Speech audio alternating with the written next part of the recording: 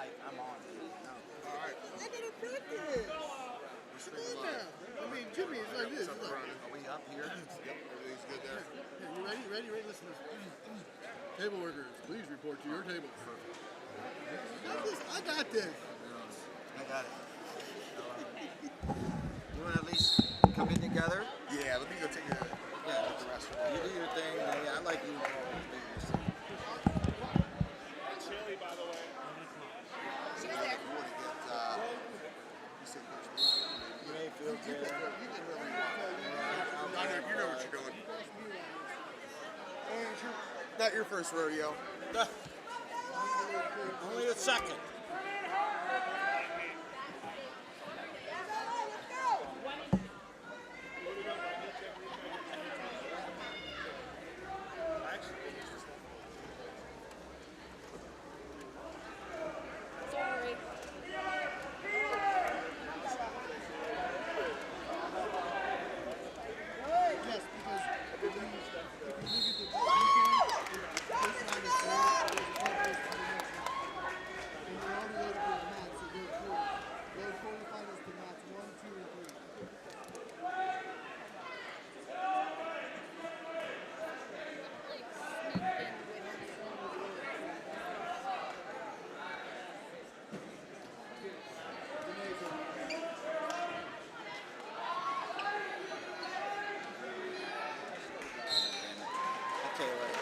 I'm trying to think of the Terry coach you talked with. Shit, hell, Gary Define. Damn. I keep losing my fucking mouth. Be careful there, that one's right on the edge.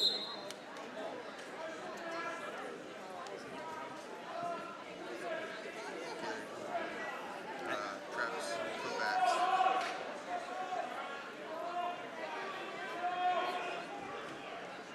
I missed it. It's got me. Kind of cradle this. Over there, open that mouth. That's all.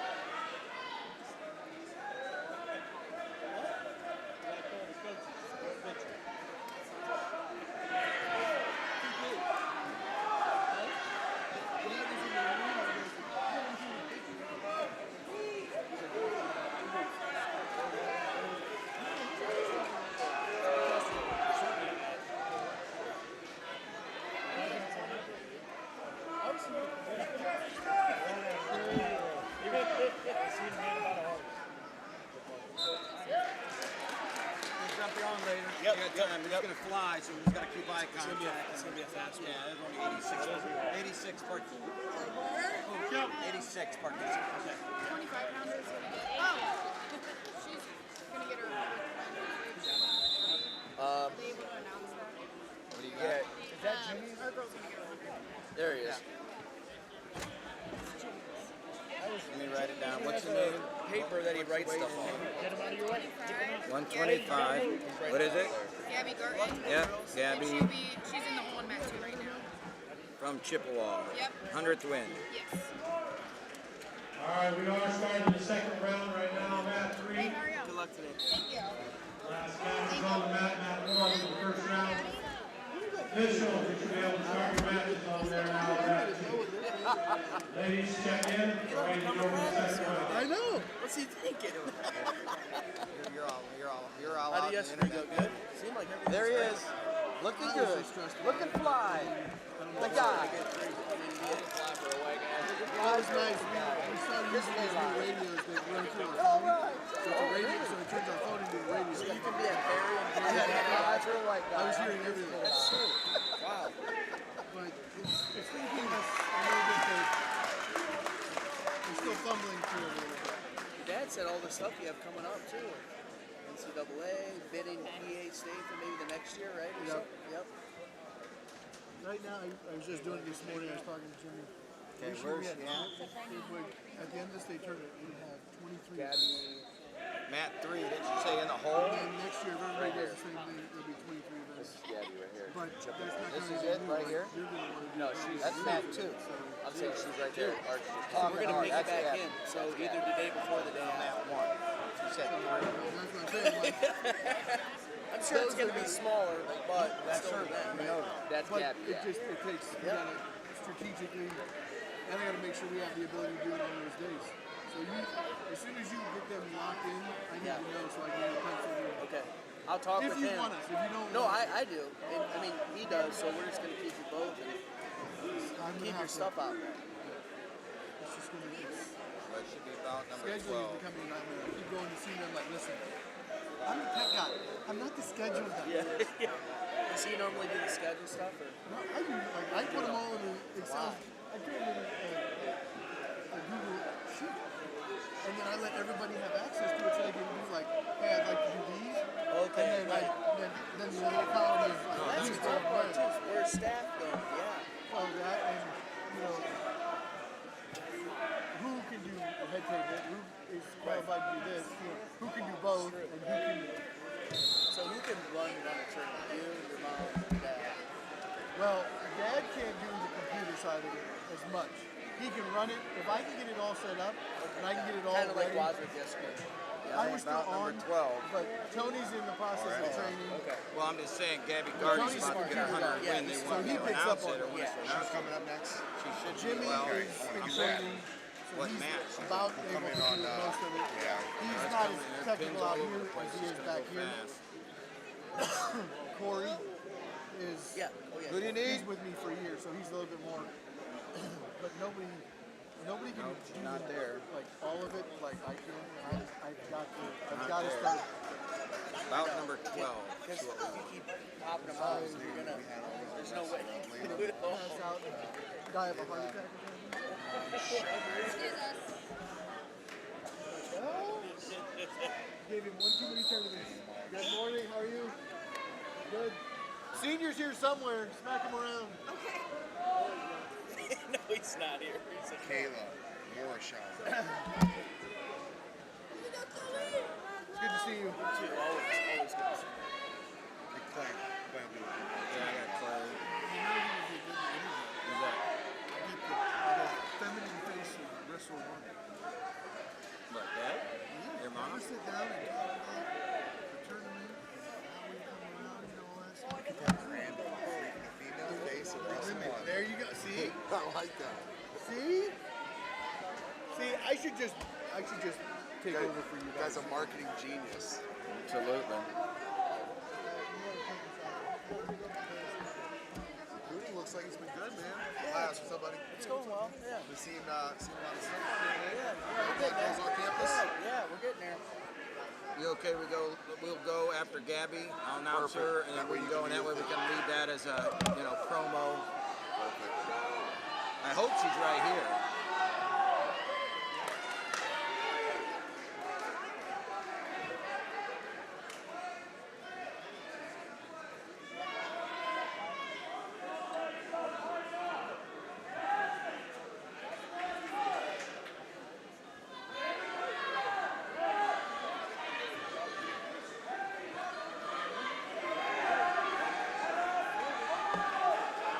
Yeah, this is gonna be I'm gonna try to get some tape.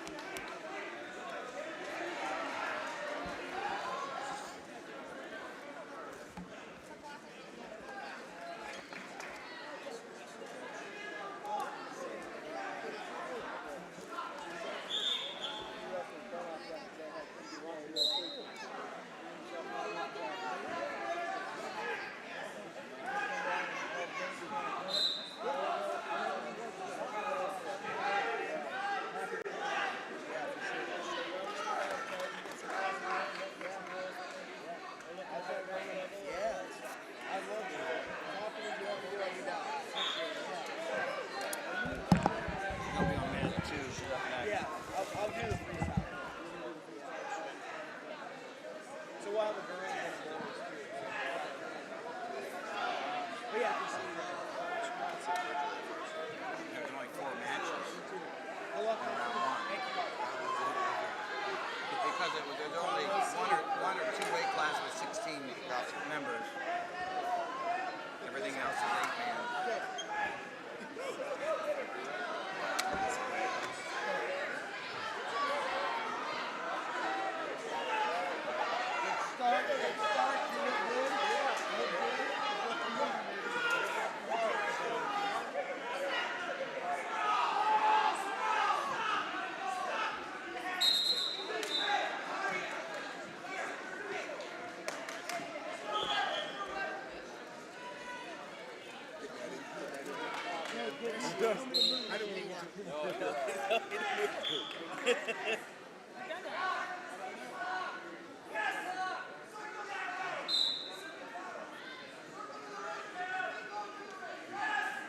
You can sit here and just like watch football.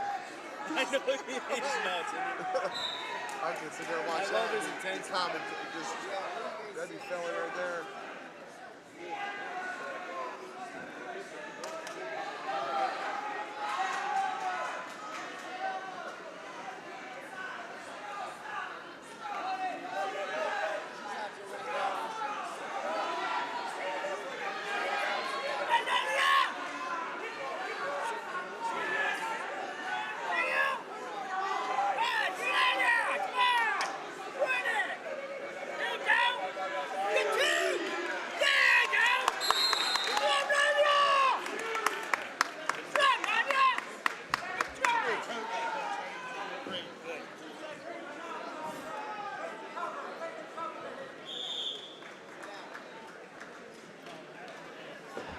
Early in the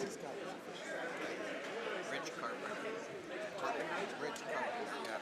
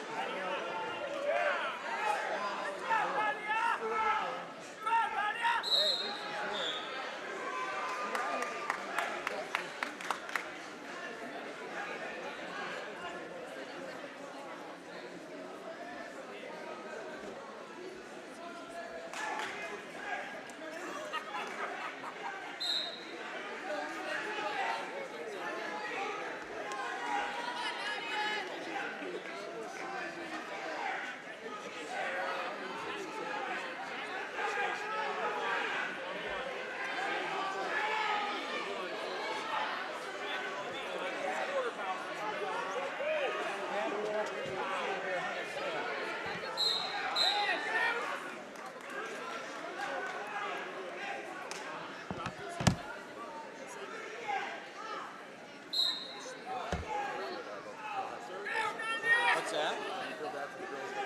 Yeah, no doubt.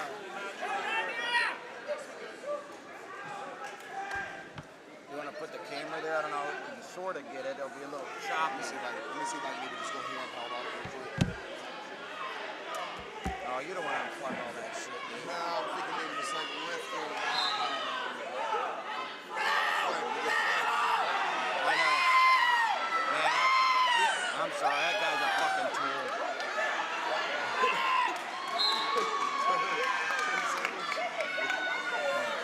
You bet don't go through it.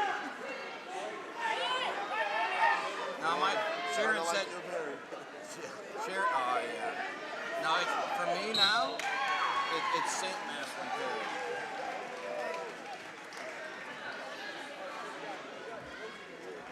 What happened here? Girl Perry got pinned. No. Why did Gabby come off the mat? I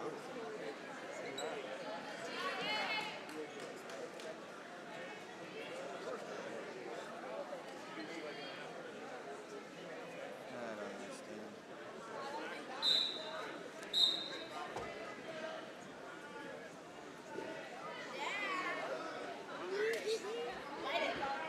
Eat it.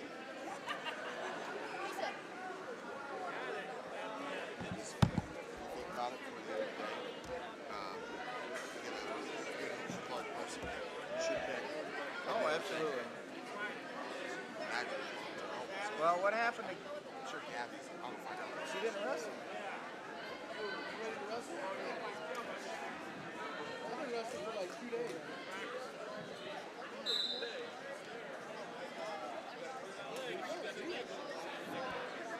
So you become the next one of those districts.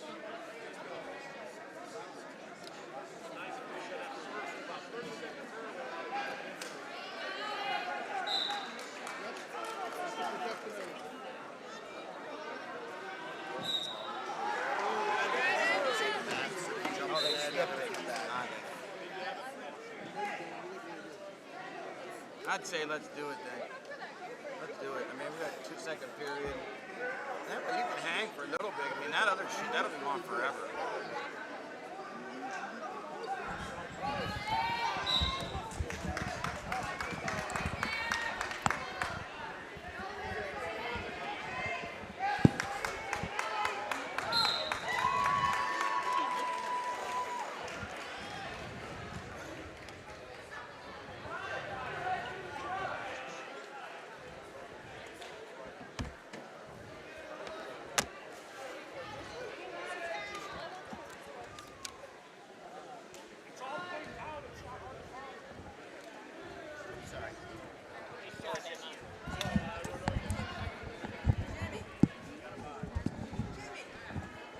How much more is that? I need a Coke.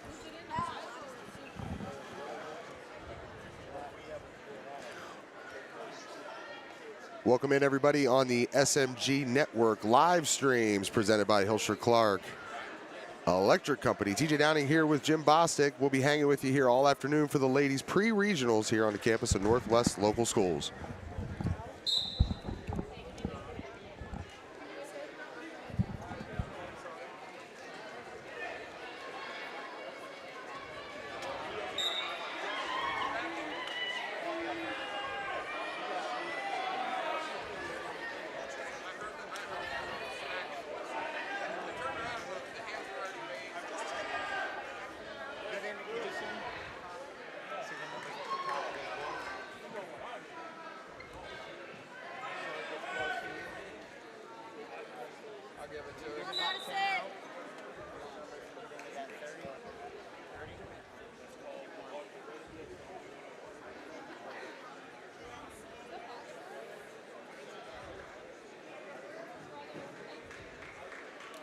Okay.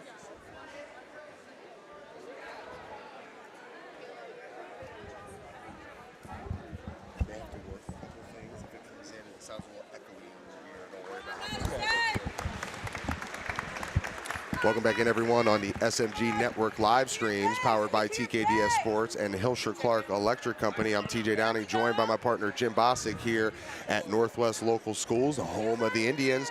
We were here last for the Fear the Spear tournament for the ladies, Jim, and I'll tell you what, we got to see some great wrestling action, some highly competitive ladies that we're going to see here again today. I think this highlighted by the ladies from Alliance. You look at Sabrina Schaefer, Ashlyn Pennington, Avery Horning, who we just saw got a pin out here in front of us, Abigail Marsden, Madeline Davis, and Andalyn Barker, Adeline Marsden, and how about Shakora Tackett, only a sophomore in her first year of wrestling, Top Gun champ, got it done down there as these ladies did their fourth tournament victory of the year when they went down and they just won the Carrollton Lady Warriors Invitational.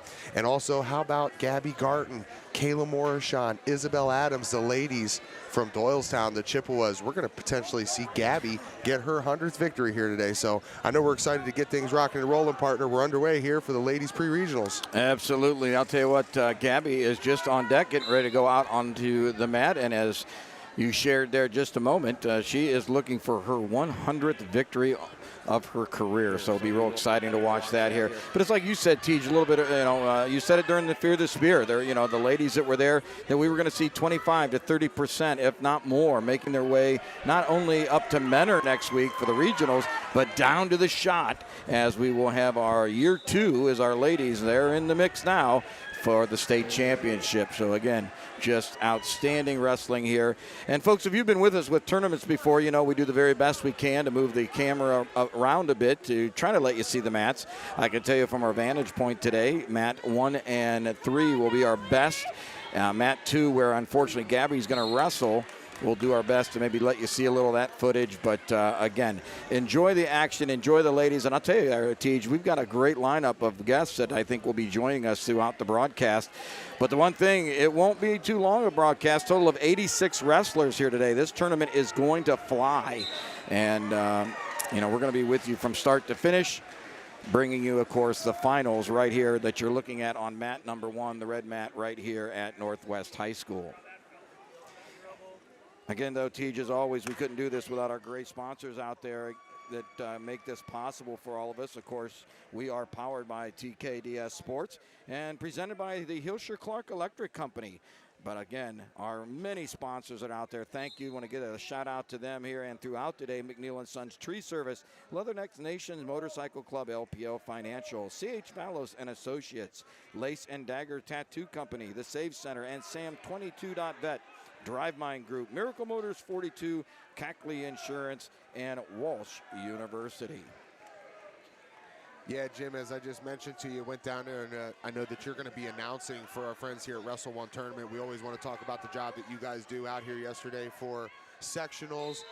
Some great wrestling that you guys got to see here. I know that one of your favorites from the football season, Connor Satterfield, he's punched his ticket to sectional district. champ, baby. Senior. Kid's only been wrestling, seriously, kid has only been wrestling not even 2 months.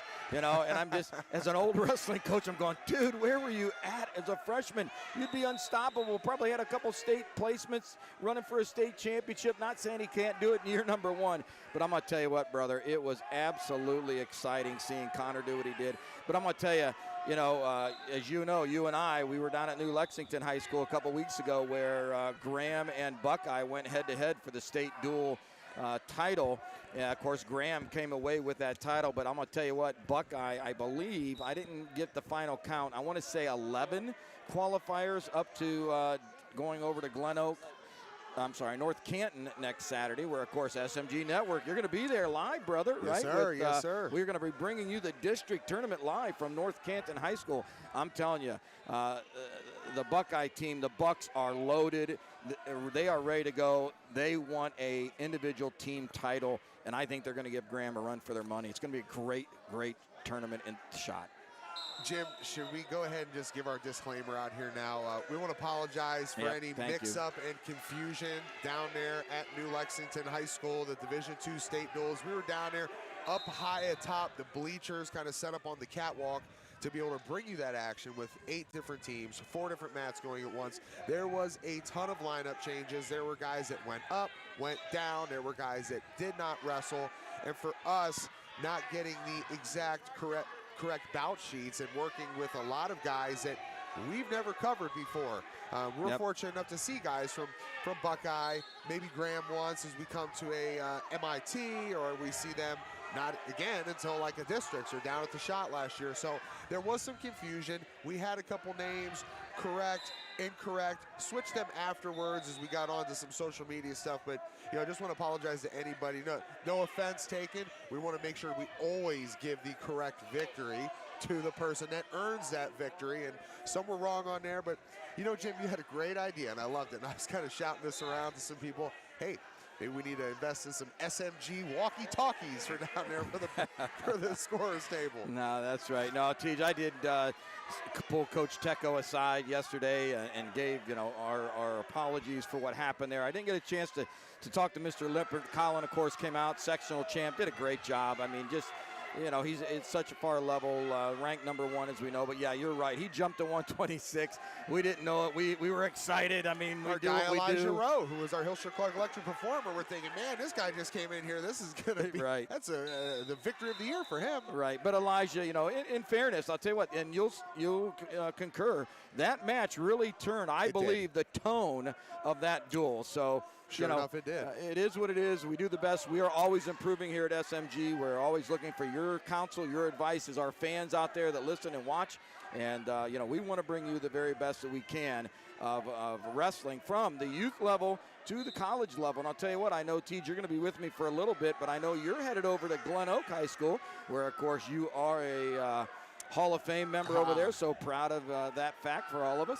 And, where the OYWA Youth State Championships are our man, story time, Jamie Fosnight. Jamie's over there at Glen Oak right now on Channel 2. So as you're watching here, you can come out of one channel, go into another channel. Take a look at the future of what we're seeing here. You've got options. Absolutely. Well, hey, Tej, real quick on mat number 2, I can see Gabby is out there. I don't know if we want to try to swing the camera. Problem is you're going to be looking right through a daggum clock.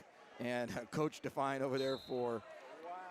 And I know, listen, there's never any guarantee. That's why you line up and wrestle, right? But Jim, you may be stepping away here shortly because this is going to potentially be Gabby's 100th victory. Absolutely, TJ. And I'll tell you what a milestone. We had 2 100 victories yesterday. I think the young man from Buckeye, Brunst, I believe. And boy, it's going to escape me, and that's shame on me. We had another young man that achieved his 100th victory, and it was great to announce that. And the audience giving the applause and the accolades that's well-deserved. That's a heck of an achievement.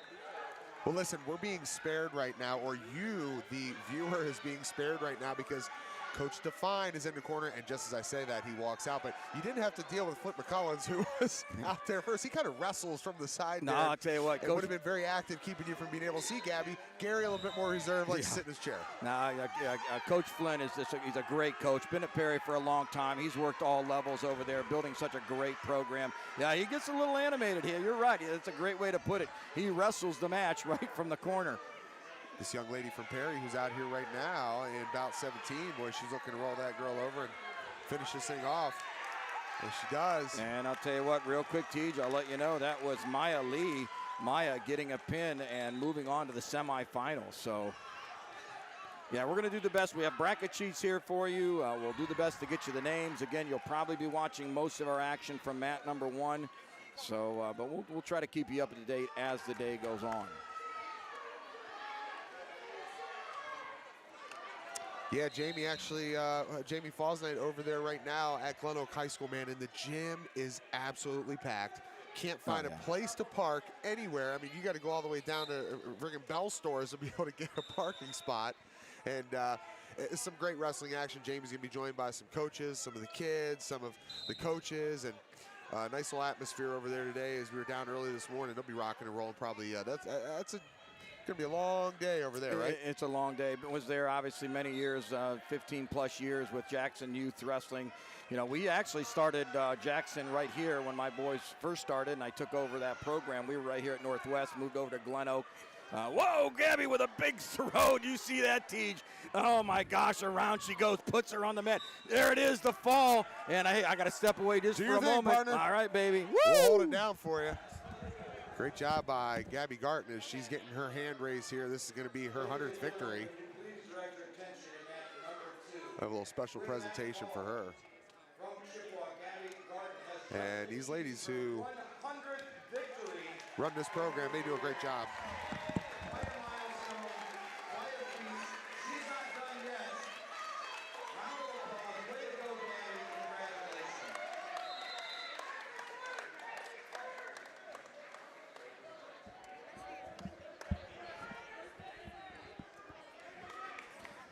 That was exciting. TJ dropped his headset. He ran over and grabbing a picture of Gabby there.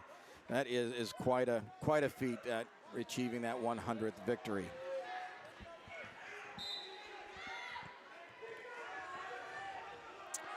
All right, well, we're going to move the camera back over here to mat number 1 because that is where we get our best vantage point. I saw you over there, T. You got a little picture going there, brother, huh? Yeah, no doubt about it. Gabby was one of the girls that really, last year, setting the tone as you and Chris Kallai called those state championship matches on mat number 1 inside of the shot. You know, she stepped to the forefront. Girls like Williams from down there and Minerva, a 4-time state champ. And I know that we're going to probably be seeing some of these Alliance girls. I know that Riley Allborn, a lady from Carrollton, she's expecting to perform. But between Kayla Morishon, who was one of our Hilscher Clark Electric performers, that was earlier here at the Fear the Spear tournament just a few weeks back, between her, between Gabby, between Isabella Adams, I mean, there are some tough wrestlers. And you know what? As we talked about the Perry Panthers, don't ever count them out, as that program for the girls is going to continue to rise. And you see Coach Gary, Coach Kovacs, Coach McCollins, that they are kind of, we'll say it, are they Coach McBurney's guys to kind of form this thing and raise it up and try and get it on the level of what the boys were. I mean, 26 straight Federal League championships. Absolutely. And from what I understand, my brother was over there with Wrestle One running that sectional yesterday. All 14 wrestlers, of course, from Perry moving on. I believe 13 of the 14 were sectional champs yesterday. Hey, you don't think that there's some nerves going on here? Maya Lee, who just got her victory for Perry. Turn around and check that out back there, man.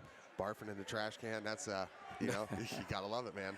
Hey, I'll tell you what, TG, you gave this young lady's name a little bit earlier. Right now, you're watching on mat number 1. This is bout number 23 from Alliance. That's Adeline Barker. Adeline out there, and her opponent from McKinley, that's Haley Bauer. So Bauer and Barker on mat number 1. We are in the second period. Scores 2-0, so a little tight one there on mat number 2. Exciting day of wrestling, man. I'll tell you what, nothing like a packed gym. And really, as you mentioned, Jim, when we talk pre-regionals, this is really like a sectional, right? I mean, we're giving it a different name to kind of offset. Is it because the limited lady wrestlers that we have right now at this point, as we're still trying to build up here in year 2 of it being sanctioned by the Ohio High School Athletic Association? Well, I don't know, exactly why the name differential at this point. I think what you're on to, though, is perfectly logical to what you're saying. The ladies' side is growing every year. Last year, of course, we only had a regional and then a state tournament. We had, I believe, 4 regions. Those 4 regions brought the top 4. Those 4 made the bracket of 16. So as we are growing in our numbers, now we are into a pre-regional, which you're right, is just like the boys' sectional. So the top 4 from this tournament, they will move on to go to Menor. The women wrestling in Menor for their regional/district. And, of course, our boys, they are, at least in this area, will be headed to North Canton, where they'll have our district tournament as the journey to the shot continues. Again, period number 3 right here on mat number 1. You got it live. It is 4-0. Actually, Barker in the lead here. 1 minute, 41 seconds remaining in the first period. And, of course, as you know, SMG will be down there at the state tournaments. We'll be bringing you live coverage, live stream throughout the tournament. And then at the finals, you're going to have the SMG team mat side bringing you finals action on Sunday afternoon. So the road has started. We talked about this all season, Tej, about the road to Columbus. So we are on the first leg of that road, the first part of the year, the regular season matches, the tournaments, basically giving you a record, getting you tuned up for this. When I was head coaching, I'd always tell my athletes back in the day, say, guys, your record is 0-0 today when you step on the mat. Anything you did before means absolutely nothing. And I'll tell you, young coaches out there, coaches and athletes, stay out of the bracket sheets. You don't need to look at who the seeds are. All you need to worry about is who that guy is on the line that you're going to face next. Well, there you have it, Coach. Adeline Barker with the fall right here on mat number 1 and took care of business as she moves on to the semifinals.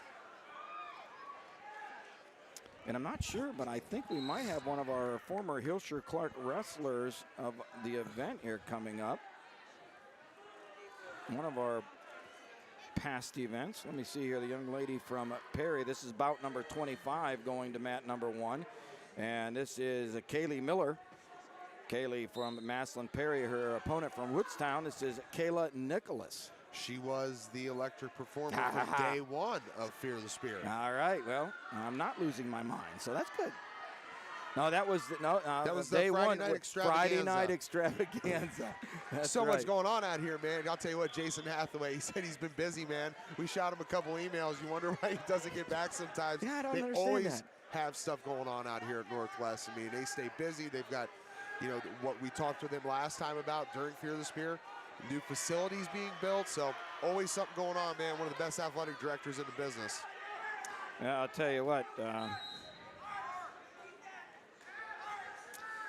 Yesterday during the sectional tournament, Coach Hathaway brought over Coach DeMarco, the head football coach. He was in the house for the finals.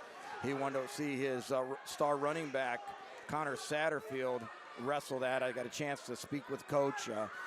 Told him how much we appreciate here at SMG, all the work that he has done, his journey, allowing us, to cover them during football. Told him that we'll be right back with him in the seat next fall, bringing some live action for all of our sports. But, it was interesting. He was talking about, just Art Kallai, the whole group here, and how he has seen such a difference in Connor, just in, his actions, his mat savvy, and how for him, even though he's known it's always there, but really trying to work with his football players next season, that when season's over, it's like, listen, guys, I want your number one choice, you linemen, you linebackers, get in the wrestling room. It's going to make you a better football player. All right, if that ain't your bag, even though that's where I'd like to see you, of course, we'll go to the weight room. But again, he is seeing the value, as do many of our football coaches that are intuitive and understand what this sport can bring to a football program.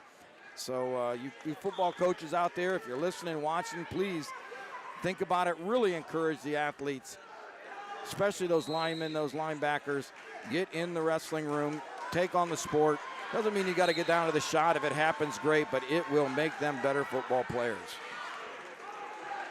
2-0 our score here on mat number 1. Again, this is bout number 25.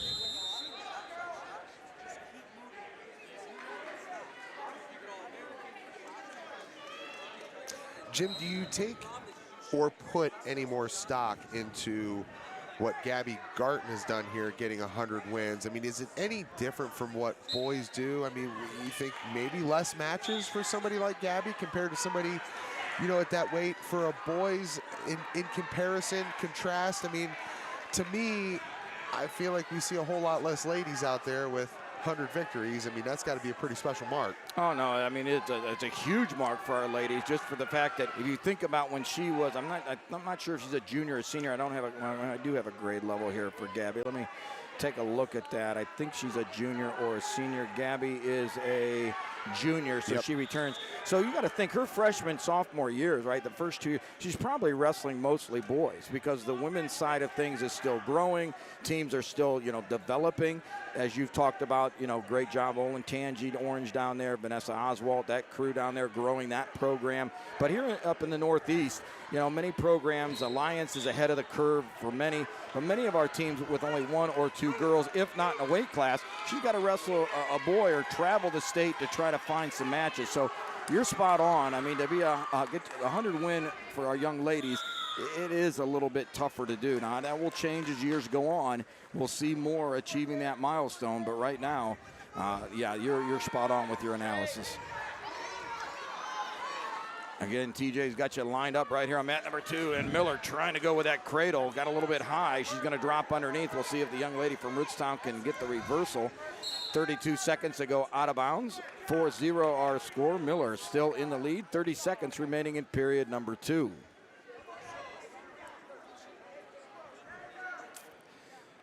Well, again, as we said, we have 26 total teams in this area being represented at this pre-regional.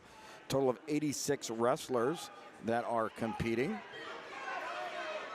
We had a few drop out, sickness or injury. Those things happen. It's to the chagrin of the coaching staff when you got to pull someone out of the sectional tournament or a pre-regional here for our ladies, because you know how much hard work they've put in throughout the season. And this is where it all pays off. This is where, you know, you really want to cash in and make your mark. I'll tell you a little earlier, TJ, I saw in the house, as he is always at most of the women events, the Mount Union women's head coach, Kallai Wenger. Kallai, of course, starting that program. He's getting his recruits. They'll be taking the mat for the first time next year. But he's been busy, man. I'll tell you what, if you follow him on Twitter, every week they're having more and more recruits on campus, so that's a pretty good deal for him. You know, you think about building a program from scratch. How cool is that? I mean, you know, you get to put your exact fingerprint on it. You get to recruit whoever you want. You're not coming in and saying, you know, I don't know if I like this wrestler or not. Maybe I'm going to find a way to work them off the team because they don't fit within my culture or what my expectations are. TJ, I'm going to tell you what, I'm going to zip this over to mat number 3 here for us. If I can give our fans a little look here. Here's the young lady from Norton. She was on our, unfortunately, we only had the one in the room this year. Things happen, but that's all right. We'll get some more to you next season. And I think we have the fall here. Miss Ludwig for the Panthers. Let me see if I can find that weight class where she's at. That was bout number...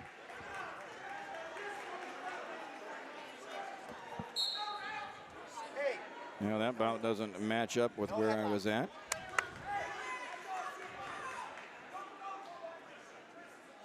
Yeah, Laurel Ludwig, there she is, Laurel with the fall there. That was bout number 28. She advances to the semifinals, so congratulations to Coach Stats and his Lone Lady Panther.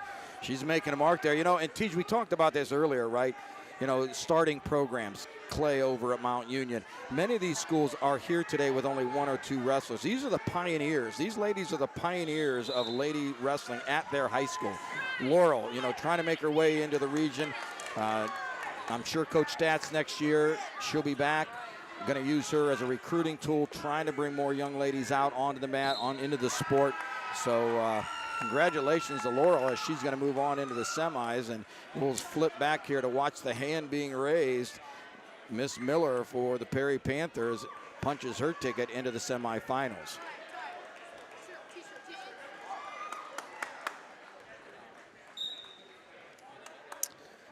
All right, trying to follow the bout numbers here as best we can, trying to let you know who is coming up and wrestling on the mat. We're looking now on mat number 1. This is bout number 27. This is going to be Paige Minot from Salem, and her opponent looks to be from Mogador. This is going to be Mackenzie Schellenbarger. So Schellenbarger won her first match to get here. How about her brother last year? I'm going to say maybe brother. We'll call it cousin. I know that there's got to be some careful, brother. Because Division III Matt last year, John Lowry and myself saw Tyler Schellenbarger. He was able to win a state championship. One of the great celebrations afterwards. Ran up into the stands. Actually, he took down his coach. Then he went up in the stands. He picked up his mom. And he didn't take his mom down, did he? No, he scooped her up, gave her a little, hoisted her upon his shoulder. As long as you didn't throw her, man. A little lateral drop in the stands with mom, that's not going to go over real well. All right, here we go, underway on mat number 1. Young lady from Mogador, young lady from Salem, love it, the red and the green. Minot from Salem in red, Schellenberger from Mogador in green.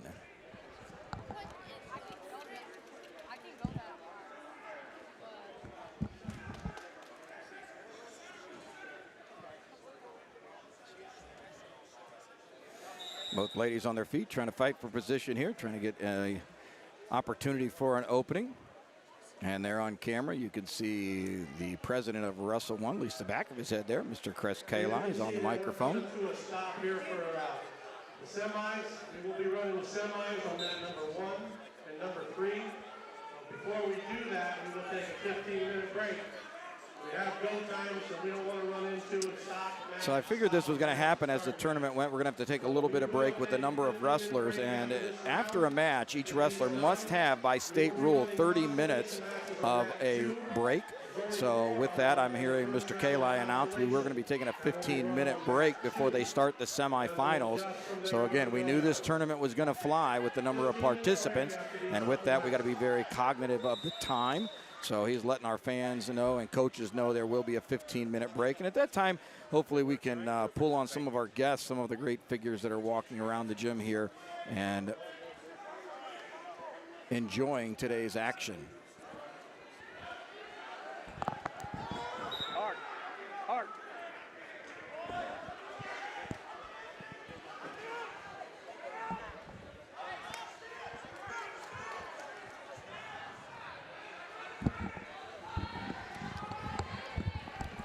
We talk about those all the great people walking around this gym right now. Right now, joining me, the head coach of the Northwest Indians, had a great showing yesterday at the men's sectional. Head coach, Mr. Art Kallai. Coach, how you doing, brother? Doing well, Jimmy. Good morning. Glad to see you. Good morning to you. Thank you for the coffee. It's outstanding. Heck yeah. I love it. I'll tell you what, we're underway. I just heard Uncle Chris say we're going to take a little bit of a break before we go into the semis. Kind of have to do that, be respective of the go time, don't we? That is correct. As we know, we're still growing women's wrestling, and so the numbers are still aren't where the boys are. So sometimes the tournaments have to be slowed down a little bit to give the girls the proper rest that they deserve. Absolutely. I'll tell you what, as always, my brother, you guys do such a great job. We were out here yesterday for the men's sectional. What a great section. Buckeye, of course, coming away as the sectional champ there. Then not sure of the numbers. You yourself, I believe, was numbers 2 or 3, I think, coming out, right? Actually, we finished fourth, which is not bad. Sure. We were just a few points behind third place, and you and I have talked many times on the air about how we're growing this team here at Northwest, and that's a great improvement over the last couple of years. No, and I'll tell you what, I had a chance yesterday. I'm sure you saw him. It was great to see the head football coach, Coach DeMarco, in the house. He was here to watch Mr. Satterfield, his big running back from the fall. And that's got to be a little encouraging for you, I think, right? And I know you and Coach DeMarco have a great relationship. You two, of course, coach football along with being the head wrestling coach. But, talk a little bit again, and Coach said it right here with me, brother, how important, how he wants to see his linemen and his linebackers in your wrestling room come November. Right, and that's one of my goals when I got here a couple years ago, that we would get some football players on the wrestling team. Satterfield is a great ambassador for that. And Coach DeMarco I think he knew that it was a good idea, but didn't really know how much of a good idea it was. Right.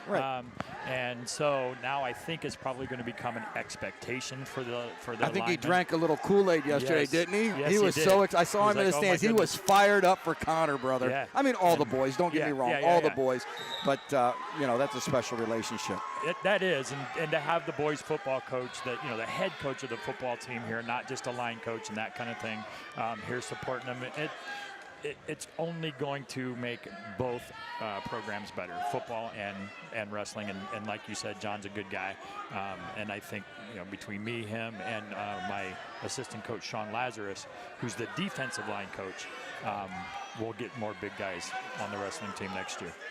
Well, again, you're joined right here on the SMG Network. My guest, Mr. Art Kallai, the head wrestling coach and kind of director here of our women's pre-regional, first pre-regional, as last year.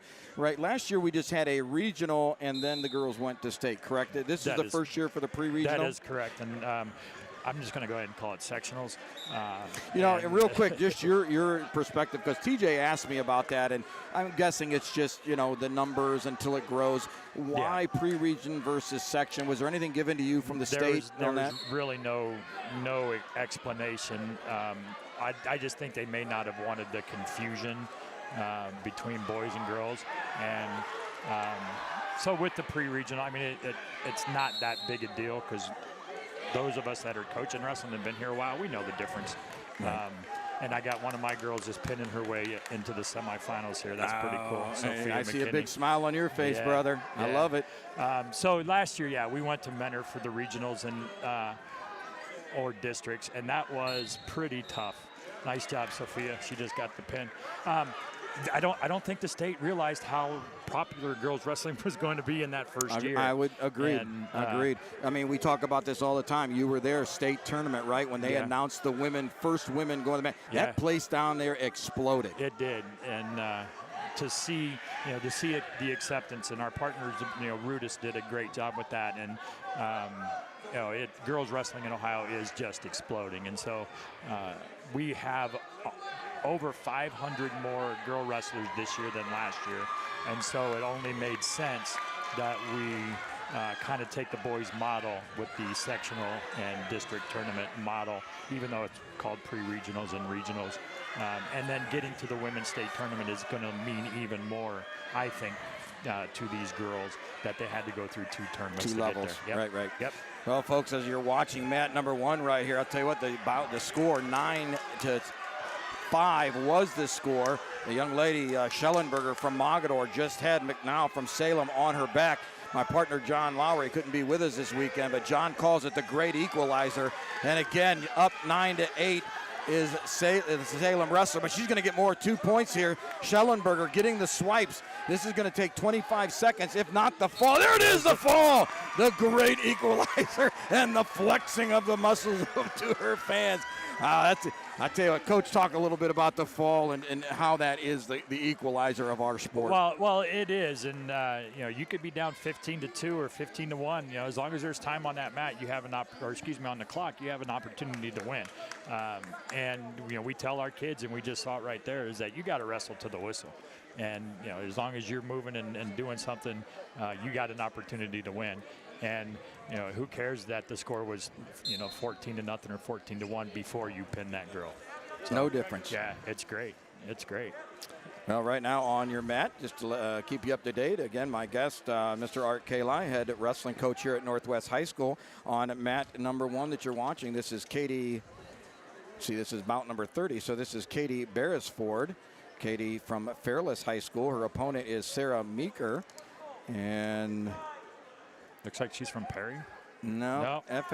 Firestone. That's going to be Firestone. I'm trying to read some abbreviations here. So Sarah Meeker from Firestone, a sophomore, wrestling the sophomore Katie Beresford from Fairless High School. And it's nice to see some of these Akron schools, embracing women's wrestling. The bigger cities, a lot of the times it's your smaller schools that end up going and recruiting girls to fill spots on their boys' teams. Now that we have girls wrestling, our bigger schools have embraced it also. Absolutely. So, let's go back to yesterday, Coach, the men's section there. Just, again, how many, as you said, just a few points from that top 3 spot, finishing up number 4. How many young men do the Indians take? Are they going to take down to North Canton? We got 4 kids through. Oh, you're not going to North Canton. I keep getting mixed up with Division 1. Where are you headed? Kenston. You're going to Kenston. Yeah. All right, sorry, Coach. We're Division going 2. up to Kenston. We got 4 guys through. And, I'm not unhappy with that, if that makes sense. I'm not necessarily happy You're growing, about brother. it. You're growing the program, right? Yeah. Always room for improvement. But, we had a champion.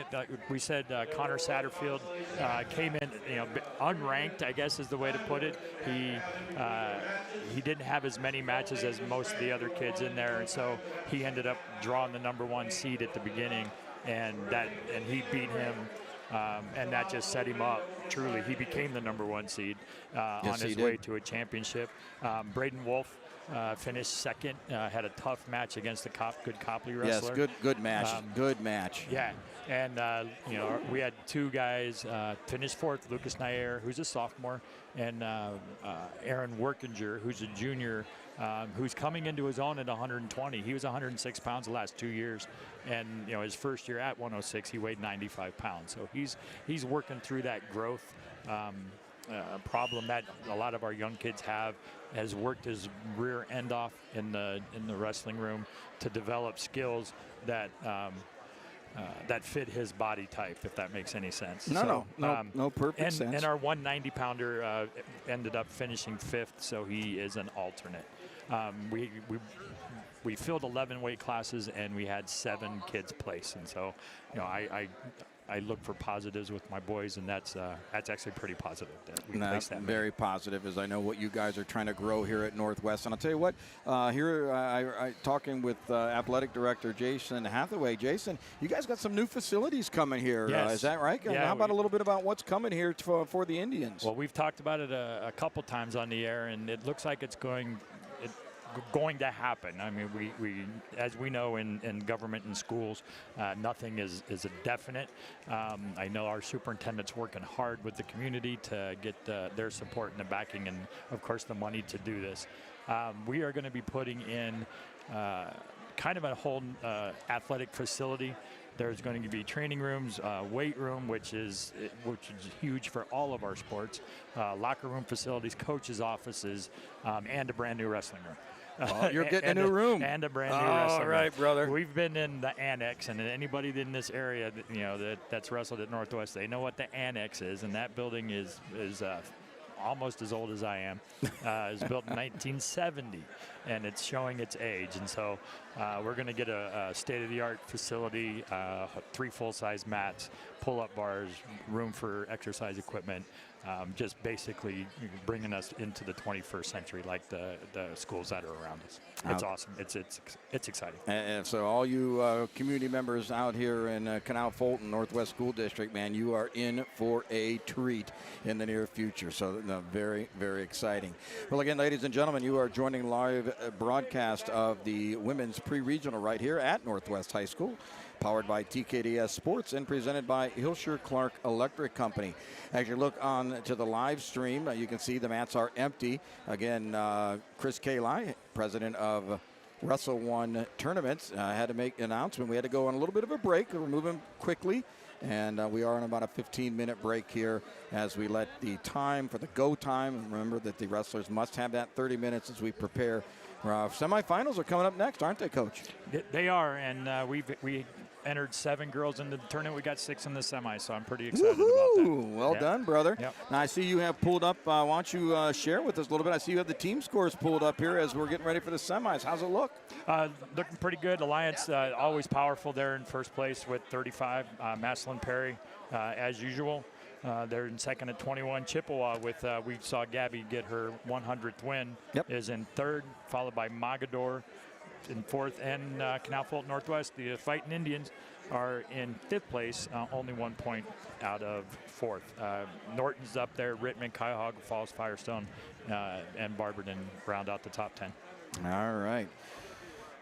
Well, I'll tell you what, I'm going to let you go ahead and get your cup of coffee. We're all going to step away here just for a moment, regroup, maybe get a fresh set of brackets as we get ready for the semifinals. Art, thank you so much. Congratulations to your young men. I know the women are not over yet. I think we're going to get quite a few of those ladies headed up to Mentor next week. Heck yeah. And it's going to be, we're just getting started, aren't we? That is. We're just getting started. All right. Again, ladies and gentlemen, our guests, as always, thanking head coach from Northwest High School, Art Kallai. We'll be back.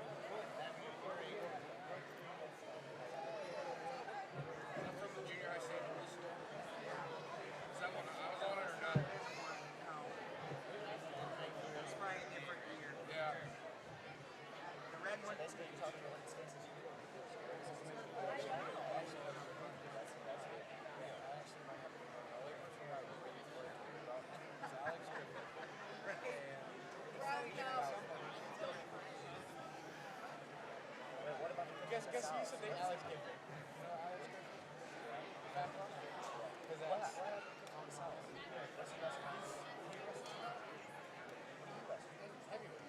Oh. When are they going to start this round? Do you not see this? I was wondering. Do you not see all this? Listen, something. I built some muscle upper. I used to see the size of my legs. It's so bad. They took the tendon out of my block. So they use it.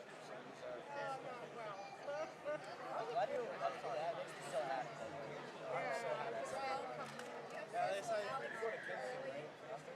What the guys? See there? Yeah, we'll see. Excuse me, coach. I'm sorry. Bro, I'm so happy I didn't bring my microphone. I know. Yeah? You have one yet? Listen, I'm gonna be.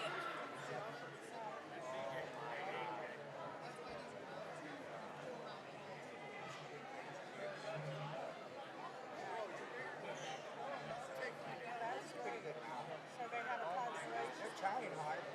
That's all that matters.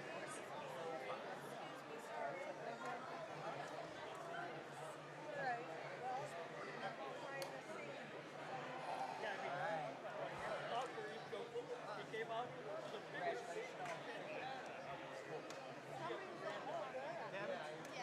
a second? All right, hang on. Here you go. Come over here, sweetie. I won't keep you. I know you want to get ready. We're just going to a little bit about your 100th win and congratulations. Thank you. I'll introduce this and then we'll go from there. Welcome back, ladies and gentlemen. We're right here at Northwest High School with the women's pre-regional tournament, similar to what we call the sectional tournament for the men's side. Again, this is SMG Network's live stream powered by TKDS Sports and presented by Hilscher Clark Electric Company. With me right now, I'll tell you what, a special guest, so excited, just had a chance to make this announcement from Chippewa High School, Miss Gabby Garton. Gabby, of course, getting her 100th victory here today. Gabby, how you doing? Congratulations. I'm doing good, thank you. In the semifinals? Yeah. So tell us a little bit. TJ asked a little bit earlier about our ladies achieving a 100th victory versus our men achieving that. A little bit of different milestone for our ladies, is it not? And how do you look at that? I think it's a lot more to us because a lot of the girls are new, and I wrestled boys mostly freshman and sophomore year, and then transferred completely to girls last year, and since then I've just seen so many people come out. I've seen a lot of people get their 100th win this year. Yeah, absolutely. Well, I'll tell you what, we saw yours happen right here, and you did it in a perfect wrestling fashion with the fall. Take us through that match a little bit. I got told no throws, and Wait a minute, you got told no throws, but I saw a throw. well, just wait. Oh, okay, I got you. So Sorry. I got a takedown, and I put it to her back first period, and then second period my coach said go neutral, throw her. Coach took in midstream. She decided to take a little different plan of action there. Yep. And well, you absolutely did, and I do believe we have that on camera. So maybe you can go back later. It was a beautiful hit, man. I mean, your hips came through nicely, right over the top, and took care of business. Just outstanding. So as we are in the run to the tournament. Last year, I believe you went down to the shot. Correct? I'm not real good. My memory, I'm not real bad. So a little bit from last year. How do we finish up, and where do you see yourself finishing this year? I won pre-regionals the last not pre-regionals. I won regionals the last 2 years, and then I got second at state the last 2 years as well. So state runner-up 2 years in a row. Yeah. I think that you're looking to correct that this season. Is that a fair statement? I'm hoping to. I wrestled the number 1 seed earlier in the season. I mean, How'd it go? she pinned me. That's all right. But I mean, I feel like if I knew what I was against, like I could do a little better next time. Well, you had a chance. You know what you're coming up against. You're ready to go. So next week you head to Mentor. Is that correct? Yeah. And then we'll take out the top 4 and we'll head down to the shot. Yeah. Now, again, our women, of course, and really I watched a lot of our women as part of our women's national team in the spring. Do you do the freestyle? Yeah. I was going to say, I know you and I have worked together in the freestyle. In junior year, are you looking to do that again this year, I hope? Yeah. I think I'm going to go down with Beat the Streets to a lot more tournaments than I did this year. I went to 1 over the summer, and then I'm just trying to see where I can go to from there, like with Fargo and Oklahoma Duels, like just see where I can go to from there. So, and one more year to go, senior year, and of course, what your thoughts after next year? Have you thought about wrestling in college, or where is your path, or do you feel at this time as you think about next year? And I'm really looking into a college right now. I have a visit coming up with them after state, and I think that's probably where I'm going to pick. Are you allowed to say? I mean, I didn't get told, but I'm really thinking about Tiffin. Oh, okay. So Coach hasn't shared who's talked to you as of yet to make that journey. No, we haven't met yet or anything. He's just traveled with us a lot, and I really like him as a coach. So, I mean, I don't know. He might not know that I think he's my top pick right now, but I. Well, if he's listening to SMG, he knows now, doesn't he? Well, again, our guest is Miss Gabby Garton, 100 victory winner so far, and the numbers is just going to keep growing for her. Those wins are going to keep coming, I'm sure, preparing for the semifinals. Last thought, Gabby, as I let you go and get ready, because I know you got to get ready to go. Women's wrestling, you're a pioneer. You're a pioneer. You've seen your team grow. What do you say to the ladies out there if they're thinking about our sport? Just go out there. Don't be scared. I mean, it's all fun. Now, there you have it. I mean, from one of the best. Don't be scared. And it is a lot of fun. It's a lot of fun watching you. It's a lot of fun watching all of our ladies develop. Again, congratulations, Gabby. Good luck in the semifinals. I think we're going to have you right here, center court here in the finals. So thank you for taking time. Yeah. All right, there you have it, ladies and gentlemen, from Chippewa High School, junior Gabby Garton. All right, moving right along. I hear the announcement being made. Thank you. Great job. Great job. We're about ready. Our semifinals are going to be run on mat number 1 and number 3.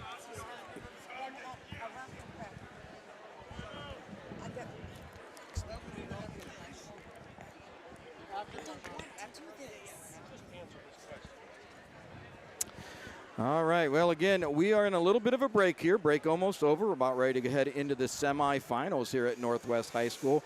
But I am now joined with a very, very special guest, a dear friend of mine, and the, I guess I'll say female lady, the female face of Wrestle One tournaments, Mrs. Debbie Kallai. Deb, thank you for taking time and coming over and putting the headset on. How you doing? I'm doing good. Thanks for asking. Well, I'll tell you what, my goodness, it's a blessing. We've known each other for quite a long time. We knew each other in high school, though didn't know, right? As I've known your wonderful husband, Chris, since our wrestling days back there. But, tell us a little bit about, your experience with Wrestle One. My goodness, I mean, you guys, I know Chris tells the story. We've had him on several times about, him and Uncle Chuck and how this has grown and so forth. But I want to hear it from the ladies' side of things, because we need some ladies. I know you got a couple more. You've been out there recruiting. We got a couple more ladies in the Wrestle One staff, don't we? Yes, we do. It's neat to see that two brothers brought a vision together and made it grow. And the vision when we started this tournament was to be at the state high school wrestling tournament down in Columbus, and we've made it. And it's an awesome feeling. And we enjoy just being a team. We focus on being a team, and we all work together, and we all help each other out, and we have fun with it. No, absolutely. We do have a lot of fun. Team and family. I mean, that's what it really, I know you guys, and I know you bring those values to this company. It's about team. It's about family. And it's about putting a good product on the floor. I mean, you've been to many tournaments, and I know you get a lot of accolades on what our company, and I'll say our because I'm a part of this team and family, that you bring, correct? Correct, yes. And it makes a difference when we walk in and we all look like a team. We know what we're doing. People then like, wow, you guys know what you're doing. It's like, yeah, it's not our first. Not our first, no. And I'll tell you, when you talk about not our first, and you talked about the state tournament just a moment ago, this year number, is it 4 now for us down there running the state tournament? Just yes. Going to be year 4. Well, the very first time was when COVID hit, and they set the gym up to have it run just with cameras. Oh, I didn't realize that. They were going to stream it just with the video stream of it because no one could come.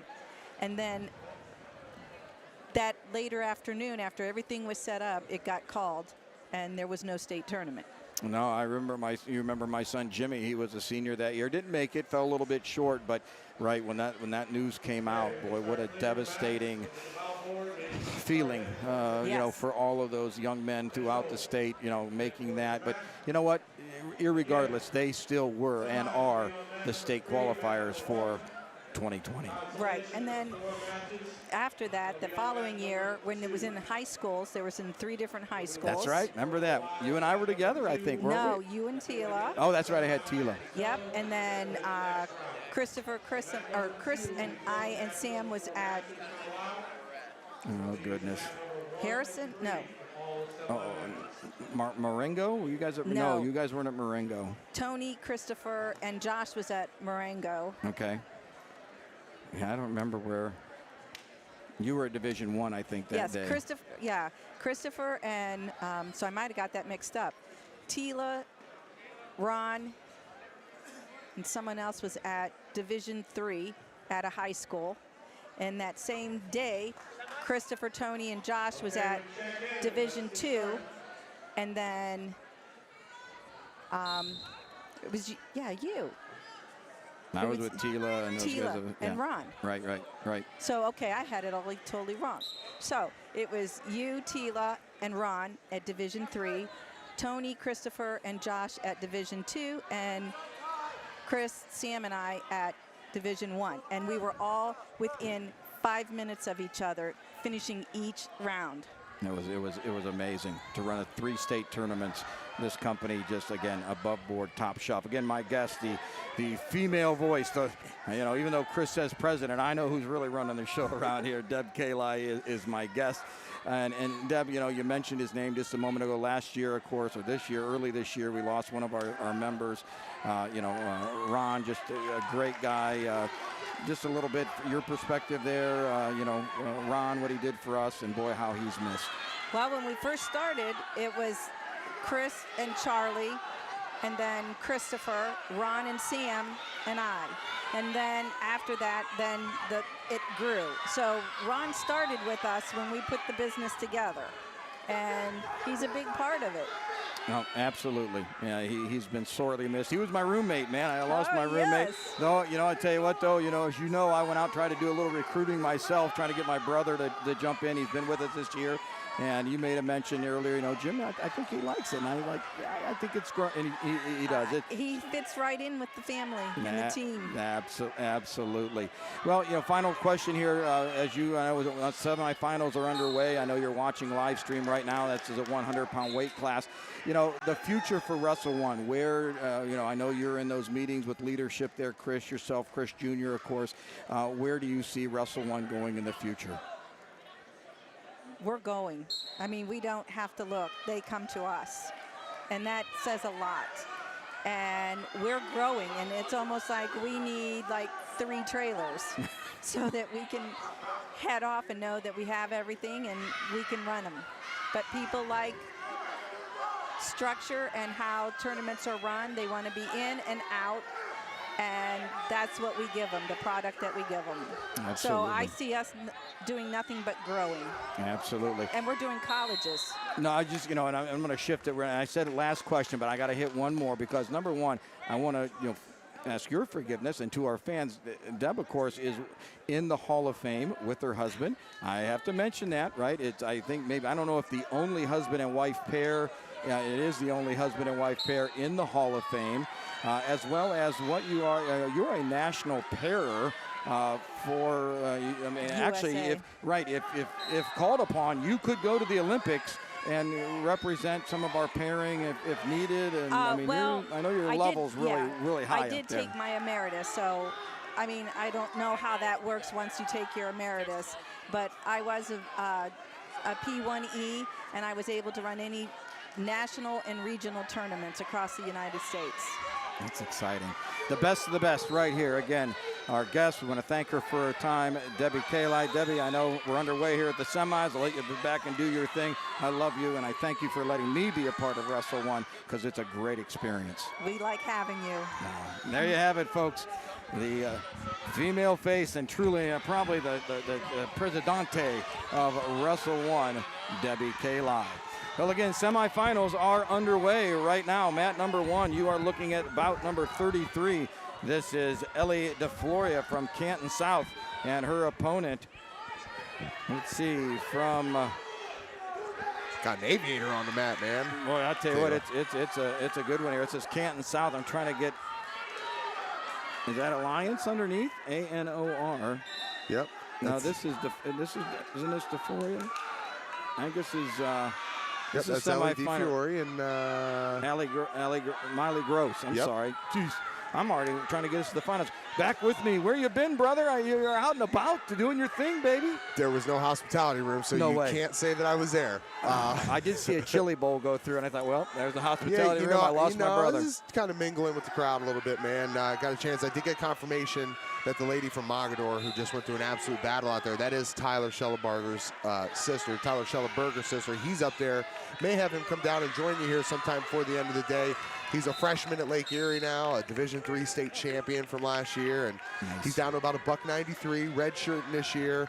Got a chance to catch up with one of my favorites, man, Aisha DiPietro, man, the wheelchair adaptive basketball superstar, set records in the track and field Federal League championships last year. The ladies are going to be playing against. The adaptive team is going to be playing up at Fitch. Okay. That'll be tomorrow. I'll be honest with you, since I they kind of beat left Wadsworth. They're in the tournament. They're running, man. That's awesome, baby. I'll tell you what, we got to get SMG doing some networking on that next year during the tournaments. I really appreciate you allowing the company to go over to Jackson and share that adaptive basketball with our fans out there. It is so special, so special. 6-4 our score. We're in the third period. It's 1:30 remaining, period number 3. Our young lady from Alliance, Miley Gross, leading at this point. Yeah, I'll tell you, the thing about some of the athletes and competitors out here today, you know, I talked to Coach Al Mayfield, who started this program here at Northwest Wrestling back in 1962. Wow. Played football for Marshall. I think he wrestled for Marshall, wrestled too, Coach for Marshall, Hathaway too, said. and he looked at me and he said, the fact that this is the product that's rolling out here in just 2 years after being sanctioned, like super impressed with the head and arm and the bundles and the technique is really, absolutely. And I overheard a girl talking to her brother, and she was critiquing him on his technique. She said, your technique is sloppy. And I'm like, yes, that's where we need to be. Wow. She's calling out her brother on sloppy technique coming out here, and she's going to get ready to advance. You can bet there's some battles on the family room floor at that household. Well, again, we are in the semifinals. Oh, and the full Nelson slipped up. Yep, we're going to get a penalty point there. On mat number 3, that's where we have our semifinals going. We'll just give you the names. We're going to probably have to keep the camera here on mat 1. It does give you the best vantage point, but we're going to make sure you know. Over on mat number 3, we have Michaela Metal from Maslin Perry and her opponent from, let's see, 7? ANOR. Akron North. Well, they're not the same colors, though, the problem with Akron North. I'm not, these acronyms. I know that just getting a chance to talk to Coach Define that they have 7 girls from Perry that will be in these semifinals, but let me rip through you here. Yep. Did you look up that? That is Karuna It is Akron Ray. North. Tell you what, we've got Akron Garfield, Akron Manchester, Akron North, Alliance, Barberton, Bookdale, McKinley, Canton South, the Northwest Ladies, Chippewa.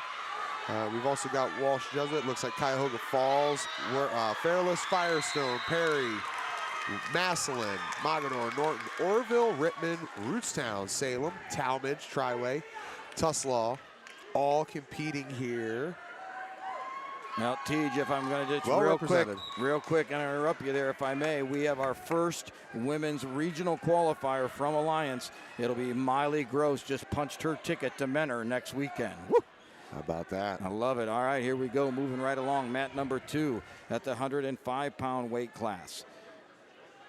And just to update here too, Jim, we're taking the top 2? Top 4. Top 4, okay. Top 4. So right now on Matt, this is bout number 37 from Canal. Oh, this is your girl. It's Maddie Beggart, buddy. Maddie Beggar She's an out absolute there stud. wrestling Sydney Fortner from Mogador. And Beggar with the quick takedown, the quick swipes. Looked over at Coach and I said, nope, not sure I want to do that one. And Maddie getting the takedown and 3 near fall, goes up quickly. Well, the board says 4-0. Maybe she only got 2. I thought she said 3. Just the depth of her conditioning, stamina, endurance. You know, it was a placer last year or this year down at the cross country state finals down at Fortress Obetz. Just an all around.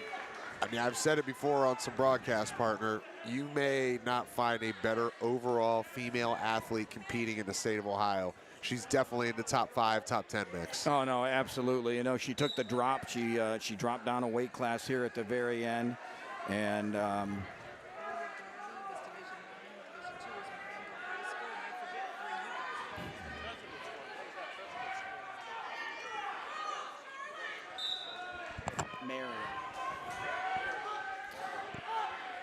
all right, well, looking over on mat number 3, Tej, bout number 36 is up, and that is Maslin Perry's Mia Forberg, and Mia wrestling Trista Sprouse from Orville, as again, trying to get their ticket into the books to get up to Menor next weekend at the Women Regionals.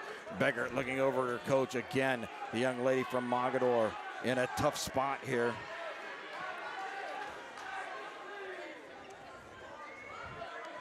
Maddie looking over coach, 2 seconds, 1 second. We're going to put 3 more up on the board. 10-0 is the score moving into period at number 2. Hey, Deb.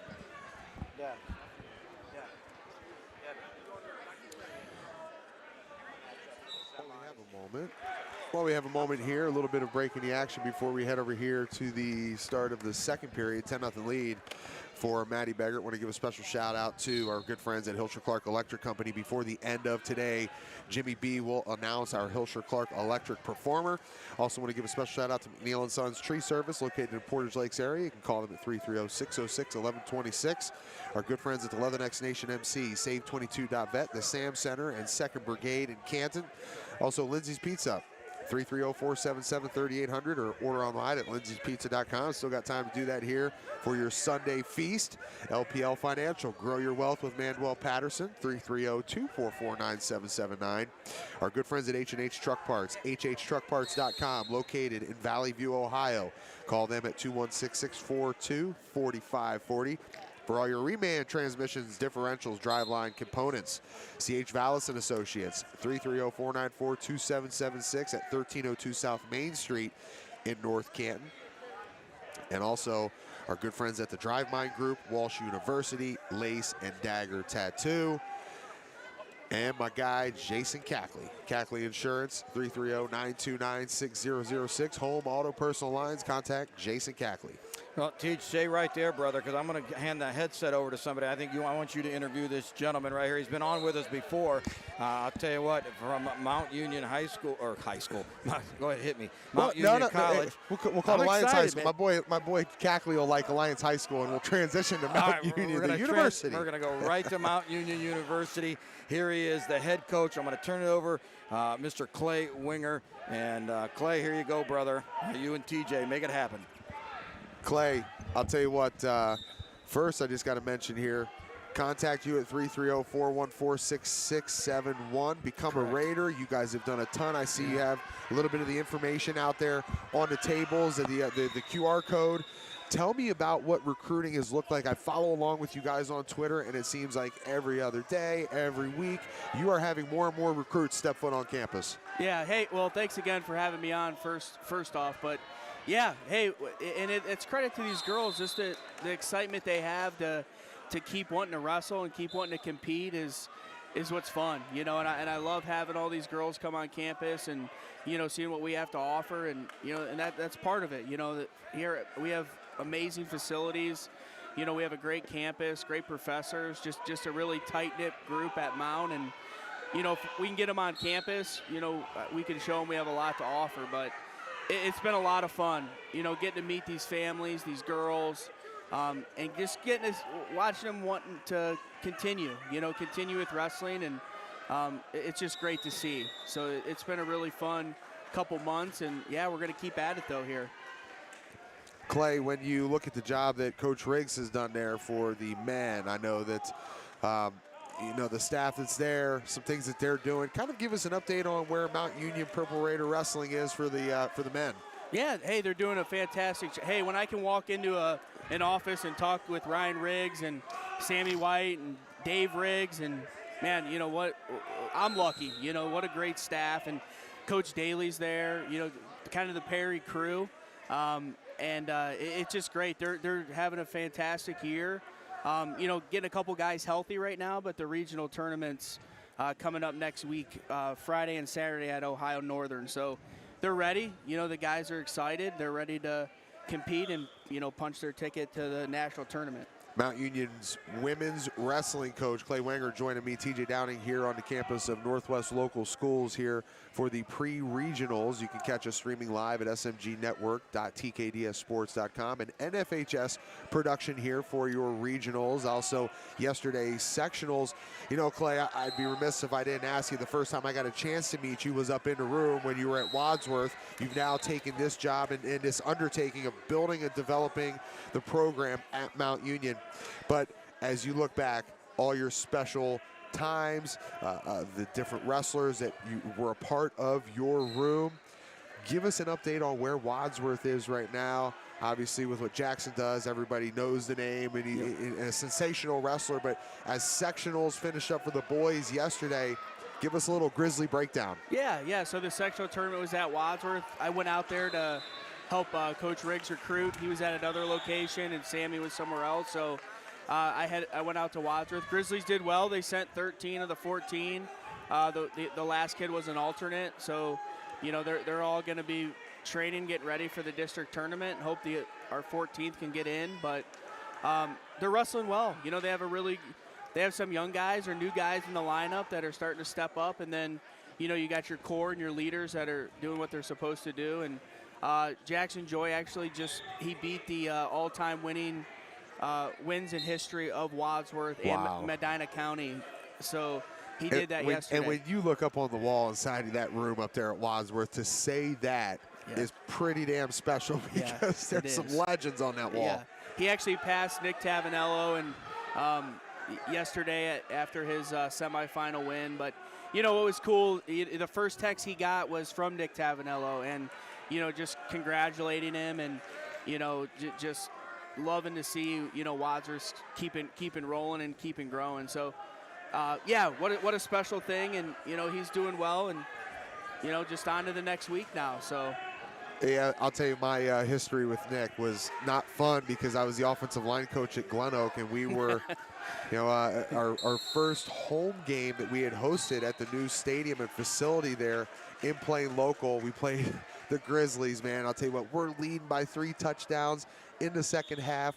Snowball, just always remember, Jack Snowball walked us down. They ended up beating us on our home turf in round 1 of the OHSA playoffs. But, you know, in my offensive line room, I'm just like, okay, the task this week is going to be a little different, boys, because the big boy Nick down in the middle, he knows how to play with leverage. He knows how to use his hands. He is a phenomenal wrestler, one of the greatest at that time, or until Jackson just beat it, the all-time wins lead. I mean, what we had to deal with, I mean, you got to put 2 guys on a guy like that the entire time. You're just eating up linemen, and he's not moving off the line of scrimmage. I'm like, we got to get something done here. We're moving to the pass game, because we're not running the ball between the tackles with Nick there. Yeah, no, what a great athlete, you know, in Wadsworth, for multiple sports, just like you said, but just a great person. And, you know, he touched base with Jackson yesterday, and just, you know, he paved the way, and that's what you got to keep doing. And that's for, you know, every program, just people set the standard, and you have individuals keep trying to chase those records, those goals, you know, whatever it is. Clay, I know that I've had a chance to see you out at a bunch of different events. It started with Ironman earlier this season. We saw you out at Top Gun, and obviously with your guys' location to Alliance City Schools, you know, you're right there. You're on campus. You can travel down there. Coach Dane, Coach Chili, these guys are doing a hell of a job. Our Lady Jen Heller always updates us on what's going on. Just won their 4th tournament when they went down there and they won the Carrollton Lady Warriors Invitational by over almost 70 points over second place. And as we see Avery Horning out here, she was the first lady to ever win Top Gun for the Alliance Aviators before we saw that phenomenal match that Adeline Mazen was able to win, and the crowd just went nuts. But how has that relationship been with your guys' proximity to each other? And listen, I mean, when we're talking, I believe the duels down there at Marysville, I want to say Alliance finished right around 5th or 6th. We're talking best in the state here. And I mean, that's got to be obviously a first stop, and being able to work with those coaches to say, hey, listen, we want to get these girls, we want to keep them right here in their hometown, in their backyard. Have to, I mean, we got to keep the Alliance girls right there at Mount. Yeah, I mean, we're a mile away. Coach Dana is fantastic, and he's been a huge help for me. And just the team he has is awesome. I mean, I went into a practice, and just they wrestle. They love him. He builds relationships with these girls, and they go out. You know, they want to win. They want to win for him. They think a lot of him, and I think that's so important to have a good team, right? You gotta, build relationships as coaches, and they love him, and he does a fantastic job. And hey, I'm so grateful to have them a mile away, and I'll take them all. You know, they're tough girls. They train hard, and I'm proud of, excited to see their success, and especially these last 3 weeks. You know, when you think about this this crew for the Aviators, and Coach Chili's telling me that Chikora Tackett, only a sophomore, she was able to win Top Gun. She took second last week at the Carrollton Lady Warrior Invitational, but only her first year wrestling. And we know so many girls out there are still just so raw when it comes to the understanding of the sport. But then again, you roll it out here in year 2 of being sanctioned by the OHSAA, and I see a guy like Al Mayfield out there who's like, man, the bundles, the head and arms, the stuff that these girls are doing, like the high-end stuff, really, it's picked up really, really quick, and it's registering with these ladies. When you put something out there for a first year like last year, we're down there calling the finals, and we're down there inside of the shot, and I'm like, you know what? You typically think you're going to get a sloppy product, but these girls know what they're doing out there, and I'll tell you what, it's exciting, and I think that's why you see packed gyms, and you see so much support that has rallied around it, and it's no surprise, as they say, women's wrestling is the fastest growing sport in North America. It's really crazy. I mean, you hear people say it, but then once you really get involved and be around it, you really see how fast it's growing, and just how crazy it is. So it's so exciting, and it's fun to be a part of. And yeah, I mean, these girls, they come in, I've had a couple first-year girls on campus, and they're 30-1, and it's just amazing.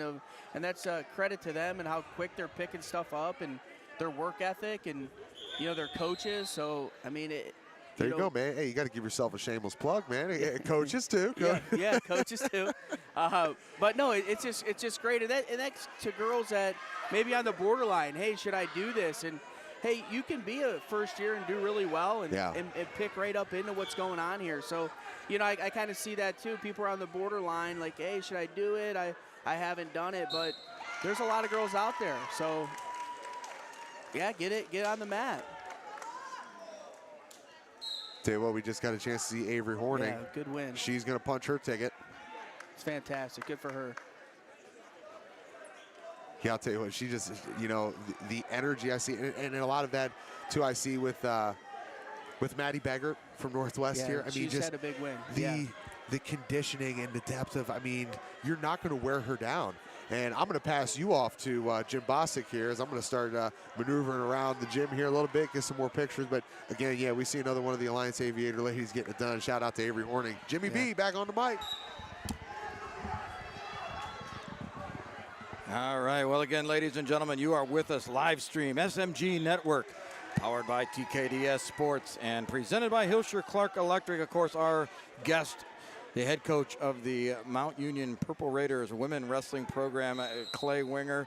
Kallai, again, thank you for taking your time. I know, boy, I tell you what, been some exciting wrestling so far. What do you think? There is. This is fantastic. I mean, just exciting. What a good pre-regional here. There's some really good teams and individuals here. This is this is exciting. I'm grateful to be here, grateful to talk with you guys. So, oh, brother, we're I'll tell you what, to see your presence, and I'll tell you again, we know, you and I've talked a little bit about this, college wrestling, at least in the Northeast, the Stark County area. Of course, Mount Union, our only college program. I think you and I were on before, and I was trying to call out Walsh a little bit there. But, no, I tell you what, it's very special. You know the area. Of course, you're from the Medina, former, Wadsworth Grizzly wrestler and so forth, and did a great job with that men's program over there. But a little different animal when you start a program from ground floor, isn't it? You do. It is. It's not easy, and it's, it takes a lot of work, but I'm lucky to have a lot of good people around me at Mount Union and Coach Riggs and and these high school coaches. I mean, they've been huge helps when I reach out. They're giving me contacts or I just I need them. Without the high school coaches, it'd be hard to do. So I really appreciate them and just everyone involved. And at the end of the day, we all just want to keep growing wrestling and growing women's wrestling, and it's just a fun thing to be a part of.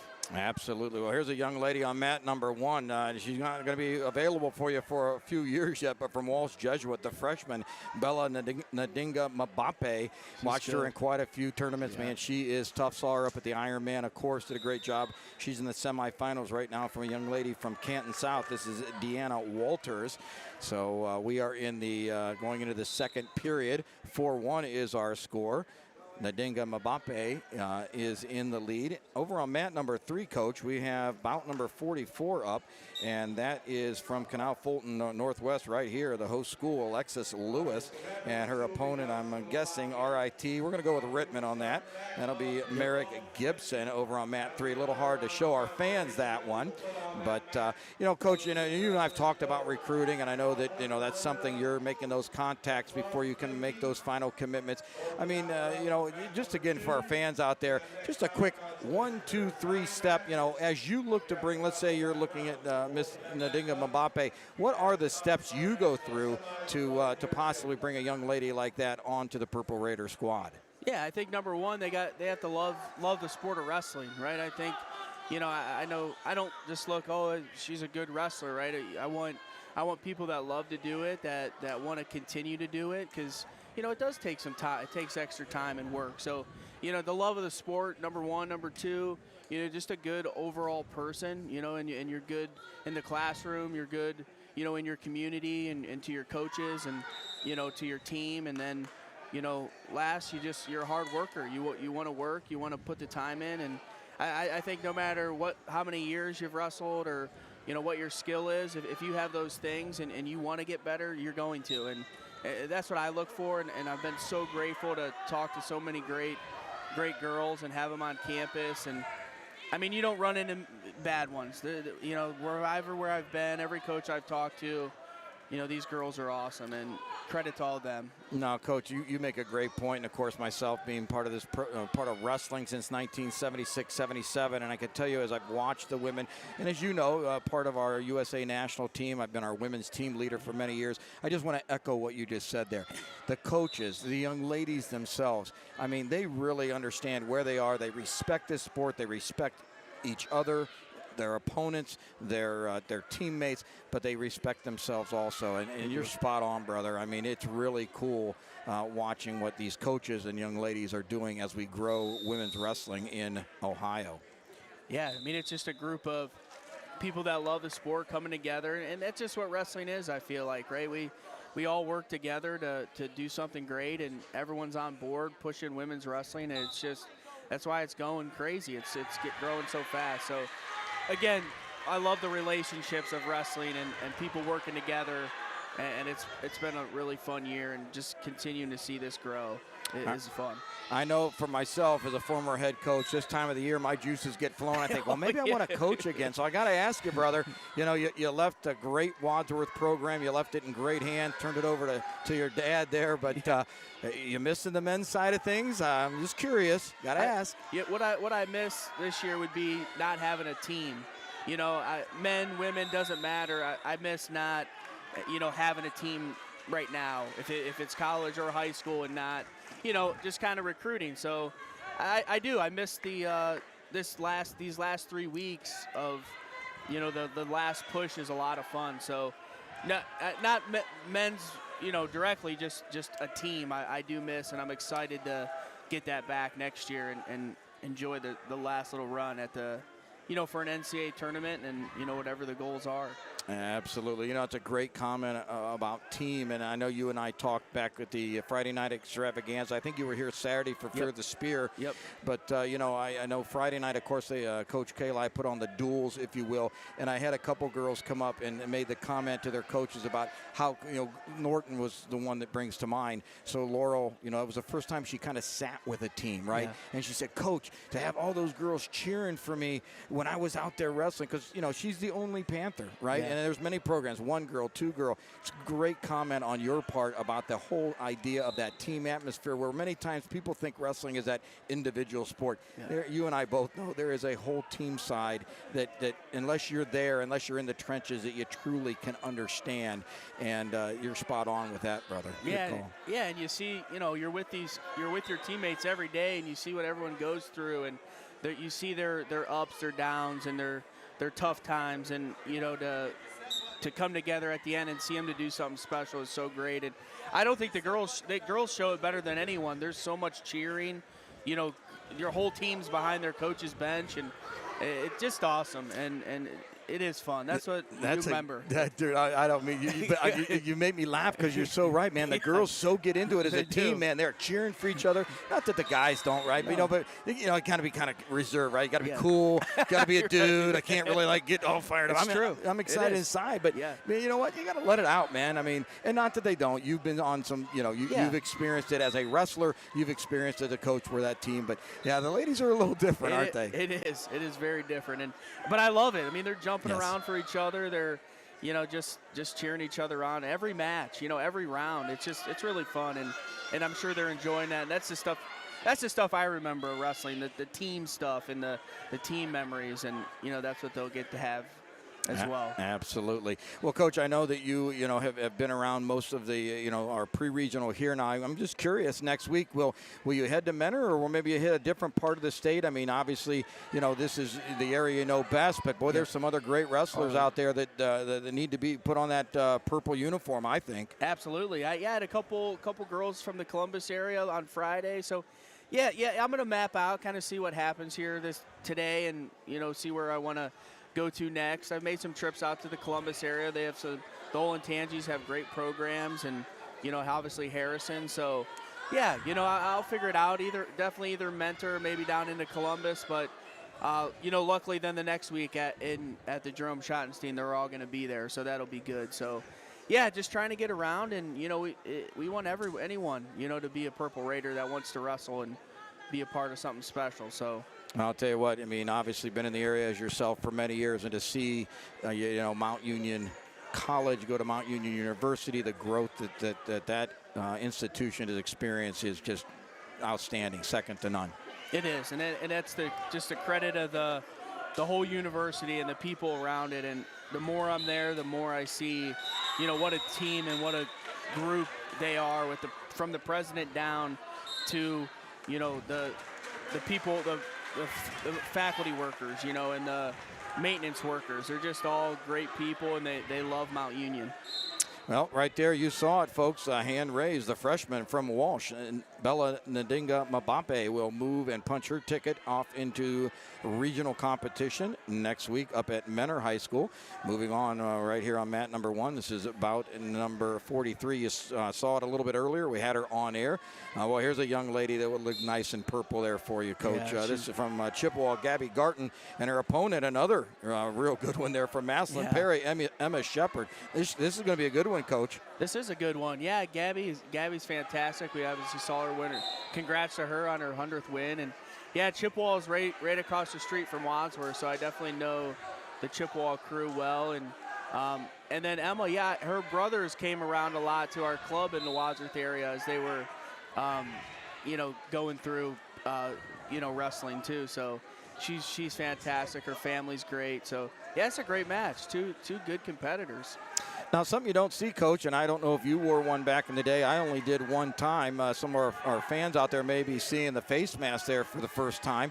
Talk a little bit about that. How does that affect you, affect your wrestling, or does it affect your wrestling when you have to wear some kind of gear to protect that nose and face area? Yeah, I don't. I think I have had to before, and I hated it. There you have it. And next topic. But I think she broke her nose at the Fear of the Spirit here. Oh, in the finals. I remember that. Yes, I think you're right. It was a crazy match. It was a great match. Yes. But yeah, that's not. Yeah, I mean, it's not easy to wear that thing. Well, it takes away a little bit of the peripheral, a little bit of the breathing. Oh, nice shot by Shepard. Shepard in. Garton trying to fight it off. Oh, and the takedown. Oh, she gets it. Gets the 2. Shepard goes up 2-0 against Garton here in period number 1. Wow, nice shot. Nice shot. Oh, there was a full Nelson. Yep, slipped in. Nice job by the official right there.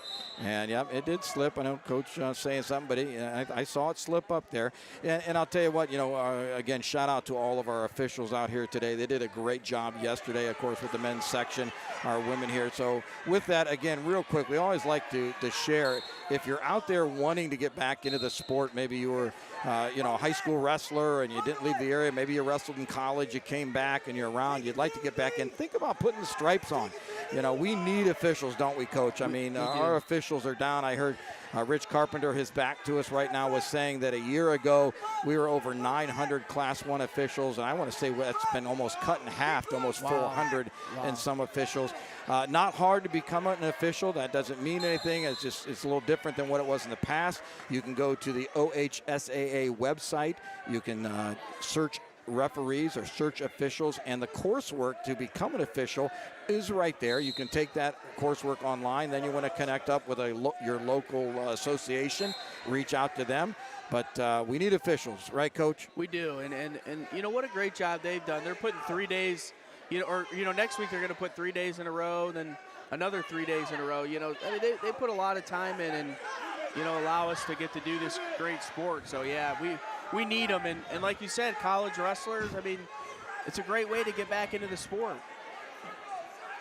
Well, I'll tell you what, Coach, we are in overtime. I know our camera isn't over there, but we are in overtime on mat number 3. This is the other semifinals we talked about. Alexis Lewis from Canal Fulton Northwest right there. Again, the young lady Merritt Gibson from Rittman.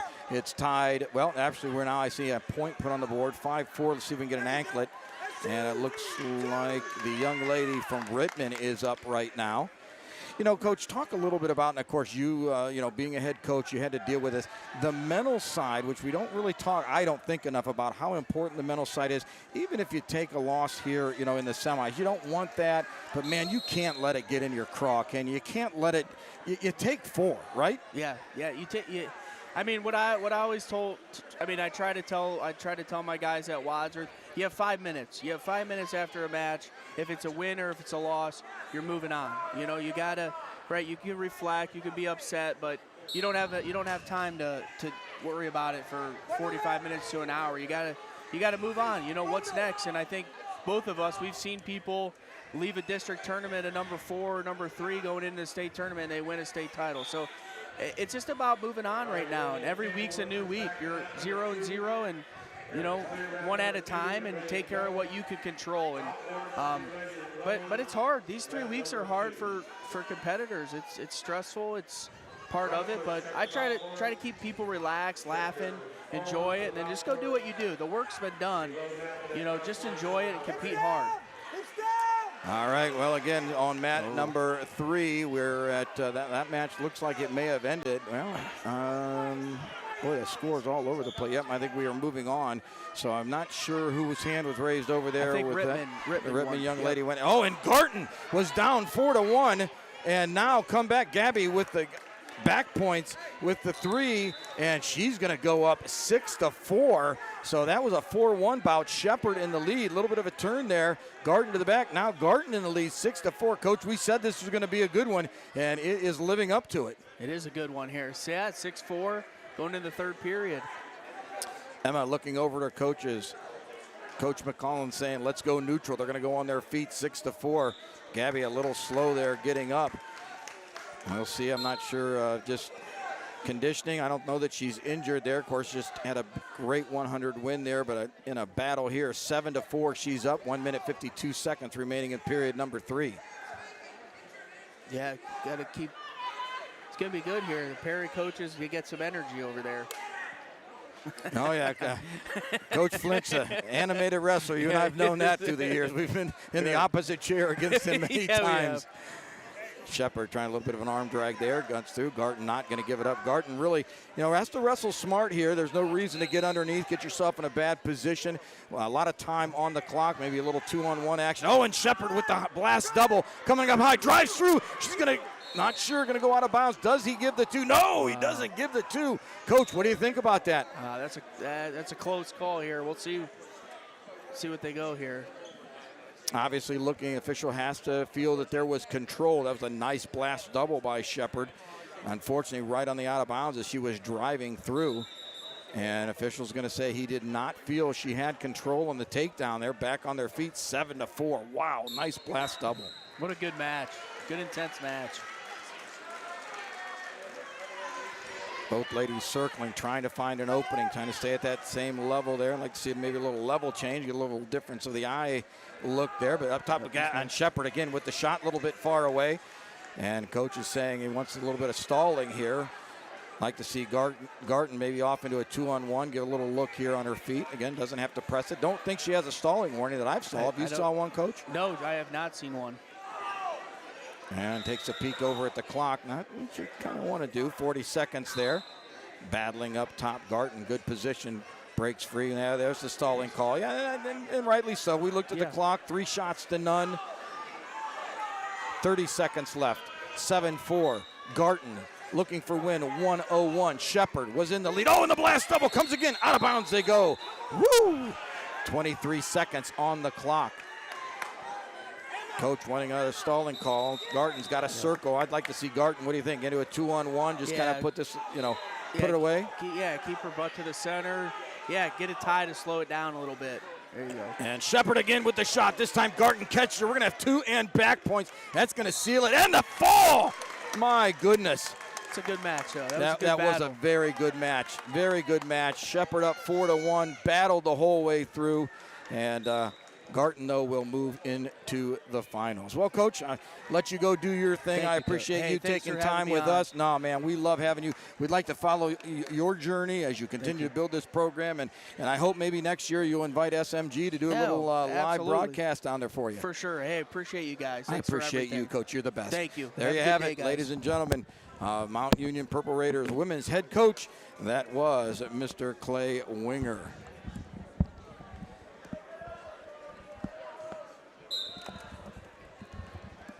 And back is the Matador. He is back. TJ Downing back. Coach, I'll tell you what, had that match stayed the way it was early, I would have had our Hilscher Clark electric wrestler. Who was that? That was Emma Shepard and Gabby Garton. Shepard up 4-1. Wow. Garton comes back to seal a deal, a pin right there at the end. But, rightfully so, Shepard felt she had to go, doing a great job on those doubles. What a great match, Coach. I got to tell you, I just saw one of the nastiest moves from McKinney. Now, 2-time state champion, should be going for her 3rd. This was impressive. I'm going to show you a little replay back here, and maybe you can analyze this for me here as we. How about this right here? Check this move out. Body lock and just steps in and throws. Yeah, Quick, fast. Jaden is on a mission. We've talked with her dad, her coach, Bill McKinney, of course, a state champ himself. Jaden is on a mission. She wants the state title. Period. But, and I had a chance to talk to him over there, Bill. And I know you had a chance to have him on here when we were up at Ironman. And the fact that after she lost that championship match, the first thing she said to her dad on her car ride home was, "Take me to the gym." Yeah, she's special. and that's why we're, really, I don't know if we'll get her on air today. Hopefully we'll get her on air, maybe down at the shot. But, of course, as you know, they're doing a documentary on women's wrestling. She is one of the main young ladies they're featuring in that documentary, and rightly so. I mean, my goodness, the portfolio that she's put together. And, again, gonna end it up at the shot this year, I think, again. Well, on mat number 1, Tej, as you look out there, this is bout number 45 from Mogador. This is Kay Getchins. Kay wrestling a young lady from Maslin Perry. This is Mia Lee. So we are underway. Period number 1 just about to wrap up. And again, folks, you are joining us live. This is live action out of Northwest High School, and you just witnessed a great one prior to this. Gabby Garton and Emma Shepard. What a match. Yeah, I'll tell you what, there was some good ones over here as well. Before McKinney got out there on the mat, we saw Abigail Mosden. She was able to get a victory over the Northwest lady. And hey, what happened? Were you there with the Rittman Northwest match? It was an overtime. I didn't see what happened. 4-4. And Josh and Art were not too happy because that lady she lost the match. The Rittman lady had pulled hair, pushed her out of bounds, and I don't know if they were calling that stalling because the Northwest lady was backing up, but pushed her out of bounds, had a hold of the hair, and Art got up and said, "You're gonna lose a match, and you're gonna hurt this girl's opportunity to go to district because of that." That was the call. It was a stalling call. Gave the point. 5-4. Yes, 5-4. You win first period over, and Josh and Art were not too pleased with that call. Well, and again, fans, do the best we can. TJ's doing a great job at SMG Network, becoming your sports platform and going to really highlight wrestling as it continues on. We're doing the best we can to show you some of our live streaming. Again, focused on mat number 1 because truly it's the best view in the gym. Yeah, and Mr. Hathaway, the athletic director here, just said, man, the atmosphere in here, it's packed, it's exciting, and it makes our job a little bit more difficult to be able to make sure that we're getting a view over top of the scoring tables. You got your boppers out here. You got a lot going on for more matches. That's why I'm glad you stayed. I know you want to get over to the OIWA Youth States. Jamie Fosnight, story time over there, I'm sure doing a great job. He's on Channel 2, folks. If you want to take a look at our youth wrestlers. But I'm glad you're here because you got this camera up so high. I need a freaking step stool to be able to move the camera, dude. I mean, seriously, pistol grip and all, I can't move the camera. I mean, we got to talk about that. Old pistol grip. We need the SMG step ladder here for Jimmy B to be able to move some of our gear around.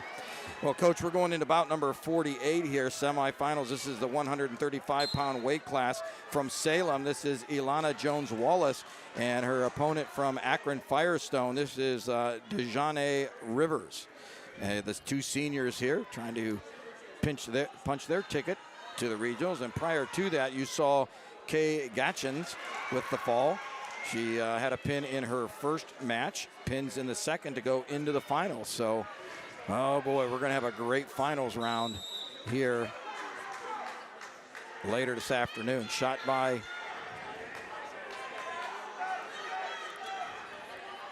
Jones-Wallace as she's underneath. Defended well is Rivers on top. Wallace still driving, trying to get that takedown. Minute 15 remaining in the first period. Drops off to a single. Oh, and around the top. Gets the two-point takedown. Jones-Wallace, nice job. I want to tell you, as I stepped away while you were interviewing Coach there, I did find the hospitality room. I just want you to know. So I will tell you, into the cafeteria, as you see to the right, look to your left. There's a door. You'll find it, brother. Look to the left. Look to the left. That's all I got to do. Look to the left. Go to the cafeteria. I don't know that I want to tell you that because I might not see you for the rest of the afternoon. But hey, I never hold back on my brother. Right? Well, never hold back. You don't have much time left with me. I told the guys down there at Glen Oak High School that I'd be getting back there for the afternoon session. But very fair. I know that you might have a chance to have some more special guests come on here. I know I've talked to Al Mayfield, told him to stop by. I don't believe have you two ever met before? I just when he walked by and kind of give you the berries a little bit about drawing pictures. I wasn't going to bring that one up, but no, I saw Coach. He was here yesterday, and of course, if we do get that chance, I mean, my goodness, you're talking about number one, the coach that started wrestling at Northwest High School, and number two, you want to throw the name Milkovich, Talarchik, and Mayfield. That's probably the trifecta of starting, really bringing wrestling to the forefront in, the Stark County, Northeast Ohio area. We're talking Mount Rushmore.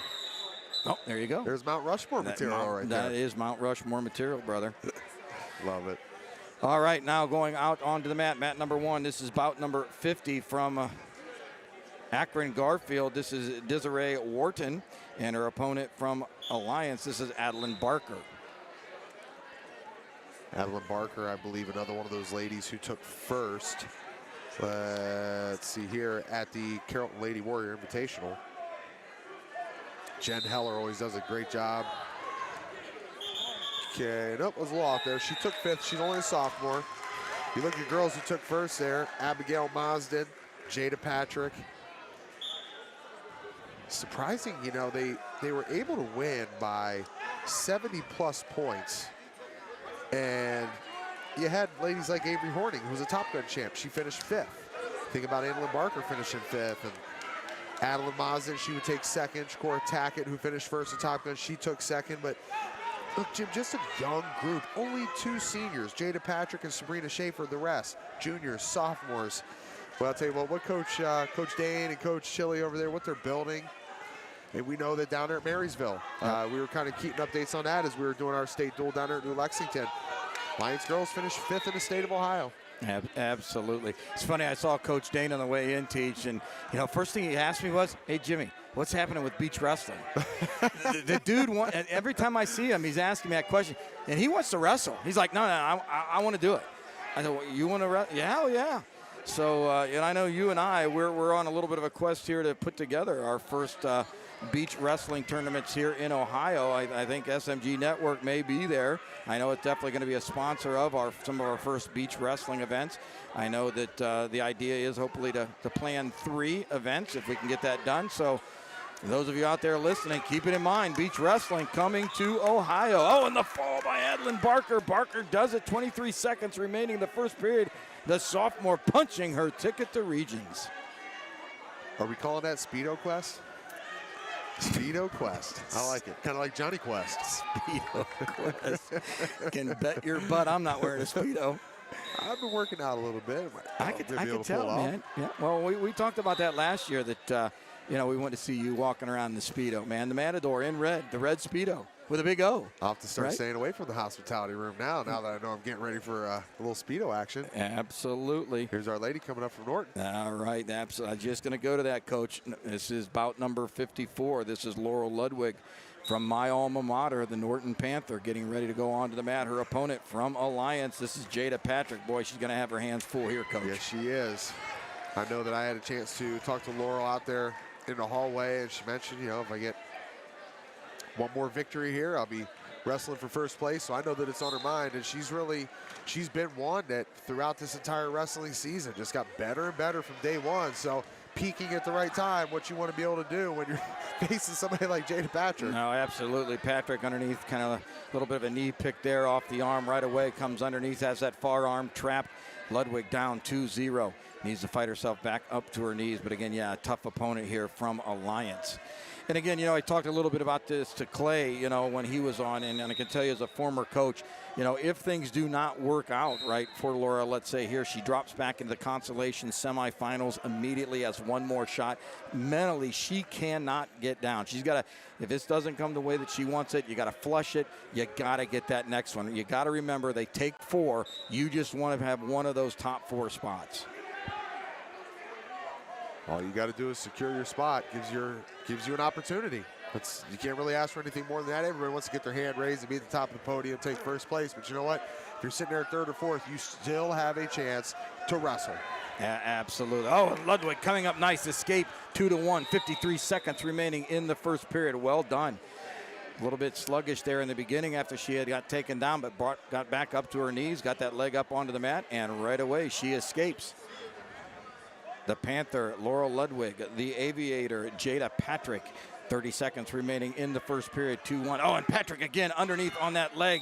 And when she grabs that, Laurel just cannot get that leg back, it seems. And not the 2 yet. And there's the control. Official gives 2 points on the takedown. Ludwig has got to cut those hips, get that. There she goes down to, and the arm bar on the near side by Patrick. Patrick has that far wrist, 10 seconds left. Not sure she's going to have time to run it here. Bop her out. And not much action there. And out of bounds they go. That'll do it. Period at number 1 in the books. 4-1 your bout score. Partner, I'm going to step aside here. I'm going to go see if I can't track you down one Tyler Schellenberger, as we're getting ready to see another Mogador Wildcat take the mat here and see if I can't get you a special guest. All right. Sounds good. Out and about.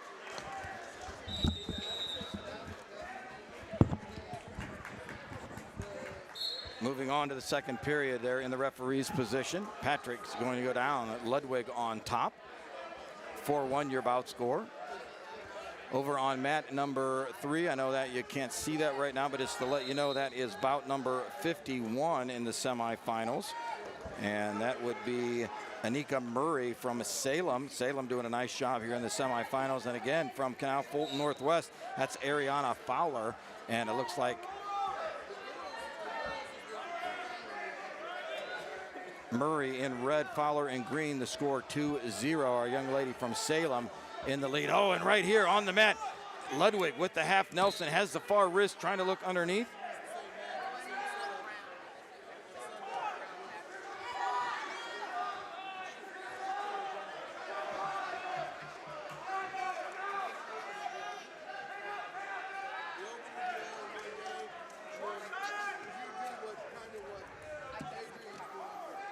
And 2 points on the reversal. Ludwig had an opportunity with that half Nelson, but Patrick with the reversal now coming underneath with that far wrist, has it, trying to get some leverage as she comes off the hips, comes out to the side, trying to work underneath. Now the arm bar in on the near side. Ludwig doing a nice job fighting that off. Coach Stats in the corner for Laurel. Coach Johnson in the corner for Miss Patrick. And Jana there had the half Nelson and tried to run it. Ludwig, nice job, fights that arm down, not going to be. 20 seconds remaining, 19 seconds in at period at number 2, 6-1 your bout score. Nice crossface by Patrick. See what she's going to do with it. Going to go bundle, or is she going to go far side cradle? Looks like she's going to run the bundle, trying to beat those arms in. 2 seconds, 1 second, and that's where it's going to end. Period number 2 in the books. 6-1 your bout score, going to period 3. Choice going over to the young Panther. And Laurel says she's going to go on top. She did have an opportunity with that half Nelson. Almost had Patrick into a situation, but Jada able to come out, get the reversal. Period number 3 underway, 6-1.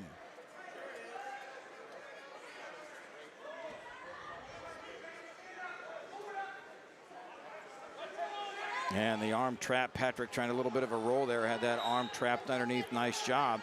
Ludwig flows with it, has that far arm again, kind of in a little bit of a bundle situation, has it at wrist, rather have it up a little bit high. Patrick on that leg, she's got to come up. If she steps that outside leg up, she's going to have a little bit of a trouble. No escape given as of yet, 6-1, no loss of control. Ludwig comes back around as she remains on top. Again, Laurel has to score here, down 6-1, and there the wrist comes through, a little bit of a roll, and they go out of bounds, back to the center. Oh no, the official is going to give one. He says there was a loss of control. Not really sure. He looked like he blew the whistle before loss of control happens, but Coach Stats over here talking to the official, trying to get an explanation of what happened there.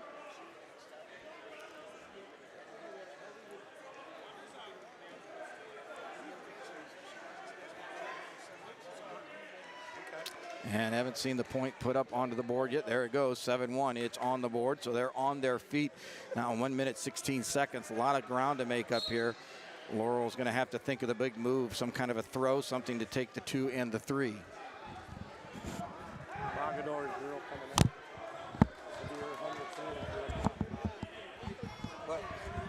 What's her name? I don't know. So I got to find out. Coach is right there. You gotta help her.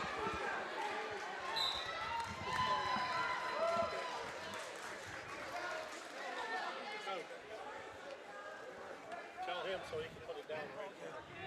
170. Right there. Next one's 100.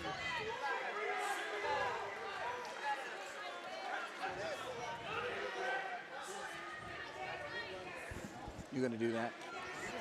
You can do it. Mia Gailey, is that what it is? Mia Gatchins. Gatchins. Hey, It's Gachins. Gachins? Gachins. And as you look out onto mat number 1, there is the fall by Jada Patrick. And Jada for the Aviators will advance to the regionals. But again, Laurel's got to keep that head up. She's got one more shot at it. Got to let it go. Got to flush that. All right, coming up on mat number 1, semifinals right here at the pre-region women's Northwest High School. This is Mia Gachins from Mogador. Her opponent from Fairless, it'll be Katie Beresford. And I just had a little 4-1-1, little inside information. If she can get the victory here, this will be Mia's 100th victory. So eyes on. Let's see if Mia can secure that century mark. Whistle blows, we're underway. Again, we will be bringing you the finals right here on mat number 1. We'll keep it. We'll be watching the championship mat. But if you have a chance, jump over to channel number 2. Channel number 2 today, bringing you some youth coverage. Pretty excited to be out at the OYWA Youth State Tournament that held at Glen Oak High School. My partner, Jamie Fosnight, out there doing the work there. I'm not sure who he has over there with her. Oh, and Gachins has that 3/4 Nelson, and there it is. You saw it, the 100th victory for Mia Gachins. Wow. Outstanding. And the hand's going to be raised. And her 100th victory. Wow. Outstanding. Another milestone here.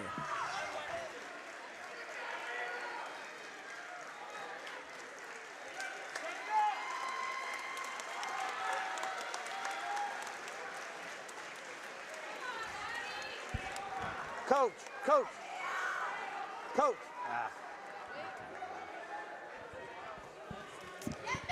Now, I'll tell you what, that is a heck of a feat for any wrestler. Of course, as we talked a little bit about with Gabby getting her 100th victory. A little bit different for the ladies, right? Because early on, they most of their wrestling was done against the young men. So to get that many victories already there, Mia, of course, a senior, but she has hit the century mark. So congratulations to Mogador's Mia Gachins. All right, moving on to mat number 56. We have Sophia McKinney, Sophia a junior from Northwest High School. Her opponent from Salem, this is Ellie Kidd. Ellie a senior, Sophie a junior.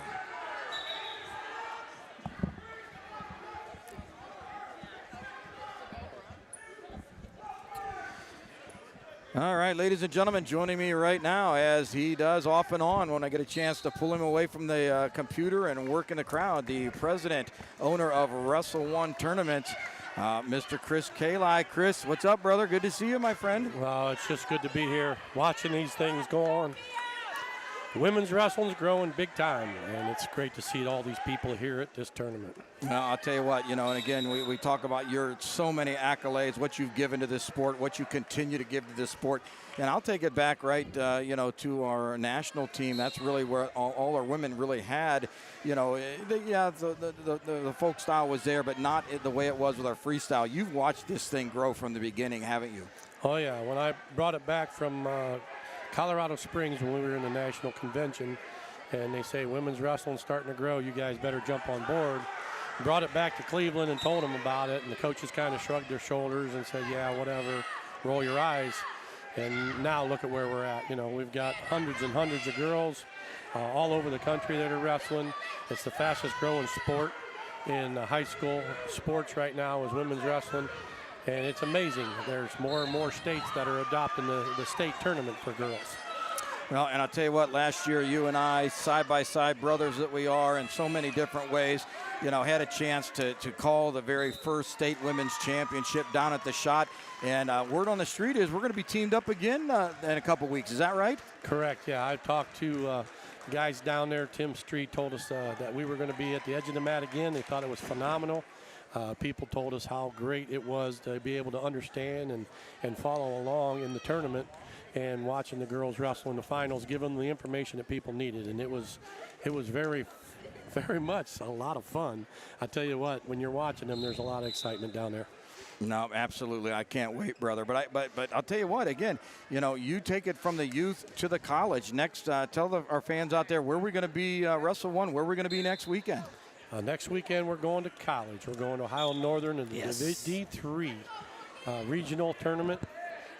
It's always nice to kind of change it up a little bit. We've been to youth tournaments last weekend. We ran a couple. We were at Washington Jefferson College last weekend running their league tournament for college there. And now we're at the high school stuff this weekend, and it's going to be college again next week. Outstanding. And I'll tell you what, from what I understand, we will be broadcasting the finals of that D3 regional. Coach Beachler up there getting things set up. We're actually going to be Matt's side. I think you and I have the privilege of calling the championship, Matt. Is that not right? That's what I've been told, yeah. That may change, right? Yeah, well, they may put us down to 5th and 6th. Well, let's hope not. But, yeah, he's going to be doing all 4 mats. There'll be announcements, but we're supposed to be on mat number 1. Now, if our fans want to tune in, that will not be through SMG Network. That will be through Track and Flow. Is that right? How can folks get on next week if they want to follow along and watch some of that D3 action? If they want to go on to the NFHS website and to be able to get on there, they can. There's a small fee I think you have to pay because it's basically a lot of the college stuff and NCAA stuff.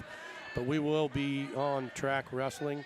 If you go on Track and you can follow it from there, you'll see all the moves, everything. We start with 6 mats and we go down to 4 for the finals. Outstanding. Well, here we are on mat number 1. Again, we're in the semifinals here at the Women's Pre-Regional. You're seeing from Canal Fulton Northwest, this is Morgan Holling. Her opponent from Triway, this is Olivia Coolbaugh a junior, and Holling just a sophomore. So, and I know, Coach, you work with the Northwest program, of course, with your nephew, Art, off and on. You get in the room. I'll tell you what, Coach Art, you guys done a nice job with our women. How do you feel about today's performance so far? They're doing pretty well. I mean, now they're in the semis. There are a lot of tough matches here. We've taken some hits. We've got a couple that won, but it's exciting to see what they're doing. They're actually hitting the moves. They're doing the things they need to do. We've got a team that's growing. We got 8 girls on the Northwest team now, hoping to fill the team next year. And they're all young. We don't have any seniors on here to worry about. They're all coming back.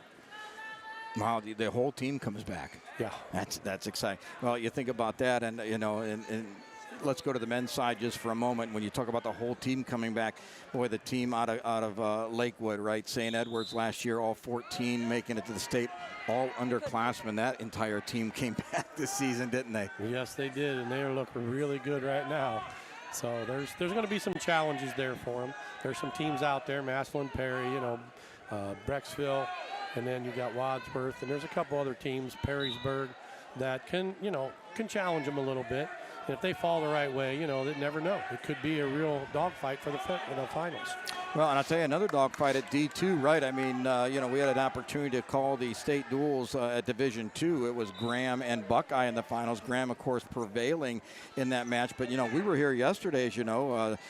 Russell One running the tournament here for the men's sectional. Buckeye, I didn't get the final count. I want to say 10 or 11 came through. I'm telling you, Coach, it could be very interesting down at the Shot if things work out well next weekend at Division II, could it not? Oh yeah, definitely. Buckeye can challenge them. Graham is going to be there, but it always comes into those other teams that can win 1 or 2 of those and knock somebody out, and then that makes that team championship, that team run, a little bit more interesting. And if they get a little help, Buckeye gets some help from other teams, it could be a little bit of a challenge in the finals. Right here on mat number 1, our bout score 3-2. The young sophomore Holling taking the early lead, but Coolbaugh from Triway says, nope, this isn't over yet. You're going to wrestle this one to the end. 30 seconds remaining in the second period as Hollenball underneath, Holling underneath, needs to get that leg up on the mat there. A little bit high on Coolbaugh on there. Needs to kind of maybe readjust it just a bit. Like to see Holling get that foot on the mat, no, Coach? Yeah, you got to get that step up. Here she comes now. Locking hands, you're going to get a penalty point there because she was still on the mat with one knee. But she get her foot up off the bottom, push her way up. Yep, that's what we want to see. Yeah, absolutely. And I'll tell you what, by getting that foot up and getting a little pressure, I think that slipped Cool Ball's hand. She knew she maybe was in a way and locked those hands, gave up the penalty point there in the second period. 8 seconds remaining, period at number 2 here. 4-2 your bout score. Morgan Holling in the lead. Oh, cuts away right at the whistle. Gets the one. Nice job, boy. And Coach, you've coached for many, many years. You like to see those points right at the end of the period, don't you? Definitely. That For gives you. a little bit of an advantage. Yeah, you want to be on your side of it. Yes, you don't want that against you. That's on the flip side as a coach on the other end, a little frustrating, isn't it? Right. Well, it's a mental thing. You know, you get up and get away right there at the last minute. That gives you more incentive the next period to be able to get down there and make sure you're still challenging. And push all the way to the end till that whistle blows. Don't stop. Over on mat number 3, our other semifinal at 190 pounds from Alliance is Isabella Hall. Again, I know we can't show you the live stream there. Her opponent from Massillon, Washington. I believe this might be the only the wrestler they have here. Katie Bolin from Massillon, Washington. 2-0 our score there. I believe Isabella Hall from Alliance in the lead there. Period number 2, 1:38 remaining. 5-3 your score here as we are in the third period. 1:30 left. And Holling was that a reversal, coach, or takedown? I was looking at mat number 3. That was a reversal. All right, so the reversal and the escape. Holling, given the escape, says, hey, we're going to go back on our feet. Let's see what we can do here. 7-4, 1:20 remaining in the match. A little pushing and shoving, but she's trying to get that pound down there. There she goes. Nope, got that nice underhook. Down. Brings it right down to the mat. Nice job. Oh, and again, she's going to give the escape. Looking over your son, Coach Josh says, hey, let her go. Put her back on her feet. Does 9-5, 1 minute in the match. She's getting confident on those feet, and that's the one thing you want to be. You want to go right back after it again. Don't give her a lot of time to breathe. Make that happen. Make it happen. Kind of went back into that same technique, went with the underhook on the right-hand side, trying to get heavy on the head. Oh, and backing up. Official says, no, got to work in there, Triway. Stalling warning is the call. 38 seconds remaining. Again, underhook on the left-hand side, comes up over top. Gets the pressure, nice job, spins around for 2, there's the takedown. 11-5, and the sophomore looks like she is well in command. Oh, looks like she wants to throw the legs in there, Coach. Yeah, that's well, what a little we like. Coventry action there, buddy. I like that. I know you like that. That's one of my specialties. Yes, it is. Now she's holding her down there. We got 12 seconds left to go in this third period, but it looks like she's got it pretty well handled. And jumps over, half on the near side. Bopper is out in position, 2 seconds, and that's going to do it. The sophomore, Morgan Holling, punching her ticket to the regionals with the victory here, 11-5. Nice job. Well, semifinals wrapping right up there, Coach. Then we go into the Conci semis will be our next round. Is that right? Correct. Yeah, we'll go right into those here in a few minutes. Get these other consolation matches done that we have on mat number 2, where they're wrapping those up, and then we will load the mats for all the concies. Well, I just want to tell you, early on, I call you the president, but I think I know where the presidency really lies in Wrestle One. We had your lovely bride, Debbie, on, did a great job. Really appreciated her time. Really, and kind of want to talk a little bit about the female perspective of Wrestle One. So, I don't know. What do you think there, brother? You're laughing. Well, I laugh because, if I don't have her backing me up and following me and doing the things, I don't get to see her. And, she loved wrestling. She kind of liked it when she was in high school. She was a mat stat. And following wrestling, I fell right into something that, a lot of people probably wish they have is, that other half that loves the sport as much as I do. That makes it a lot easier for me to do and run this business the way we are running it. If I don't have her and my sons and the family, there's a lot of us here, but it does, build that relationship between you instead of tearing you apart when you're gone all the time. And with her behind me, and she loves the sport, she's right there.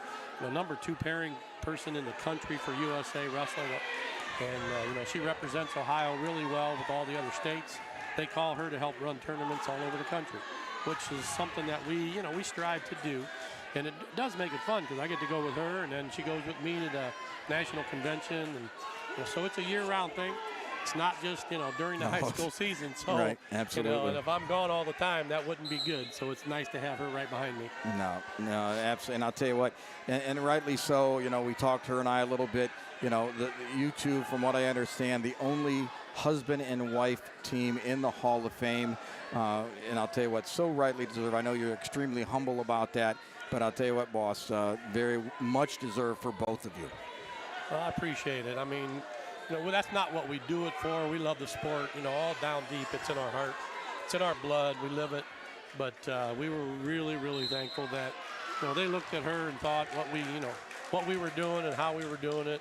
A couple weeks ago, the officials in Northeast Ohio, did a presentation. We had no idea. We were at Wadsworth for their tournament, and then during the finals, right before the finals, they gave us an award of Raising the Hand of a Champion award because all the things that we do and travel and help the sport as much as we can, and that was voted on by the officials. So that's the other side of it, not just the coaches and the wrestlers, because the officials see, you work along with them and help the officials. That's why I like being where I'm at. I'm kind of the liaison between the officials, the coaches, and things like that, and it helps the sport grow instead of tearing people apart. If there's issues, we work that out, and we help those officials and those coaches find out a way to, bind together as a team instead of tearing them apart. Well, I want to ask you about the officials because, as you know, being a member of the Wrestle One family here, I go to most of our tournaments, probably a good 99%. I'm right there alongside with you, brother. I always see before the tournament starts, there's this group picture that happens, right? I see all the officials, and then there's this one beautiful woman right in the middle. And I think every tournament I've seen this happen. Debbie's right there with the officials. Any thoughts on that? Where did that come from? It's awesome. I'm just curious. Well, Ray Anthony and Toby Dunlap are, basically the head officials of the state that we deal with. And they started calling her for some reason. I don't know, maybe because she's at every tournament and every match. And, Could be. Behind the scenes a little bit. But they call her the Queen of Wrestling, and she loves it. She loves being here, and the officials, and she socializes, and she knows them by name. She knows most of them. They come up and give her a hug when they get here, and she's that kind of person. She likes to give hugs. Yep. So when they started seeing that, and then they said, well, let's take a picture together, and it just kind of caught on. So she's making a book, basically, to put up, and we're going to make a big collage for her. That every tournament that she works, she gets a picture with the officials. Well, and I can attest, I saw it here today at the Women's Pre-Regional. That picture was taken, and right there in the middle, the Queen of Wrestling, your lovely bride, Debbie Kallai. Well, again, my guest right now, Mr. Chris Kallai, President, State Chair of our USA Wrestling program here in Ohio. Just so many things that he does. And now, and I asked Deb this question, and I'll pose it to you as El Presidente. I know that I talked to Chris Jr. a little bit already. 23 tournaments scheduled for next year. Of course, the contracts are in, but at least the indication that we are wanted. We meaning our Wrestle One family. Where do you see Wrestle One going in the future? What's your vision as you continue to grow this company? Well, if we keep it up, we're looking at a couple tournaments every weekend. Like last weekend, we ran 3. This weekend, we're running 3 tournaments. So we keep growing and try to do that, as much as possible. We're going, I'm up to 11 employees. We go from announcing to bracketing to computers to working the side of the mat. And now we have a lady that's working with us. She does all the calligraphy, Mary Lynn. She's from Wadsworth. We got her in down at the state tournament, so she does all the calligraphy on the brackets down there. Now, I will tell you real quick, she is a Norton Panther. I just want you to know that, brother. Oh, okay, I'll give that to you. Come on, Bow. Okay, thank you. Love you, Mary Lynn. We took her on board, and she's done a great job for us. And she's really into it. Her kids wrestled. I had her son in my class when I was teaching at Wadsworth. But I see that, the business keep going. We've already had a coach come up, took 2 more dates for next year for college. Clay Wenger was here. He was on the radio here a little bit. And he just come up and told us that his team, he's building for the girls next year. He wants to run a couple tournaments, so we're going to help him. We're just going to keep growing as much as we can. But I think, we're in the right direction. We try to class it up a little bit. Everybody see what's going on and make sure all the coaches and everybody's happy and the fans seeing this all over the country. Well, and I can tell you, as part of not only the Wrestle One family, you know, I'm a part of the SMG Network family, and I know that we're very grateful that you allow us to be here. You know, you kind of let us follow you along as we go to the tournaments and such. So I know it's very special for us to be a part, and you giving us that opportunity. So on behalf of our team, would really like to, again, thank you for that opportunity. Well, no problem. As long as we're promoting the sport, that's what it's all about. Make sure the people out there know what we're doing and keep people happy. That's what we're here for. Well, I'll tell you what, folks, we're going to let you just watch some action here. We're going to step away for a moment. This is our quarterfinals, or some of our quarterfinal consolations. We'll then have what we call the blood round. That will be the consolation semis. The winner of that, of course, going into third and fourth, guaranteeing their ticket to the region. Then, of course, fifth and sixth will wrestle during the championship round, and the fifth place wrestler becoming the alternate should something happen to one of the four that are moving on to region. But before we step away, again, we want to thank our presentation sponsor, Hilscher Clark Electric. Again, we'll have our electric wrestler of the tournament announced here at the end. Also, we want to thank McNeil & Sons Tree Service, Leatherneck Nations Motorcycle Club, Sam Center, and Save22.vet. Again, we put those three together because they are the organizations that are out there to help our men and women that have served in our armed forces. If you know someone out there that needs some help, please, please, please get online, look up one of those three organizations, reach out to them, let them know what the needs are. They will be there, right there, to help out. We cannot say enough, give enough to our men and women that have worn the uniform. Also want to thank LPL Financial, CH Vallos and Associates, Lace and Dagger Tattoo Company. I got to get up to Lace and Dagger. You know, I'm going to be 61 this year, but you know what? I think that a little bit of ink is going to happen this summer. I don't know. But we're going to thank Lace and Dagger for their sponsorship. Drive Mind Group. Again, we can't thank Drive Mind enough. You know, if you're looking for some safety solutions for your school or company, and most importantly, one of the big things that we do bring to the wrestling environment are our clean air and surface solutions, hazard-free cleaning.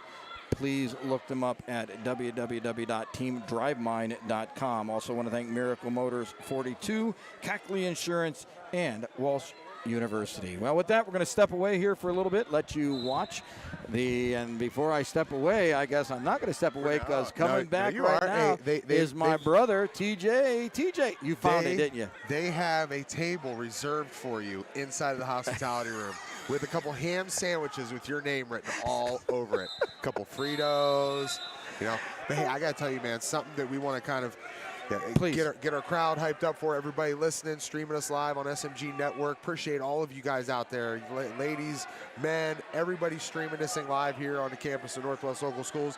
A potential rematch of the broken nose heard round Canal Fulton. Wait a minute. From Fear the Spear. No. Shepard maybe taking on the lady. Now, Shepard's got to win her next match. I just got a chance to talk to her mom, Rachel, and her dad out in the hallway. She suffered that broken nose here at Fear the Spear. How many weeks ago? Three, no more. 4 tops, but I'm thinking 3. She said she wanted to wrestle. They said, Doc, is it life-threatening? They said, no, she might have a crooked nose. I said, hey, honey, you want to wrestle? Just a freshman, right? She's like, yeah, all right, here's a face mask. Go out there and wrestle. She potentially has a chance, if she wins her next match, to see the girl Alexis from Northwest that broke her nose. Oh, my Now, goodness. Emma still ended up winning that match, but had to do the plugs, all that stuff. Felt terrible for her. She's standing at the top of the podium just looking just all pissed off and broken-nosed. But something for everybody to look forward to coming up. Absolutely. Well, I'll tell you what, TJ, I think Clay was on with us at the time, head coach over at Mount Union. That was during the Gabby Garton, Emma Shepard match. Yeah. What a great match. I'll tell you what, Shepard was up 4-1. Garton ends up prevailing to take the victory there to move into the finals. But, man, it was exciting. And I asked Clay, and we talked a little bit because Emma has that face mask on. I only wrestled myself personally maybe once or twice with it. Clay, of course, we were talking about, how that, inhibits or does it inhibit the wrestling. But, man, I'll tell you what, Emma is a warrior. Man, is a warrior. Going to be fun to watch. Tell you what, man, enjoy the ham sandwiches. I might be joining you for one here, and it'll be a great rest of the afternoon. I know over on channel 2, I believe Storytime told us that those finals should be starting around 2:30. All right. Well, so OYWA, man, the gym is absolutely packed. You can't find a parking spot, and that's a huge parking lot over there at Glen Oak. It is. It has completely blown my mind from the moment that you sent me over there last year, and I'm thinking, I talked to athletic director Scott Garcia. When I get there, I'm like, this is every Sunday? Yeah. Yes. He goes, it's absolutely insane. I mean, you're talking 4,000 people stuffed into a gymnasium. Right. And I'll tell you what. People could call the fire marshal on that. I don't even know if you can have that many in the gym. I mean, it's impressive to see how many of these young youth wrestlers are out there, Jim. And, you know, again, I think back just 15, 20 years ago, thinking that wrestling was in a tough spot, removed from the Olympics, you know, and now, as the stat that I dropped on you at New Lexington, over 385,000 competing wrestlers in high school this year, most in 45 years, and women's wrestling is the fastest growing sport in North America. How much times can change in just, what, 2 decades? Absolutely. I'll tell you what, and women's lacrosse held that spot for the last couple years, and women's wrestling has now overtaken women's lacrosse as you said, the fastest growing sport. Now, I'll tell you what, shout out to Dan Kemp over there. Dan, longtime OYWA organizer. When I was coaching youth back in the day with Maslin Jackson, he was over there. Great dude. Does a great job, really cares about the kids, the program itself, and I'm really happy when he reached out to SMG, asked us if we'd come over and live broadcast that. So, yeah, very exciting. Hey, we had a Coach Riggs sighting in the house here, I believe. Was he down the left-hand side over here? I thought I saw a Coach Riggs sighting. Coach Ryan from Mount Union Riggs? Yeah. I have not personally seen Coach Riggs. Not saying that he's not here, but all the celebrities are in the house, man. The Wrestle One tournaments come, and it's like Motley Crue shows up on campus. We've had some great interviews, brother. We've had Art Kallai, head coach from Northwest, here on with us. Clay Wenger, head coach from Mount Union. We had Debbie Kallai, the female face, if you will, of Wrestle One. Also had, of course, the president of Wrestle One, Chris Kallai, was on with us a little bit earlier. Gabby Garton put the headset on, 100 victories. We also had Mia Gations, Mia from Mogador. Mia received her 100th win during that semifinals round. So I'll tell you what, 26 teams, 87 wrestlers. We have the blood round coming. That's what our consolation semifinals. And then the finals, brother. Good and stuff. It's that time. Jimmy B. All right. Knocking it out as usual, man. Good stuff. Well, with that, again, we're going to step away just for a moment. And, again, don't go anywhere. Blood round coming up next.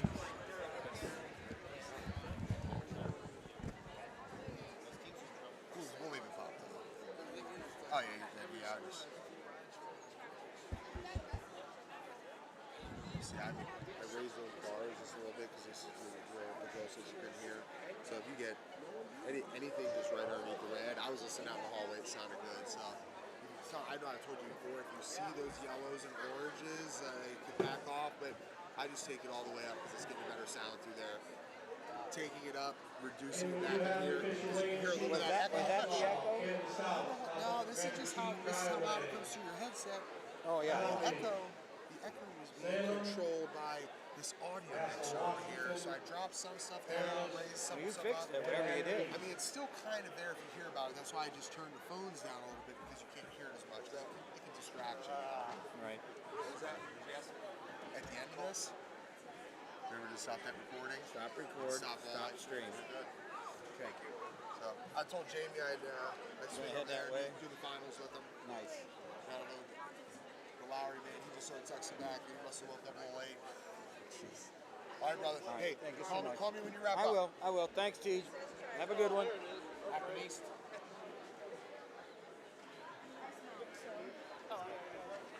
Thank you.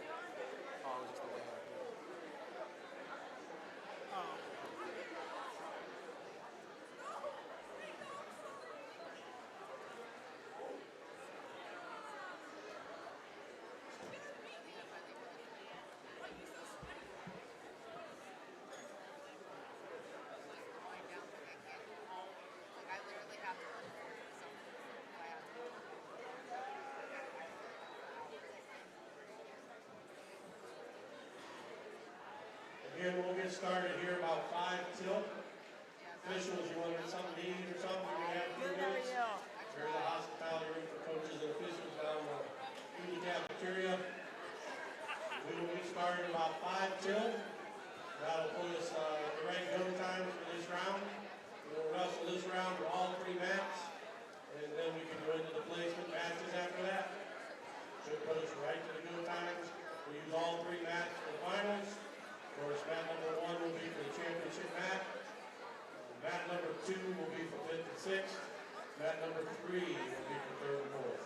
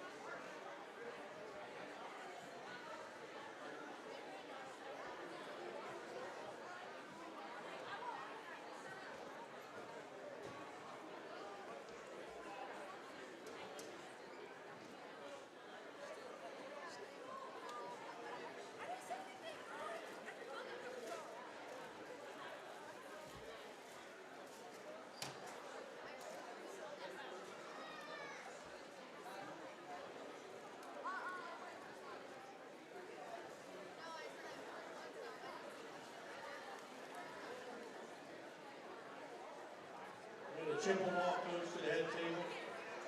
Chippewa coach.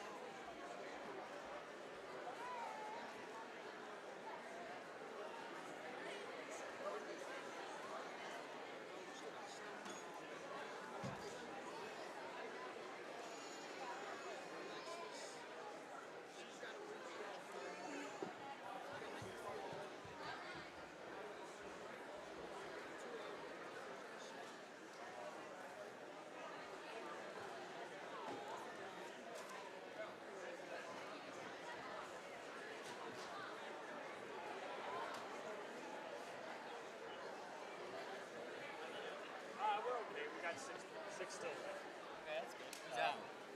Brianna.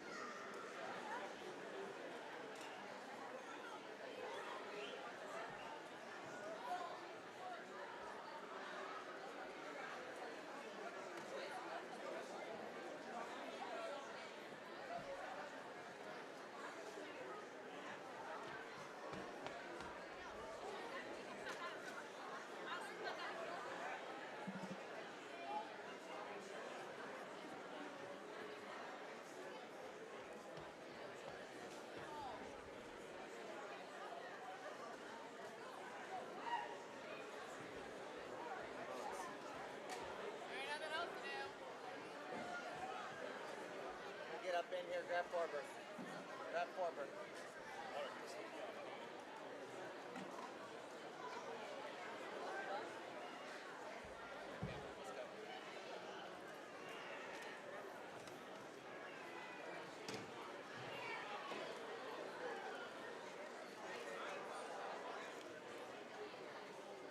About 4 more minutes and then we'll get started. We'll run the consolation round, consolation semis on all 3 mats. See what our timeline is from there, and we will know when we're going to start the finals. It won't be too long in between the end of these consies and the time we start championship matches. Mat number 1 will be the championship mat when we do get started. Mat number 3 will be 3rd place matches. And mat number 2 will be the 5th place matches. So we will get started here shortly in the consi semis, all 3 mats in 3 minutes. Table workers should get ready at their tables. The wrestlers, a couple minutes, be ready to go. Check it in at your tables here in 2 minutes.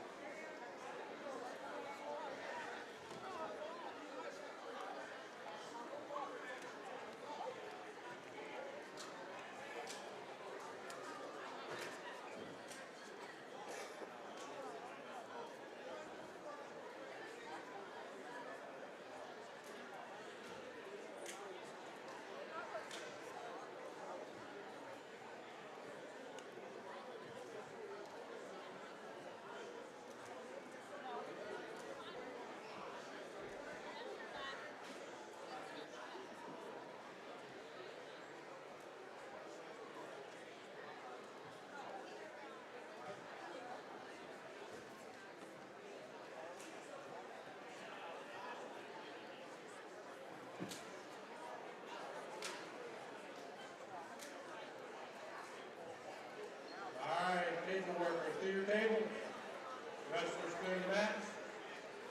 Officials, ready to go with the mat. Wrestlers, check in.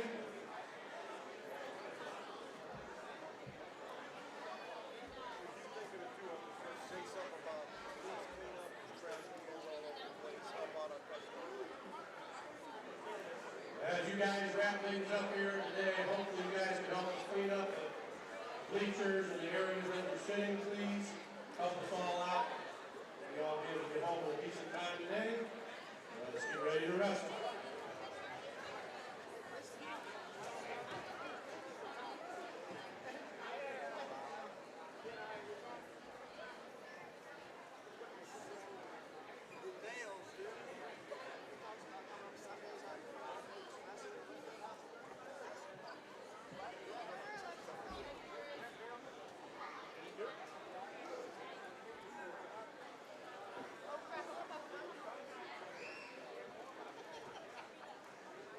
All boards are loaded.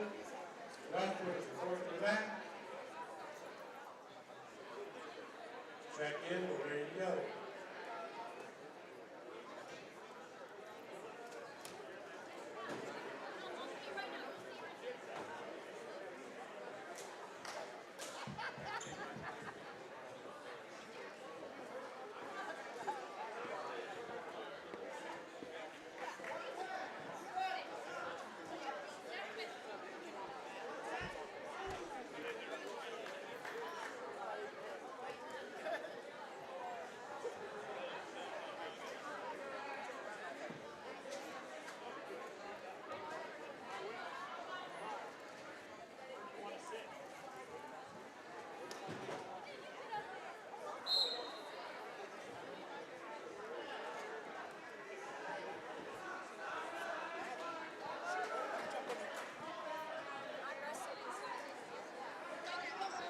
Like, I'm in 2 matches.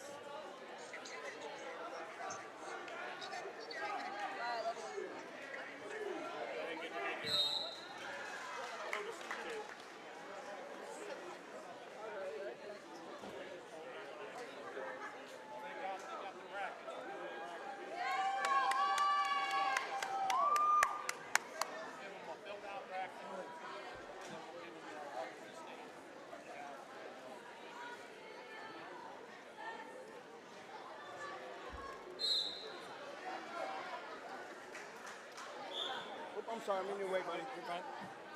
Get back on track wrestling. There you go.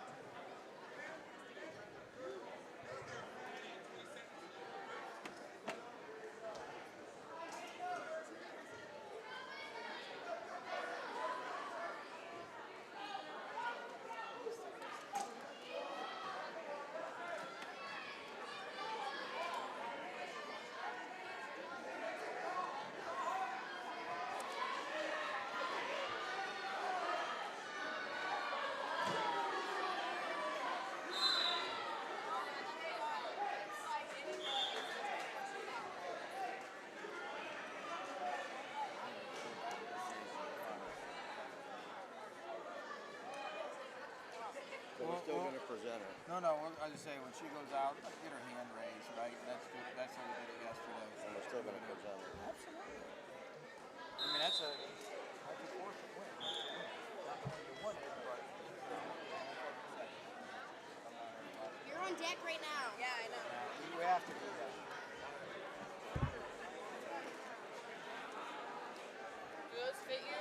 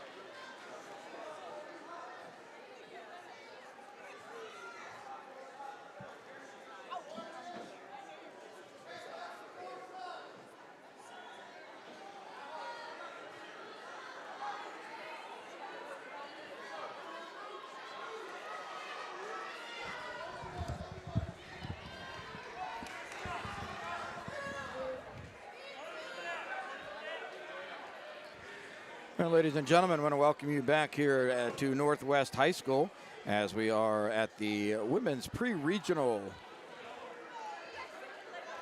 What you're seeing right now on the mat, we are in what we call the blood round. This is the consolation semifinals.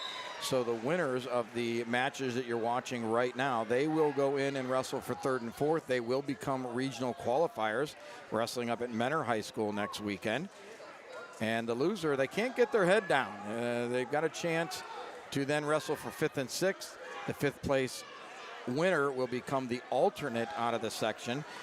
Thereby, if anybody were to get hurt during the week prior, something happening not making weight at the tournament, they would have the opportunity to step in and fill that number 4 spot for the pre-region. coached a young man years ago, happened at the state level, and I'm sure many listening out there, various coaches and that know that, you know, it can happen for that alternate to get into the tournament. A young man by the name of Garrett Poling. Garrett, one of the great wrestlers out of Massillon Jackson High School, was the number 5. He was the alternate coming out of the district his senior year, ends up getting in the state tournament and ends up placing in the top 8 at the tournament that year. So you got to, at least if you lose in this round, you can't get down. Got to keep yourself positive. You never know what can happen. So we're not going to broadcast too much live here as we go through. Let you watch match number 1 here in the blood round, and we will be going live broadcast for the finals. Looking at the time on the clock, it's 2:05 now. Guessing finals probably going to start around 2:45. I would say no later than 3 o'clock, but we'll see how time goes with that. And if we get a chance to pull someone off the floor to give you a little bit of insight, background, or interview, we'll do that for you. But right now, enjoy women's pre-regional wrestling blood round.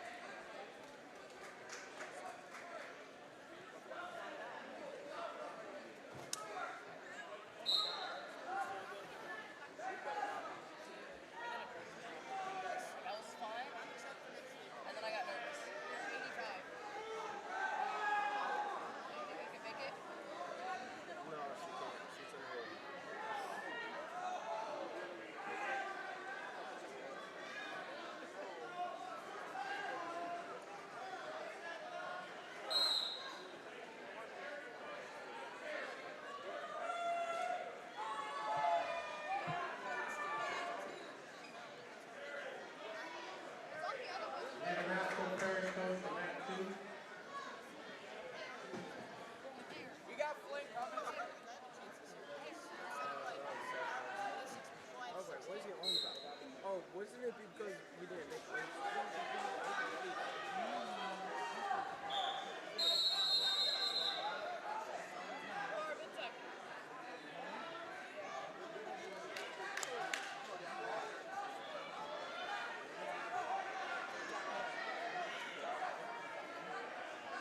Wait, who won over her in the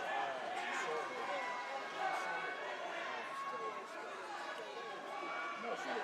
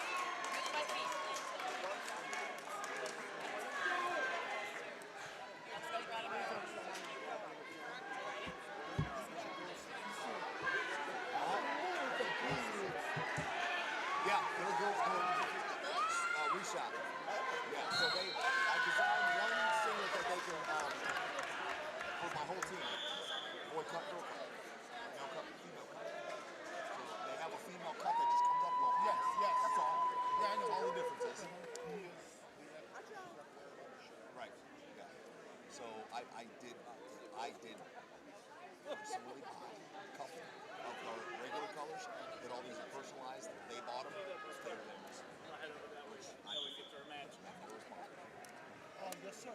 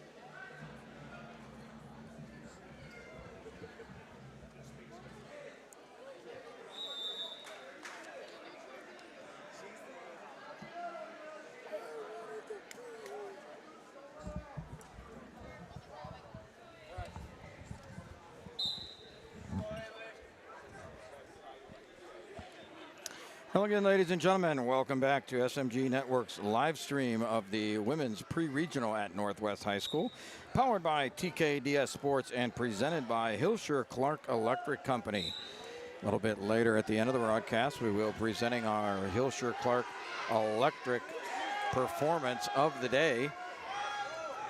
And we'll see how that shakes out as the afternoon moves along. Of course, we're going to be going into the finals here in a bit. Right now, what you're watching on mat number 1.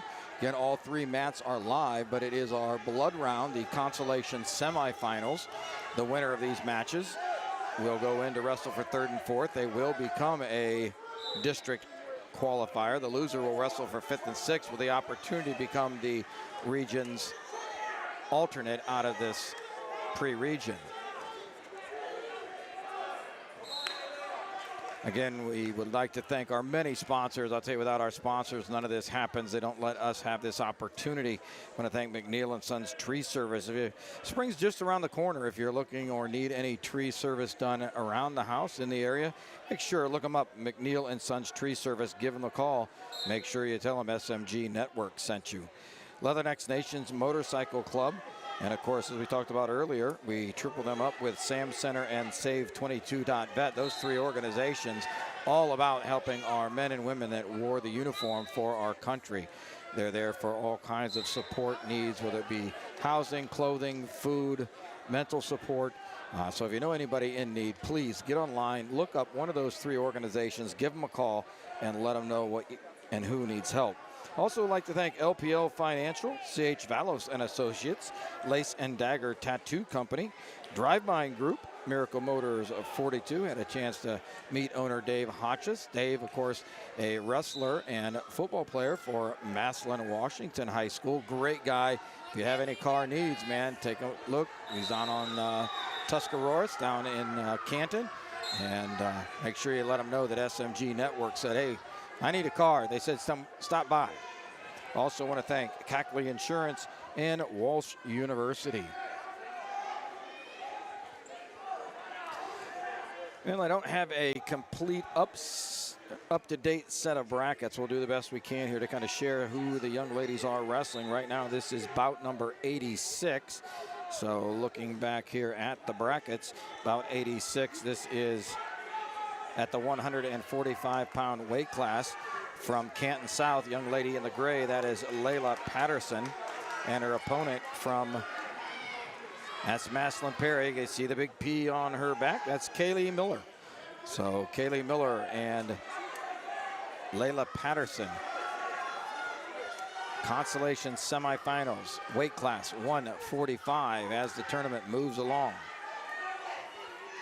Your score is 0-0.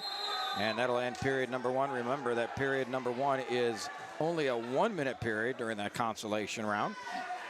Coin flips, choice going over to Miller. Miller looking over at Coach Flint. Coach says, one referee's position, she's going to go down. Miller has to escape from underneath, has to escape or get a reversal. And Layla on top, she'll be working for the fall, wants to keep control, keep her opponent on the mat. Roller over the back, looking for the pin. Whistle blows, underway, second period. Miller, nice job coming up. Takes that inside leg, turns. Looks like she's going to get a reversal. She does too. Patterson going to her back. Layla has it.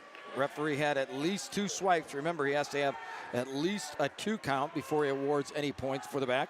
He got it. There's 2 points up on the board, and just like that, 22 seconds into the second period, score is 4-0. And Patterson sitting out, turning in nicely. She picks up the reversal, 4-2. Points are flying here in period number 2. Nice job, both ladies.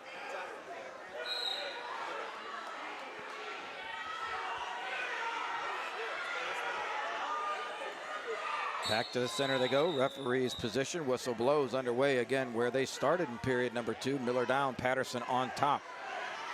Patterson, nice long body she has, looking for that cradle. And not sure if she's got the hands locked up. Looks like she might. She does underneath. I can see she has the hands locked now. Can she bring the cradle back to score points? 1 minute, 10 seconds remaining in at period number 2. And the cradle breaks, and Miller comes up from the bottom, coming hard across the head. And official not giving any points just yet. Leg goes in. Boy, I'm not sure why we don't see. There's the 2-point reversal. And on that, Patterson with a somersault, trying to get through. A little tough position here. Let's see if she can score the 2. And she does. Reversal answered. Reversal with reversal. 6-4. 42 seconds remaining in the first period. Half Nelson goes in. Far ankle. Patterson grabs. Miller's got to look away. Needs to look away from that half Nelson and reaching back for that leg. Not always the technique. We'll see what she can do with it. Patterson again coming way over top. Throws the legs in on the far side as she's trying to get some back exposure here. 20 seconds remaining in the period. Miller up to her feet. Let's see if she can get the one. Oh, and Patterson brings her back down. Unlocks the hands nicely. Officials in good position. They were looking for the locking hands. Cradle tried to come in. Miller slips the head. 5 seconds. Let's see if Patterson can hold on, not give up any more points here in the period. And that'll do it. She does. She hangs on going into period number 3. Your bout score 6-4. The young lady from Perry in the lead. Canton South wrestler getting choice. Patterson looking over quickly says, we're going down, referee's position. Patterson both times that she was down quickly into a reversal situation, comes up to her feet nicely. And Miller kind of a little bit of a reverse back heel trip, tries to bring her back to the mat, does so. Back on top, throws the legs on the near side. Not very tight there. Patterson trying to roll through, and oh, now Patterson in trouble. Where we see the swipes, and the swipes, there was one, and he must have had another one there I did not see. I see 2 fingers are up. There the swipes go. Patterson in trouble here as Miller. Good pressure. Hold did not change. So the 2 is still on the hand. He'll have to restart count before he gives the 3. And he'll award 2 points on the near fall. Patterson again with the roll through. Let's see if she can come all the way around, score the reversal. If she can come out the back door, and she does. Not yet. They're still rolling, still entangled. And there's 2 in the reversal. And the back point started. And again, a little bit loose there as Miller looks like she's going to come around and again score 2.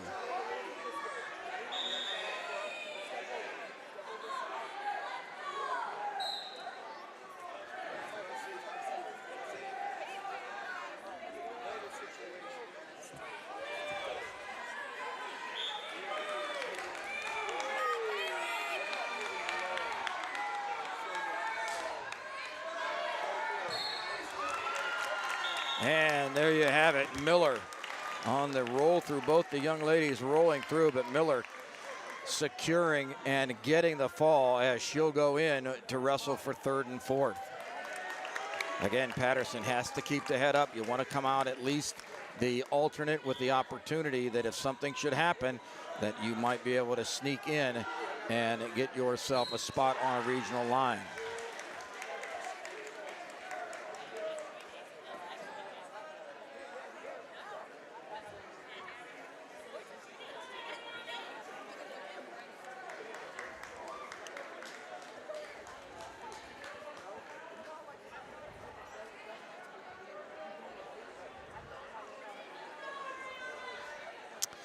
All right, as we move up to bout number 91 here in the blood round, this is going to be Gabrielle Hahn from Rittman. She's in the black singlet. Her opponent coming down from the semifinals from Fairless. This is Katie Beresford. Beresford fell in the semis against Mia Gatchins. Gatchins, of course, recorded her 100th victory with that win. And Beresford with the quick 2-point takedown 20 seconds into period number 1. Underneath has that far ankle, breaks free. Good pressure on top. Oh, and Hahn goes to her back.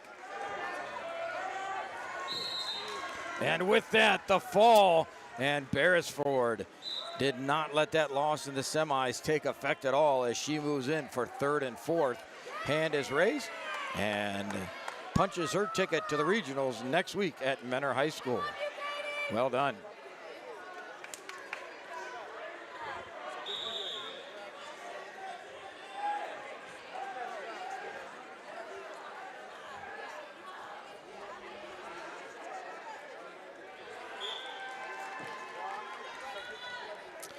All right, looks like mat number 1 has wrapped up for the consolation semifinals.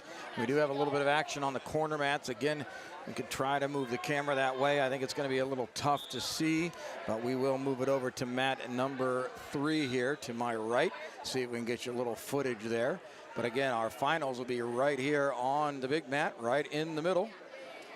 And we'll move that over there, see if we can get a little action on mat number 3. Again, this is the consolation semifinals.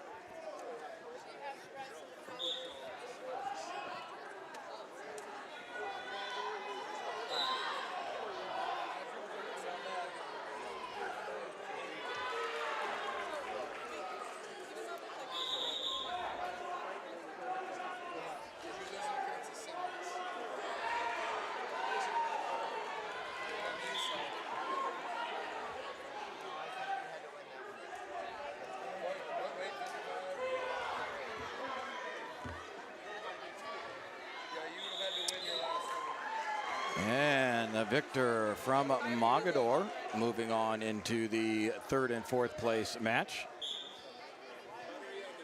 Nice job, hand raised as she'll move forward. We'll see if there's any more matches left over there. Yep, looks like there's going to be continuing on there. Looks like that's going to be the possibly the 190, maybe the 170 pound weight class. We'll see. Let's see if we can get you a bout number. Hey, I don't know if I can, to be honest. Hey, I'm already taking Friday. So if you can see on the far side there, this is bout number 90 from Akron Firestone. This is going to be Sarah Meeker and her opponent from Canal Fulton Northwest. This will be Sophia McKinney. Sophia cross-bracketing a loss in the semifinals to Ellie Kidd of Salem. So again, we'll keep the footage here. This is at the 170 pound weight class. And underway, 1 minute in the first period.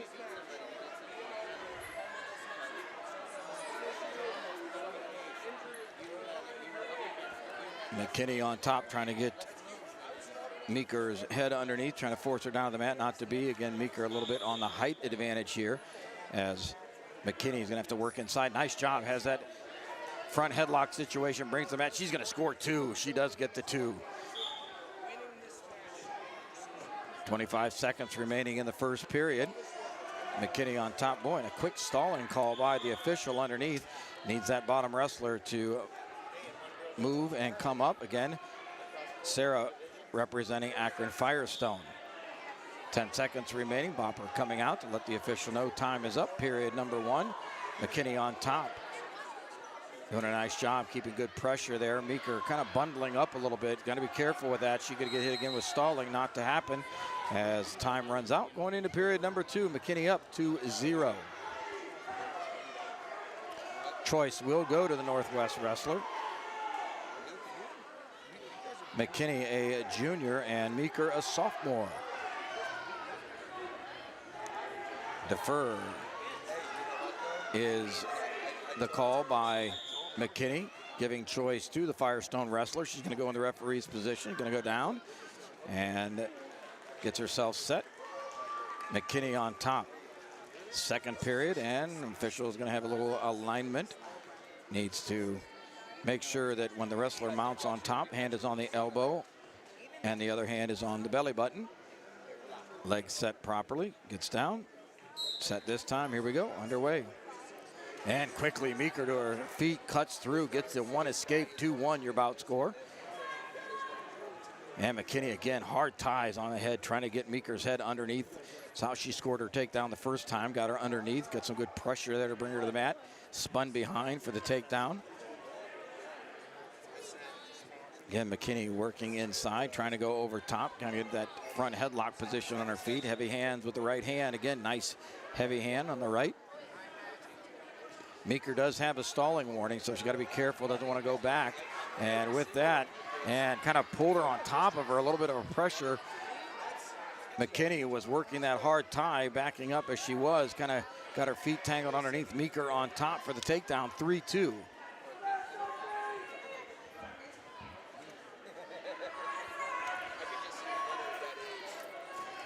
And Meeker riding with that near wrist on the top, tries to pull it out, and McKinney still working, trying to get to her feet. 3-2, 55 seconds remaining in the second period. McKinney's got to get a foot on the mat, get that outside foot. There you go, comes up, and the escape is given, 1 point. I'm not sure if Meeker thought she might have went out of bounds. Again, very important to remember, you need a wrestle till you hear a whistle.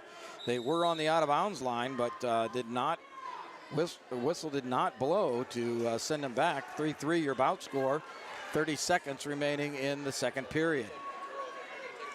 Again, McKinney with those hard ties, trying to get Meeker underneath her. Meeker kind of pressuring forward there.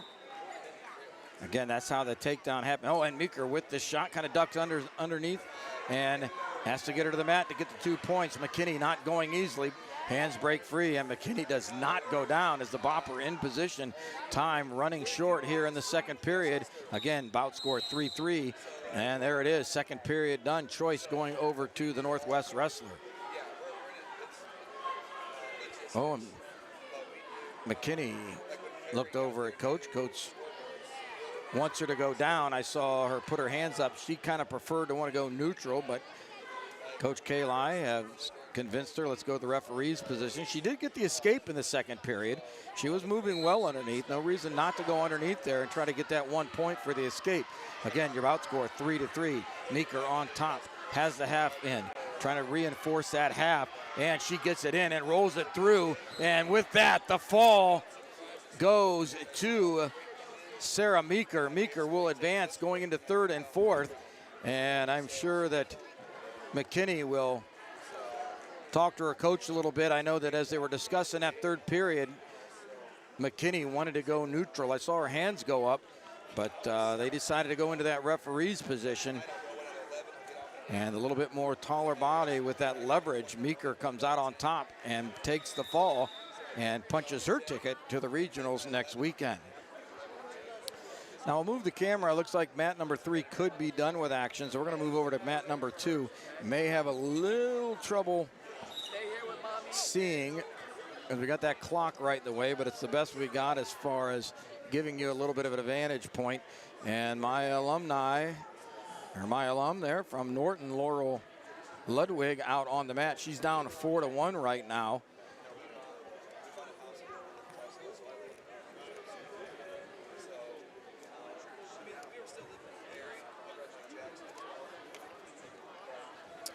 This is bout number 89, young lady from Salem.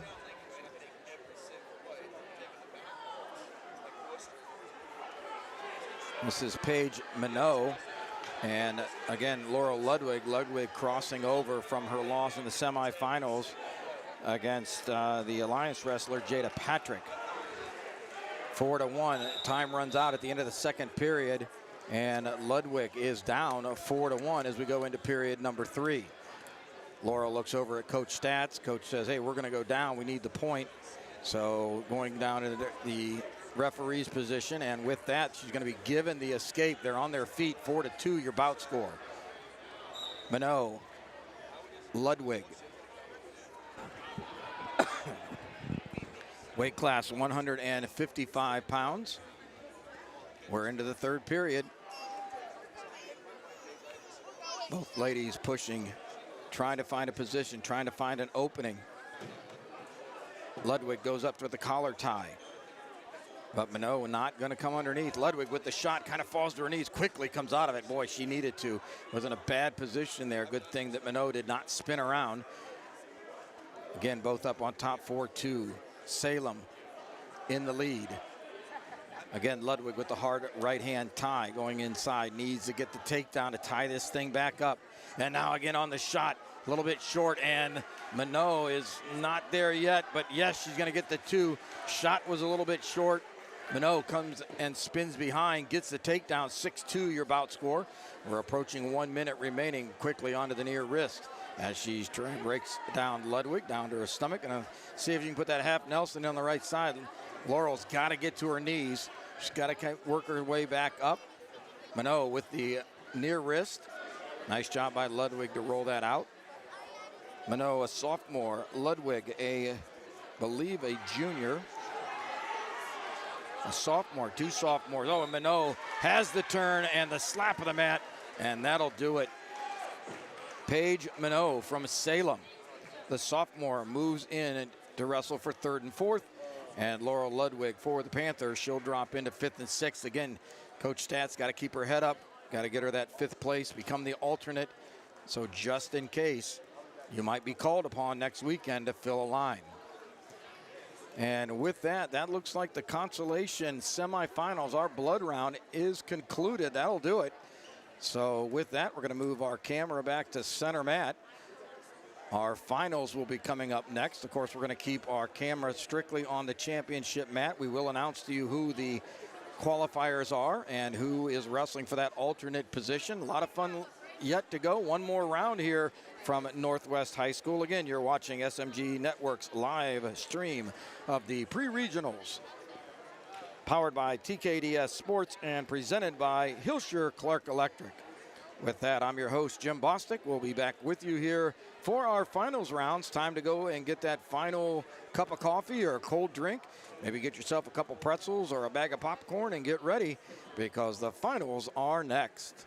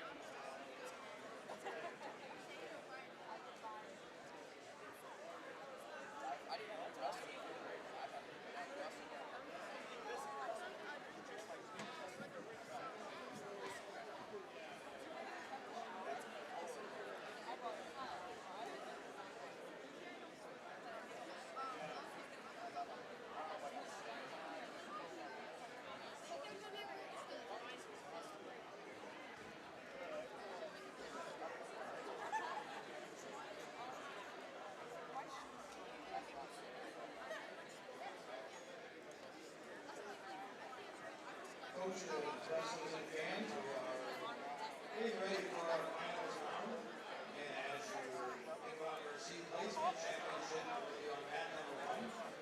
Our 3rd and 4th place match will be on mat number 3. And our 36th place determining our alternate will be on mat number 2. So again, time is a concern, no time. So we think our finals should begin around 2:50. Later than 3 o'clock. So a few minutes to take a little bit of a breather as we prepare.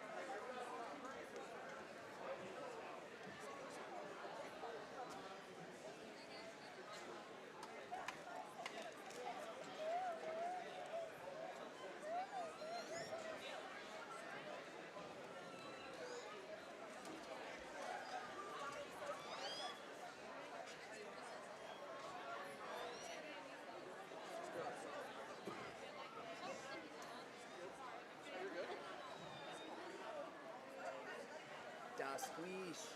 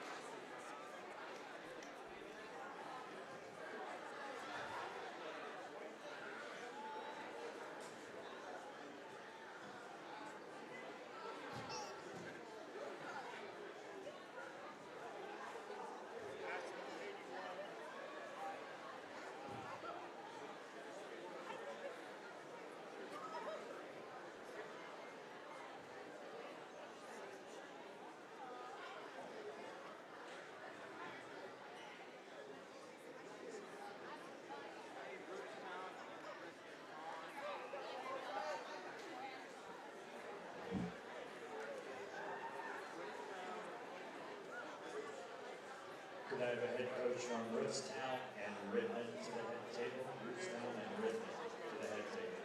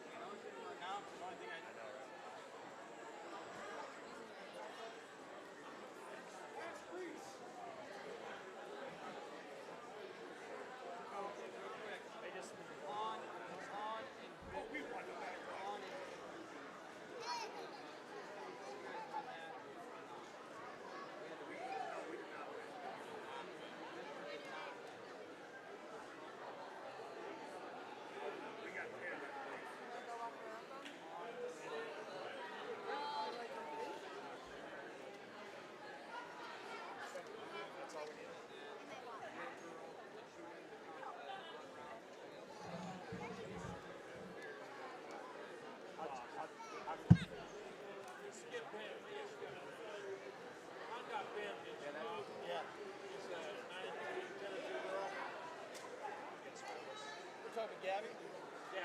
Yeah, she got pinned in the first period.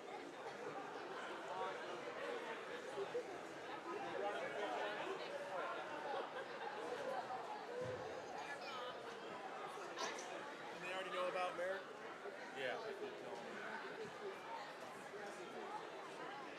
After everything, but you just go off. You want everybody to come, whether you finish the win or how do you everybody to wait for no, unfortunately, the only team that are getting some good pictures this year. But you've already entered all that information. Yeah.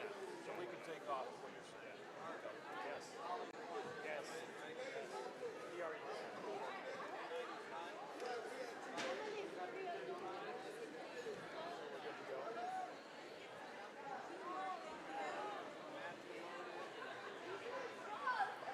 We need to print all the brackets. Ladies and gentlemen, we are getting ready to start our placing matches. Wrestlers, clear the mats. Referees to your tables. Table workers, hit refresh. Championship matches on mat 1. Third place match on mat 3. Fifth place match on mat 2. Here we go.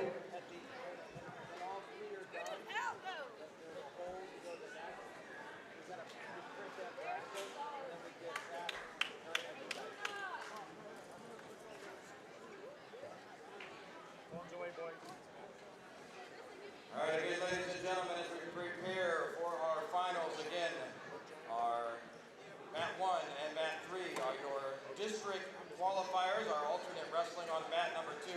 As they go on, everyone, how about a round of applause? Our district qualifiers representing our pre-regional, regional qualifiers, my apologies. These are the ladies that are going to represent your pre-region at Metro. Have a good one. Have a good weekend.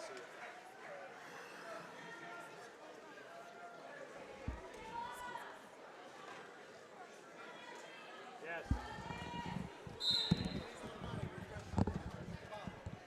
It should start when the match starts. Should. Yeah. It should click over. It did not. It's not? Hang on.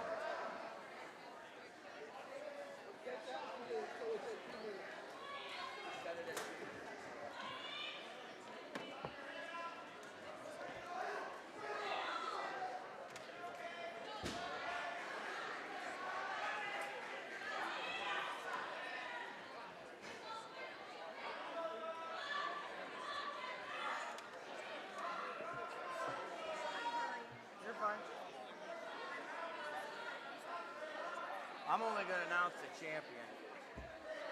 I'm not announcing all the correct. Yes, yes, yes.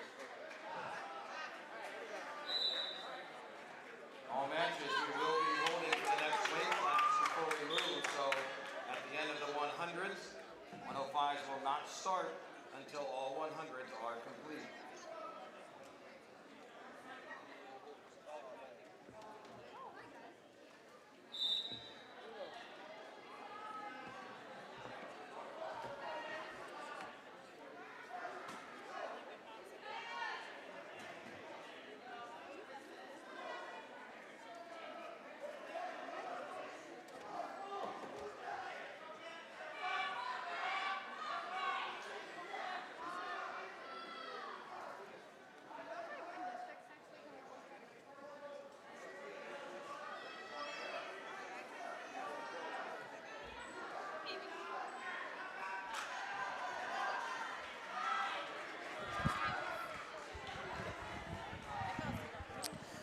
Well, ladies and gentlemen, here we go. We're underway. Finals at the 100-pound weight class.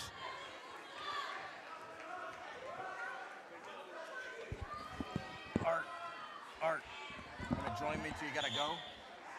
You can help call because I got to go back and forth. Joining me here for our finals commentary, our head coach here from Northwest High School, Art Kallai. Art, here we go. We're into the finals here. Yep. Mat number 1, 100 pounds. Going to have our participants here in a moment, unless you happen to know. I don't have my bracket sheet in front of me. Actually, I don't, but it is Akron North and Alliance, that powerhouse team from up the road. Absolutely. Well, we're 30 seconds into period number 1. Both ladies trying to fight for a little position here. Good hard collar tie by our young lady from Alliance coming back. You say that's Akron North? Correct. All right. Ray from Akron North. The Vikings. Yep. And Ray with the takedown. She's got the first 2. 14 seconds left in the first period. Right away has a cross face in, maybe looking at cross face cradle bundle. We'll see. 8 seconds. Bopper's out in good position. Tell you what, Coach, nice job. Hats off to your table workers, your boppers. I know it's tough to get volunteers to help out. It's just nothing but a hearty handshake and a mighty tap on the back. Yeah. But we appreciate all their help. Couldn't do it without them, could we? That is true, and they get a snack. They get a snack. They get a snack. Yeah. Oh, well, snack's a good thing. And wrestlers like that. So my girls helped yesterday. My boys are helping today. So it's a team effort. I don't know if they volunteered, but they were voluntold. I like that. Voluntold. We're going to be using that one. Second period, Coach. Here we go. Underway. Young lady from the Vikings down from North Akron. Oh, and she comes out right into a head and arm, brother. And she's adjusting. The Alliance girls working hard on the bottom, trying to get off her back. 1 minute, 39 seconds. Plenty of time here for our Akron North wrestler to seal the deal here, become our champion. Those print out yet? No. And that makes a big difference when. And there she is, Miss Ray with the fall from Akron North.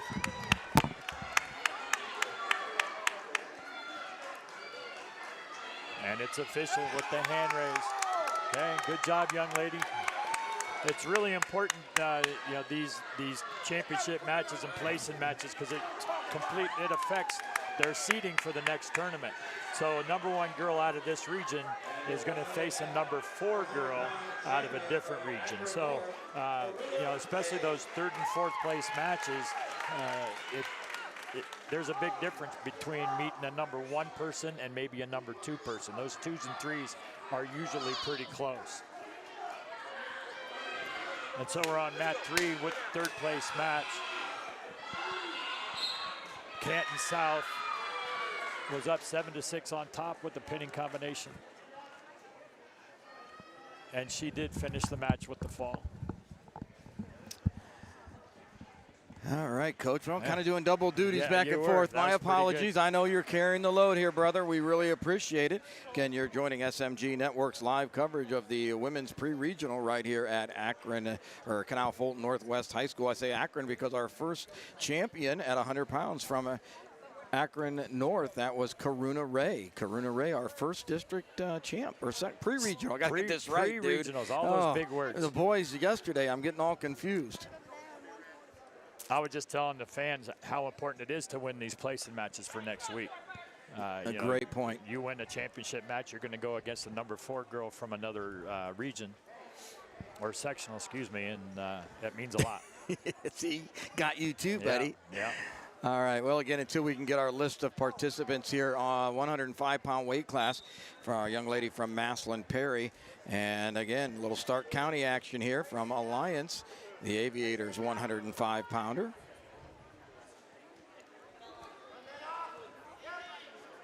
We got Miss Schaefer from Alliance, and she's wrestling Forberg from Maslin Perry. We got Sabrina Schaefer from Alliance. So we have Schaefer and Forberg. Mia Forberg. And Forberg got a bundle there out for the leg. Oh, they ran out of space. Out of bounds to go. Minute 30 left in period number 1. Back to the center, neutral position. Forberg, nice hard collar tie there. She comes off, working a little inside control. Good pressure. The 3rd place match is underway. 3rd place, we got Sproles from Oroville against Suba from Akron North. So Akron North has got 2 girls already going. Perry with the takedown. Miss Forberg, she's up 2-0. Oh, we got a takedown there, Coach. I stepped away for a moment. What happened? What do you see? She's got a nice little snap down, go behind. Love it. Okay. Forberg on top, good pressure coming out. Getting a little bit of high there. Nice rump up there by Schaefer, trying to clear a little bit of space. She's got the hips free. Legs are coming up. Forberg near side. Has that near leg around the arm, and Schaefer looking to get the escape. Looks like we're going to have it. She has the one. Oh, and Forberg right there. Doesn't lose contact, Coach. Goes right in on the takedown. Nice job on the hard. Nice double leg there. Yeah, it was a defensible position, so they awarded the 1 point, rightly so. Forberg on top again, went with that half and wrist, comes back out front. A little bit of reinforced, kind of good pressure on top with that. Wants to jump the other side with that half Nelson. Maybe a little belly out would be nice. And Orville is up 2-1 in our 3rd place match. And she's riding heavy on those shoulders, on that upper back. All right, choice here on mat number 1, Coach. Went over to Alliance. They deferred, gave choice to Forberg. So Forberg chooses down in the referee's position. And as you were calling it, Coach, over there on the mat number 3 for 3rd and 4th, that is Trista Sprouse from Orville. And again from Akron North. Nice job. First 2 there. Sunita Suba. Yeah, they're doing a good job over there at Akron North. They've got that Lady Viking Invitational tournament that's run extremely well. By our friends at Wrestle Absolutely. One. Yeah. 2 years in a row. We've been over there. Nice tournament growing. 2nd year, quite a few more. Oh, and Forberg right up quickly, makes the cut. Did he give the escape? They did give the 1 point. All right, we're back on our feet. Neutral position, 2nd period just underway. 105-pound championship.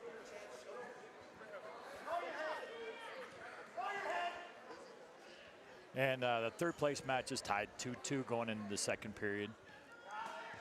You know, you talk about how important, Coach, the placement here and where that's going to determine you on the line, if you will, next week at regionals.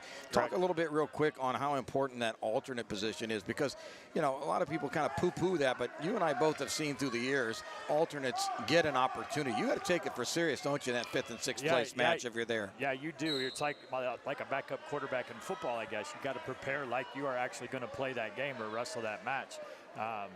But you still have to practice, and it takes a lot of character. It takes a lot of guts for a kid to go, back in the room for 5 days after they've gotten beaten with the maybe, or you never know what could happen. And I've seen it many times, both in Ohio and when I was out in Oregon, that an alternate from a tough region gets to the district or state tournament and takes a little run. Each weight class or afterwards? We did it. We did it after the weight class. I just walked over to the coach's hand. And they're out of bounds again. Perry is up 7-3. And she's back down. Coach, give that to coach. Or give that to the girl. That's what we did yesterday. And a fresh start with 40 seconds left here on mat 1. Oh, locking hands. Officials got the hands up. And you hear people yell, free move, free move. Not necessarily a free move, but, We'll take the point. That nomenclature that we use. 8-3, your bout score. 31 seconds remaining in period number 2. Looks like that 3rd and 4th place bout is wrapped up. Forberg on the bottom, pops up quickly. Real nice job. Good explosion underneath as she comes up. But Schaefer, good job, good pressure on chop. Has that near ankle and waist ride. Riding that ankle, trying to get her on her belly. Forberg doing a good job and staying in good position. Go ahead, Coach. Would like to see a little bit of hand fighting going on underneath there.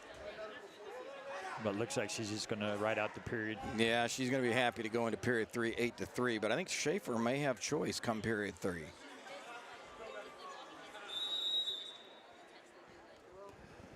All right, here we go. Moving into the 3rd period.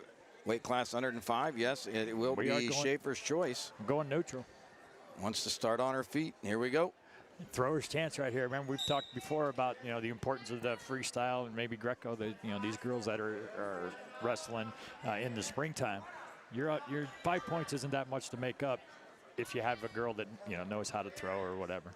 Well, and talking about that, Coach, the spring is just around the corner. A few weeks away, we'll be starting our journey to Fargo, if you will.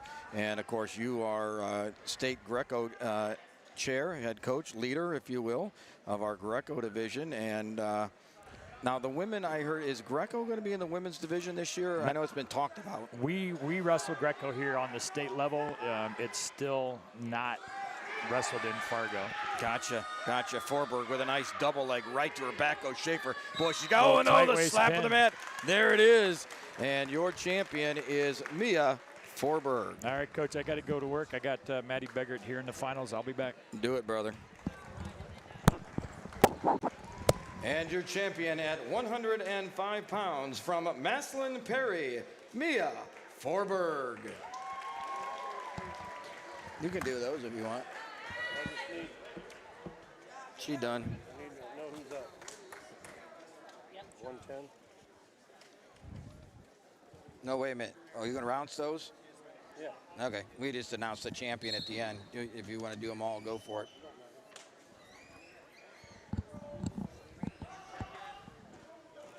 Now from mat number 1 will be a medical forfeit.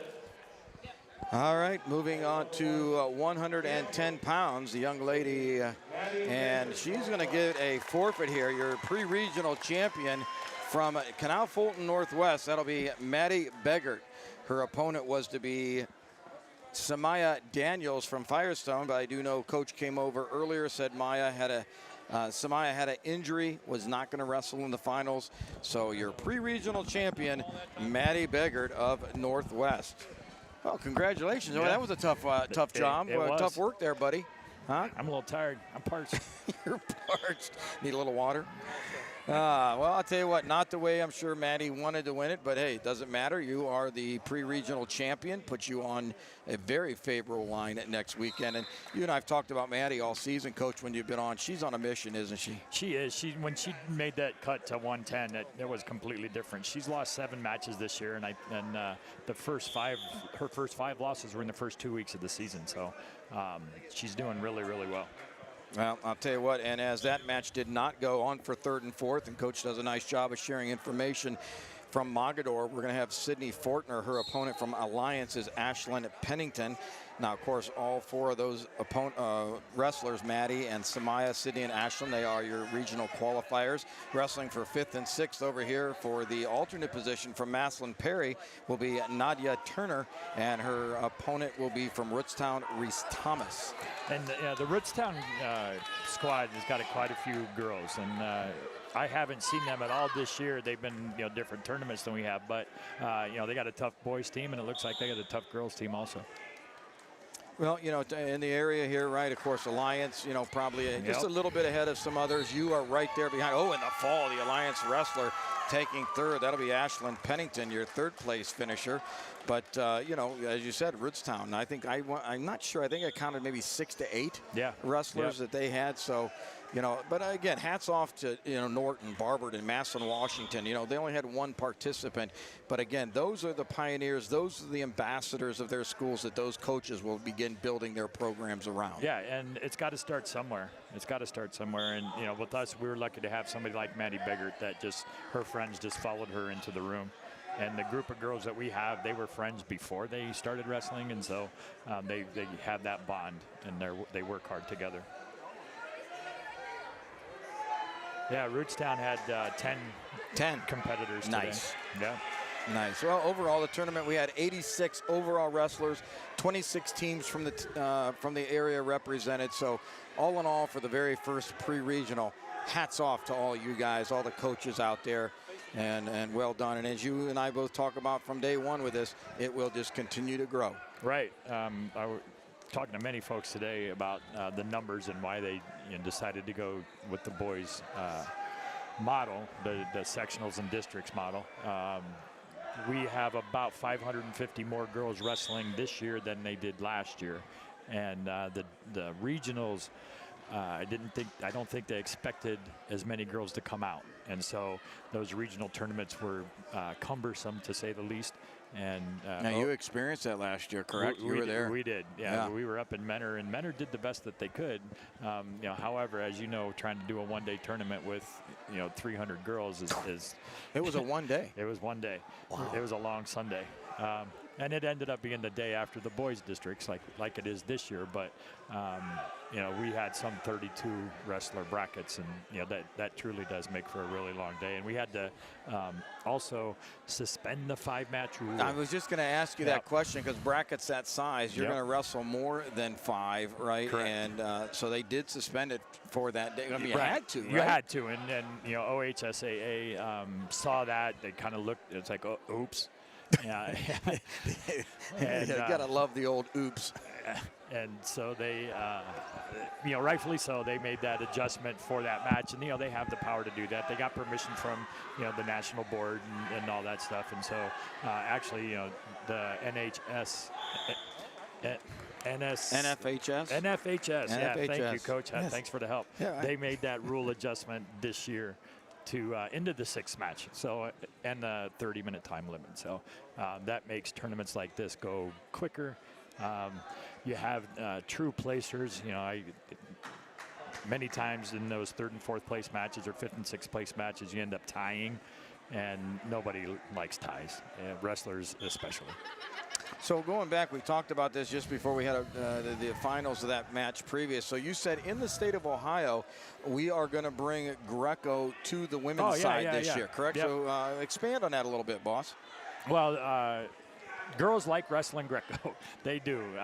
You got a few that are really, really tough-minded, and they just like the challenge. And I think it's just the ability for them to get on the mat. So the more girls that we have doing Greco, the more likely we are to have it in Fargo. And my girls love it, and I guess it could be because I'm the Greco director, and we do it in practice. We do it in practice, and so if we have enough girls, and meaning 2, right, at any of our qualifiers, and they want to wrestle it, we will wrestle Greco matches at our qualifiers. I don't know if the decision has been made for a Greco state tournament yet. I know Oregon does it, and a few of the other states do it. Gosh, it is so much fun to see these girls out there just throwing. Oh, let's be honest, right? We've watched it here today. Gabby Garton, right, yes. comes in through those hips. I mean, for her 100th win, you got Jaden McKinney. Right. TJ took a little side video, brought it over, a little body lock, drops the hips, boom. I mean, these girls like to get inside and bring the hips and make it go. And their fast twitch muscle, in my opinion, with girls sometimes, it's not as quick as the boys. It's just science, right? And so you're going to see that maybe a little bit more head and arm or body locks, underhooks, and those kinds of things. And so Greco, of course, lends itself to that. And the more girls wrestle Greco in the spring, the more you're going to see it in our regular season wrestling, and most likely in your bigger weights also. Even at 135, Jada McKinney, she's tough, and her body is built for throwing. So that's the Greco aspect of it is kind of exciting. No, absolutely. And we'll talk a little more Greco here in just a little bit, but as, again, the camera's not there, but we're watching wrapping up on the alternate mat. There we have our winner. That looks to be the young lady from Rootstown. Yep, she is going to be our alternate at 110 pounds. So, again, she's got to, like you said, she's got to practice all week. She's got to be ready to go because you don't know what may happen before weigh-ins next Saturday. Well, and we had yesterday, unfortunately, Mr. Feaster from Hoban, their heavyweight. He ended up injury defaulting in the finals. Now, we don't know what's wrong with him. But the best, I will give you a little 401 inside. I happened to ask Coach when he told me about that happening. I said, well, I sure hope he's okay. And Coach says, I don't know. So I hated to hear Coach say that. Could be a bit of a ploy, but I don't think so. I mean, he's definitely concerned about that young man. And I sure hope he's okay, because I know there was some high expectations for him before the run was over. Right, and he's an excellent football player. That's part of the reason that he's at Hoban. He had goals of being a 4-time state champ, And I know he was injured at the beginning of the season and made a comeback to be able to wrestle at the end of the season. So.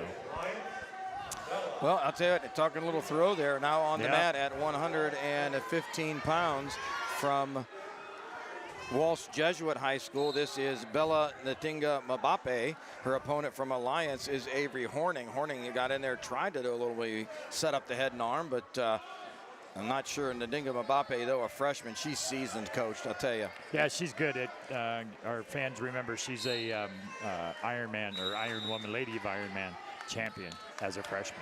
Wow. She's tough as heck. We wrestled her about a week. Maddie Beggert wrestled her about a week after that tournament, and she took it too, Maddie. I probably had part of the reason that Maddie's at 110 right now.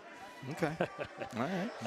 To be honest, you gotta you gotta do what's best for your athlete. You got to look at where the competition is, size it up a bit, right? See where you can do your most damage. Well, real quick, coach, on the number 3 mat, wrestling for 3rd and 4th from Cuyahoga Falls, Reagan Moore, and her opponent from Canton South is Deanna Walters, wrestling on the 5th and 6th place, looking for that alternate position from Mogador, Elizabeth Terry, and from Rootstown, Porter Smith. Now, we mentioned, Rootstown is having a good girls team. Canton South's another one that is up and coming. They've got a really good boys team in the high school, and they're our PAC champions this year. And Joe is was the PAC coach of the year, and so it only makes sense that their girls team is going to be in the placing matches at this tournament. Well, going into period number 2, up 2-0 is Nadinga Mabape, and I think she got choice, looked over at Coach Musser and says, I'm going to go down.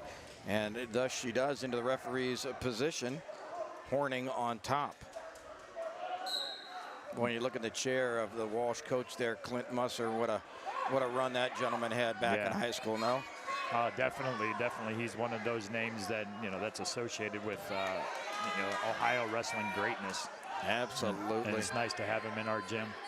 Good Christian guy. I tell you what, does a lot with Fellowship of Christian Athletes up there up at Walsh. So, yep, good guy to have in the corner working with our young men and women. Yeah, definitely. And it's good to see Walsh, expanding out into a women's program. And, again, that we have our historically great teams embracing women's wrestling. All right, 1 minute, 35 seconds remaining period number 2. Nadinga Mabape with the escape goes up 3-0. Boy, she's got some heavy hands. Real heavy. Right now, bang, comes down, gets the snap to the mat, goes that near ankle, trying to spin around, but they're going to scooch out of bounds, and they're going to go back to the center in the neutral position. Wow. Yeah, to see a girl with heavy hands like that is pretty good. I mean, I can't teach some of my boys to do that. So. Heavy hands and light feet, baby. Yeah. Heavy hands, light feet. Caution is the call. Needs a little line up there. Got to get those light feet on the mark. Let's see if the snap down comes again. She's staying busy. Right on that inside control, going up on the left-hand side. Has a little bit of an arm drag there and pulls through. Nice power, comes on that leg. She's going to get the takedown for 2. And Horner in a little bit of a situation. She's got to fight to her belly. Arm bar goes in near side, has that far wrist. Let's see if she gets out and runs it. Looking for that shoulder in the ear, maybe. Horner doing a nice job fighting this off. Half Nelson slips in on the far side, so we got a arm bar. I'm guessing near side has not come out. Comes off. Let's see if she rolls into the wrist, trying to get to that wrist. 42 seconds remaining in period number 2. 5-0 your bout score. Yeah, and the Walsh girls, riding that hip real heavy, doing a great job keeping those legs split. Now she's out into a bundle. Coming around up into that butcher bundle situation. There comes out front, and Horner, nice job. Fights back up to her knees, fights that off. Oh, it comes right across. Comes that underhook. A little bit of a pancake motion there. We're going to get some back points, coach. The swipes happen. I don't think we're going to get 3. I think we're only going to get 2. But she did have exposure. Yep, 2 points. Holding 2 out of bounds. We're back in. 9 seconds left in the second period. And the bopper's out, ready to go. 7-0 with those 2 points on the back. Horner goes down. Nadinga Mabape on top. We were talking about Alliance and how tough they are. They filled all 14 weight classes. And so that tells you Dane Johnson is doing a great job recruiting for the Aviators. Well, and again, Dane, as you know, as part of our USA program, he is our Ohio women's freestyle coach. And I'm sure Yusuf's had a little bit of that leverage maybe down there. Not leverage, maybe is a bad word. But no, he's a great dude. Really love Dane. I love working with him, all of our coaches with our USA program. Yeah, Dane does a great job. And, you know, and you said, you know, a little bit of leverage. And that, you know, girls need a reason to go out to wrestle. And if they know that they can wrestle on the national stage and get some excellent coaching and the possibility of going to college, hey, got to do it, got to sell it, right? And Dane does a good job of doing that. Well, and that's the other thing some of our women have to remember. There are college scholarships out there. There are colleges looking for wrestlers. They're willing to open up their pocketbooks a little bit to bring you to campus. So, you know, it's something where if you think you want to, you know, continue on in our sport, you know, don't think you can't wrestle women's wrestling in college, because it's there, right? Clay Wenger here with us today. I was just going to mention that. Clay's been, you know, he was at our Fear of the Spear tournament. And he's been in our room. He is, you know, on the go. He's not. There's no rest up there. He's not taking any time off putting that team together up there at Mount Union, and with him and Coach Riggs working together, it's going to be a first-class organization. Absolutely. Stalemate the call here at 115 pounds. And wrestlers will go back to their feet. Well, you know, you think about that, Coach, right? I mean, next year he's out there this year recruiting that team, putting that team together. Next year, those ladies that put those singlets on for the very first time, I think it's so cool, right? First is such a cool thing to be the pioneers for your university, to have that first program. Clay, the first women's head coach. It's going to be exciting here in Stark County. Yeah, and, you know, Northeast Ohio is a hotbed for wrestling in Ohio, right? And so we might as well make it the hotbed for women's wrestling. Just wanted to let our fans know we also have Hiram Women's Wrestling. Their head coach is here today, Christy Powell, and she's, you know, doing a little bit of recruiting. She's on the recruiting trail, talking to women. And I know Christy also is on our national team staff, as is Dane Johnson. Yep, and I know you have a little information here in just a little bit. I see a wrestling camp that Hiram will be having. We'll throw that out information, but before we do, Nadinga Mabape is going to seal the deal here at 115 pounds.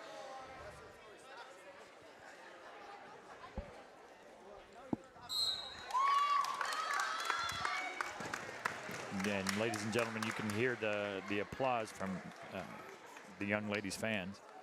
And your champion at 115 pounds from Walsh Jesuit, Bella Nadinga Mabape. Nice job, Bella. All right, moving right along. Moving up to the 120-pound weight Going class. to 120, and Chris Kallai giving the announcements here of who our wrestlers will be right here on our championship mat. We're going to have from Akron North, Katrina Ray, and from Chippewa, Kayla Morashan. Now, Kayla, I think Kayla's one of our, I got to, you know, being our women's team leader, if you will, I got to start printing out my thing. I believe Kayla was on our team this year and one of our women team members. Ooh, nice job going in real quick on that outside single. Falls a little bit short.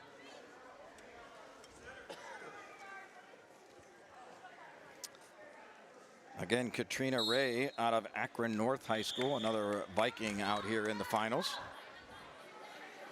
Well, you know, we talked about, you know, teams developing and so forth. And again, you know, you say Maslin Perry, right? I mean, obviously you think of those boys. But again, I think the Panthers brought 8 girls here today. So it's another local program that's definitely growing. So you guys are going to have some fun here in the near future with some of these teams. Over where I'm from, Maslin Jackson, we don't have our first girl out as of yet. Coach Hepner and I have talked a little bit about it. He's obviously no way opposed, would like to see it happen, but just not there yet, you know, for the Polar Bears. Right, and it only takes one, as we know, and they get that one out there, and they're going to be on their way also. You know, Maslin Perry, kind of surprised at how good, how fast they are, and you know, they competitive, extremely fast. I don't know if they had a team last year. If they did, no, they did not. Right, so they battled us at our first annual Fear the Spear this year, and we. No, wait a minute, and let's not forget the Friday night extravaganza, dude. Yes. Are we going to do that again next year? Yes, we will. All right, baby, I love it. The Friday night wrestling extravaganza at the Indians Field House. So we battled them back and forth. at our first annual Fear the Spear, and we ended up winning that tournament only by about 4 points. So Massillon Perry, those ladies are tough. Well, and that tournament's going to do nothing but grow. Next year, I could see us almost maybe doubling our numbers, I think, you know, as you guys grow that tournament. Of course, Russell won here to help run that logistically, but yeah, it was a great 2 days. Yeah, it's a lot of fun, A nice little scramble here on the middle mat. I was going to say, Morrishan up 4-1, and boy, nice job by Ray, no? She was almost on her back. Had the cradle in there, was turned into it. Straighten those legs out. And the escape given. We're at 4-2. Bopper comes out under 10 seconds here. Short time in period number 1. And Morrishan quickly in on the far side. Has the cradle locked up. Not going to give the 2 there. There he gives it. And gives the 2 right at the buzzer. 6-2 as we go into period number 2. Yeah, she did that little snap down, head in the hole, we like to call it, got her to the opposite hip. Hands locked opposite hip, that's 2 points every time. Now Morrishan will go down as she had choice in the second period. Looked over at her coaches, great to see that. And again, nice little sit out, little turn in. And she's gonna come around, oh no, not gonna take the 2. She's going all the way, baby. She got that cradle locked up. Let's see that head in the hole a little bit. Up a little bit high to turn it, 2 points given on the reversal. And she'll come back around and start working again. And good job with Ray not going to her back on that. That's twice now that she's fought that cradle off. And in the third place match, the Perry girl wins 3-2. Or excuse me, looks like she won by fall in the second period. And our 5th and 6th plate match is finished. So this is the final match. Oh boy, deep cradle here by Morrishan. She has it 118, plenty of time. She just needs to take her time here. Gonna come back out, and again, nice fight by Ray. Boy, I'll tell you what, not giving up, tries to get through. Now we're in a tough spot. Let's see if she doubles it up, does not. Referee still holding 3. I'm not quite sure that I agree with that because she got out of the cradle, right, but it was still a scramble. Continuation, I guess, I don't know. That could be, and that's gonna do it right there, the fall. All right. And your champ, all right, Coach, you go to work. I'll be back. And there you have it, your champion from Chippewa, Kayla Morrishan.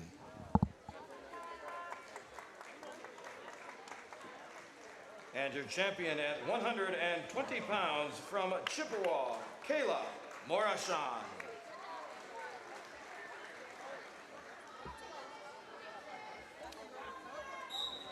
Here.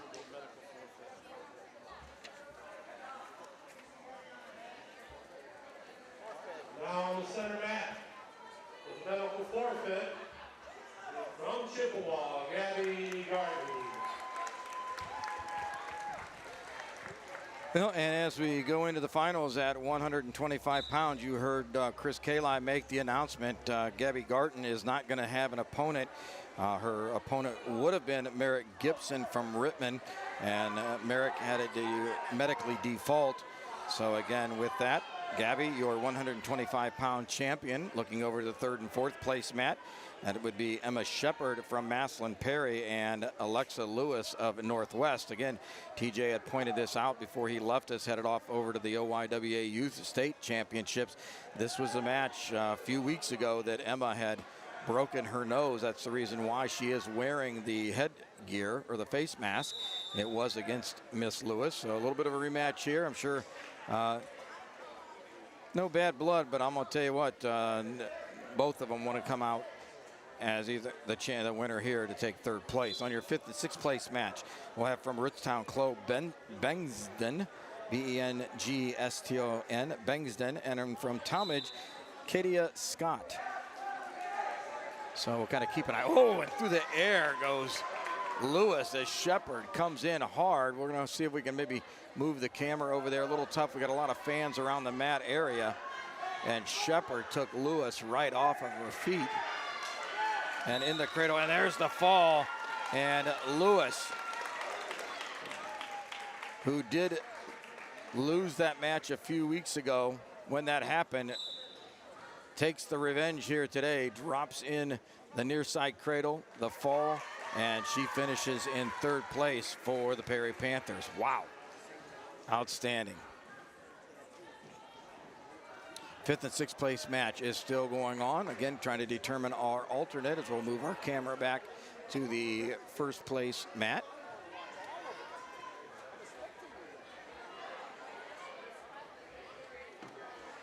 as we prepare for the 130-pound weight class.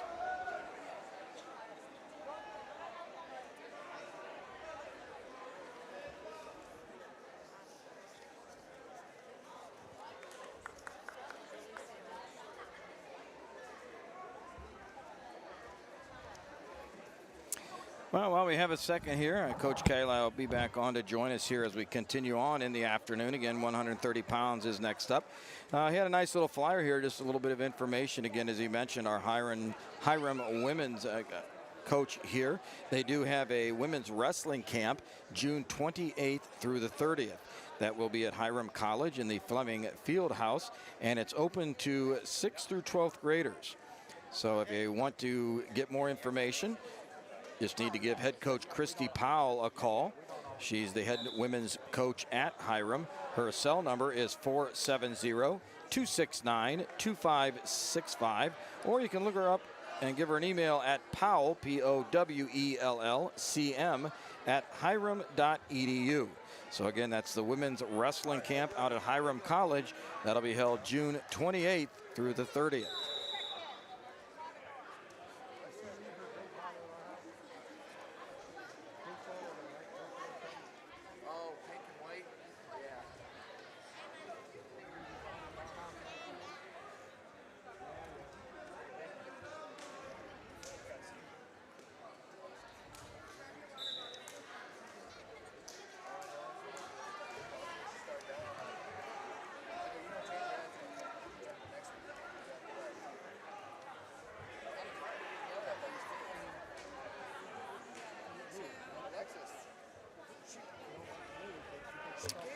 Now we have a little break in the action here again. We want to thank our sponsors for all the opportunities they give us here at SMG Network to bring this live broadcast to you. Again, we want to thank McNeil and Sons Tree Service, Walsh University, Kackley Insurance, Miracle Motors, 42. You need a car, make sure they're on Tusk. Go see Dave and tell him SMG Network sent you. Drive Mine Group, Sam's Center, and Save22.bet.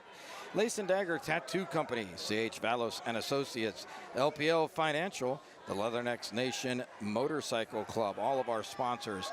And again, our presentation sponsor, Hilscher Clark Electric Company, as we will be announcing our Hilscher Clark Electric performance of the tournament. All right, here we go, getting ready for our 130-pound weight class.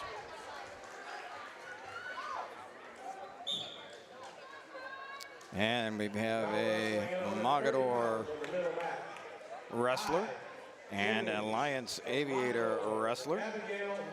I'll give you those names here in just a minute. I believe from Alliance this is going to be Abby Mosden. It is. Abigail Mosden is wrestling from Mogador, Kay Gachens. And Mosden quickly with the 2-point takedown. Wrestling for third and fourth from Talmadge, it'll be Amberly Barnes and her opponent from Tuslaw, Ashley Feather. On the 5th and 6th place match, looking for that alternate role from Canal Fulton Northwest, it'll be Andrea Roan, and from Maslin Perry, Mia Lee. Quickly in 25 seconds into the period, Mosden quickly up 2-0 with the takedown.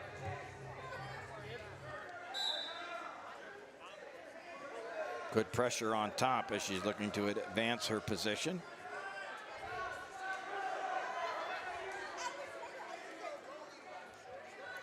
Good pressure on top.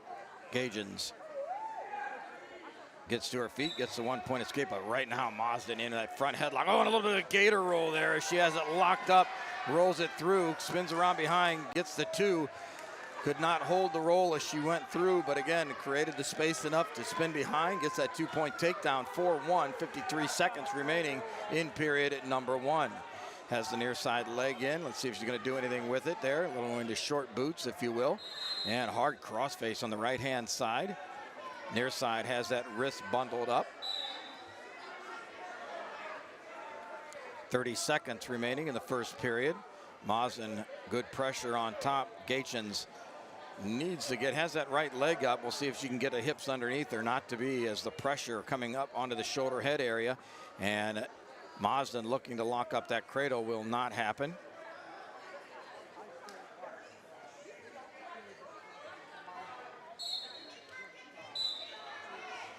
10 seconds remaining in period number 1. Our bopper moving out into position. Boy, and I'll tell you what, that right hand, whether it's a crossface or coming hard across the back of the neck, forcing that head down, Marsden says, you are not coming up from the bottom, and holds her to then take it into the second period. On the toss, the Alliance wrestler gets choice. She's going to defer. Going to give choice to Miss Getchins. And with that, Gaya is going to take top. She's going to put Abby down 4-1, your bout score. It's tough to take the any position here. Quickly, Marsden with just the fast feet, come up underneath quickly to the reversal. 6-1, your score, 151. You know, a lot of times that wrestler will take the down position, but again, as you can see here, remembering also from that first period, Marsden with all kinds of pressure on top. Gagins did get out to get the one, almost, you know, it was a given, kind of a given escape by Marsden, quickly right back into the takedown. And again, Abby's going to, starts to give the takedown, did not square up, no points there. We did not have a release. She dropped right back in quickly, has a cradle there near side, head in the hole, just like a technique, good technique. See if she can get the hands locked. At this point, they are not. She's going to come back around behind, does not get the cradle locked. Quickly onto a quick tight waist near wrist as she looking over at Coach Johnson. Coach Johnson says, keep her down, keep the punishment on top. Comes out in front again. Oh, and with that pops up. And the official is going to say, got a little strong with that crossface on the right side. It was getting awful close. Going to have an unsportsmanlike conduct on that. And again, you might as well find out where your limits are. Abby did come across with a good, strong crossface early on. Came down hard on the back of the neck. Official let both of those go through. Did not think that was the case for an unsportsmanlike. Does get the one, and with that, Marsden will give the escape wrestlers back on their feet. Gagins with a nice shot. Far side, far leg. She's going to have to battle out of this position. She's in a tough spot there, tough angle to be in with that cross leg shot. And Marsden comes across underneath. She has that hooked up. All she needs to do is come around behind. She's got the bundle, and official's going to stop it there as potentially dangerous, put the wrestlers back on their feet. Again, in that situation there, she was in a good position to score. Could have released that bundle, just kind of rotated behind for two, decided to keep the pressure. Came in hard with that head. Official's going to have to watch that a little bit. And again, Gagins goes down, and spinning behind for two, and the takedown is Marsden, 8-3. 30 seconds remaining in period at number 2. Marsden on top has the half Nelson. She'll pull it out. Gonna stay on that near wrist. 20 seconds remaining in the period. Again, drives that half Nelson, 10 seconds. Let's see if she's got enough to take it over. Oh boy, the bend, the turn. Abby's there. Yeah, there's the fall. 7 seconds remaining in the second period. And your champion from Alliance, Abigail Marsden.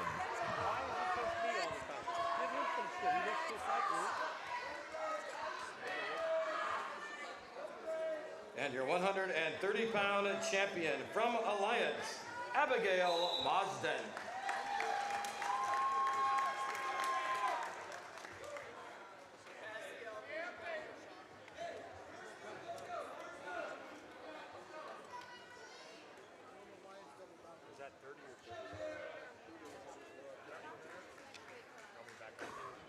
Oh, yeah.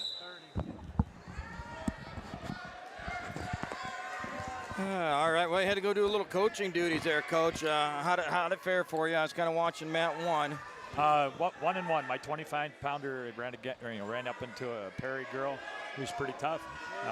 You know, they've split before that match, and we came out on the short end there. And then we just, now for the 5th and 5th place match, Andrea Roan pinned a Perry girl for 5th place, and in that alternate spot. All right, well, getting ready for the 135-pound match here, as again looking at the 3rd and 4th place match. 12-8 our score going into period at number 3, Tuslaw and at Talmadge. And I get to see Ashley from Tuslaw quite a bit. Being neighbors, I guess, is the way to put it. You are neighbors, yep, between that's us fair. and Tuslaw. We, during the off season, she comes over at our place and does that freestyle stuff, and she just threw a nice head and arm. Boy, that was nice. Yeah. Yeah, we talked about the throws earlier, and we're seeing them all over the place. Heck yeah, and she did a good job. So anyway, like I said, she comes into our room because she's the only girl over there at Tuslaw, and Mike Patrim does a great job, and he's very gracious, and supports girls wrestling and all that other, just wrestling in general, and understands the importance of good workout partners. So I get to see Ashley a lot. That's great. And I'll tell you what, hats off to you coaches, as knowing where the program and the growth of the women's program is at, to allowing those wrestlers to come in and participate in practice. I mean, a lot of places fear, oh my gosh, if I let him go in that practice room, he's going to try to steal them and take them to their team. But I don't see that. And I know that you guys are just here. No, I know it won't happen here, but. Right, and like I said, Coach Patrim's excellent about that. Dan Stats over at Norton. Yep. He's another one that we share rooms, we share wrestlers. People ask me, and they've been asking me for years, Coach Art, why do you do that? Why do you, why are you coaching this Tuslaw girl? I've told you before, we got a Maslin girl that comes and practices. Yes, the Maslin young lady. She was here today. Yeah, and she's in the finals against one of my girls. Nice. We practice together. We have an agreement with OHSAA to be able to practice together and all that stuff. So, nice roll through. Woof. Tell you what, Coach, I'm going to turn the camera there. Let's see if we can watch the end of that. That was sweet. I know people are going, I didn't get to see it. And unfortunately, we can't rewind it, but just stay there, young lady. You're doing fine. Tell you what, fighting down. There's the points. That's 14-13. Goes up by 1. Yes, she does. And that's another great thing about girl wrestling. A lot of higher scores than in the boys. They don't tend to shut it down in the third period. They just keep going and rolling. And she's looking for more. Good job. And you see the fans behind. Yeah, I was just going to say. Think that's Mom? I think, and I think her boyfriend's sitting over there in the corner, too, in the red sweatshirt. Okay. There you go. Oh, they called that out of maybe. Didn't see a supporting parts out myself, but maybe concerned with the edge of the match. The referees have a different viewpoint than we do. That's and fair. Angle. Yeah, that's fair. Yeah. 16-13 is your score. 32 seconds remaining in our third place match. Young lady from Tuslaw in control. And I'll get back to my story in a couple seconds after this 32. That's okay. Oh, nice job. Tuslaw, or Talmadge, right up quickly. Gets the escape. Amberly Barnes there with that. 16-14, 15 seconds. Got to watch for the takedown here. Does not want to give up the takedown. Again, hard collar tie. That throw's going to come in. And she says, I'm not going to worry about just hanging on. I'm getting more. 2 points on the take. Oh, and the fall.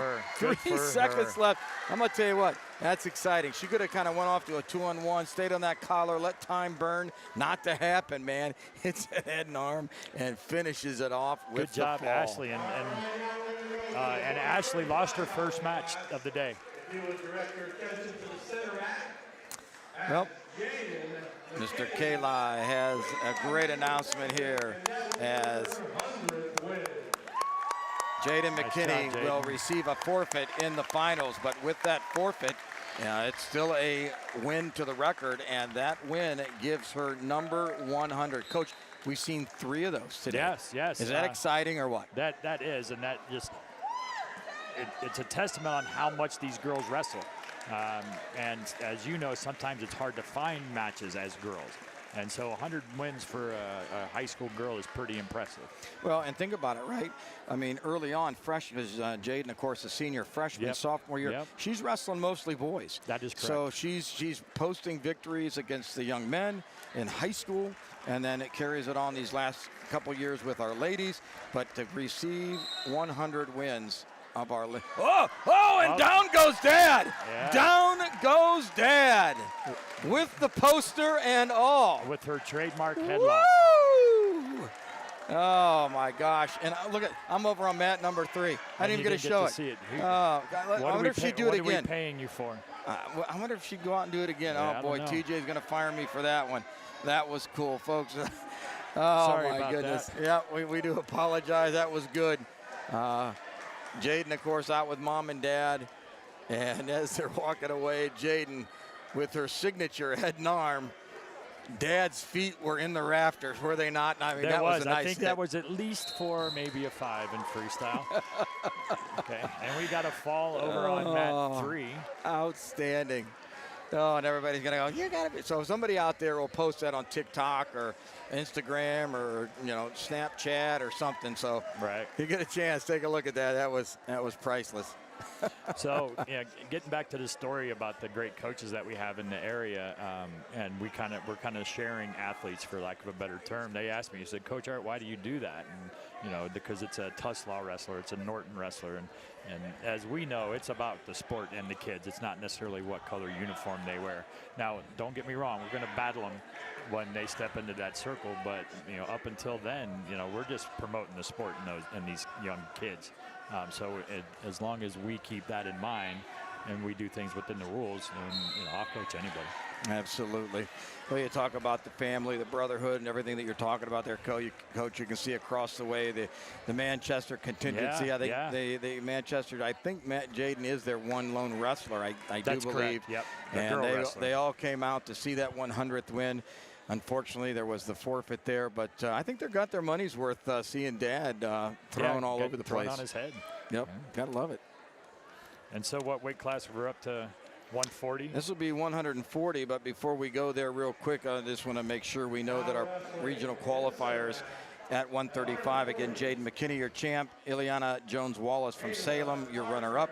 Dejana Rivers of Firestone will be your third place. Yes. Okay, and from Cuyahoga Falls, Mariah Bray. So there's your 135-pound qualifiers. All right, Coach, here we go. Moving to the 140-pound weight class. From Alliance, you're going to have Adeline Barker, and her opponent from Salem is Carly Stith. So should be a good match here between these two young ladies. Over on a third and fourth place match from Chippewa, we have Olivia Johnson, and from Barberton, Paige Edwards. And on the fifth and sixth place wrestling for that alternate position from Akron Garfield, Desiree Wharton. And from Canton McKinley, Haley Bauer. And it looks like Miss Bauer just got a forfeit. All right, from so McKinley. Our McKinley wrestler will take the alternate spot. And eyes right over on the third and fourth place, Matt. Our young lady from Barberton, Paige Edwards, has the head and arm in. I'll tell you what, real close here for the fall. Short time, 3 seconds, 2 seconds. Will our Chippewa wrestler, and she weathers the storm, saved by the buzzer. Live to wrestle another round. And again here on mat number 1, your finals, 1 minute remaining period at number 1. Adeline Barker from Alliance, Carly Stith from Salem. Neither have taken a shot just yet, trying to size each other up, look for that opening that they want. Try to work into that takedown. I think the Salem girl, if I'm not mistaken, is another national team member. She looks very, very familiar.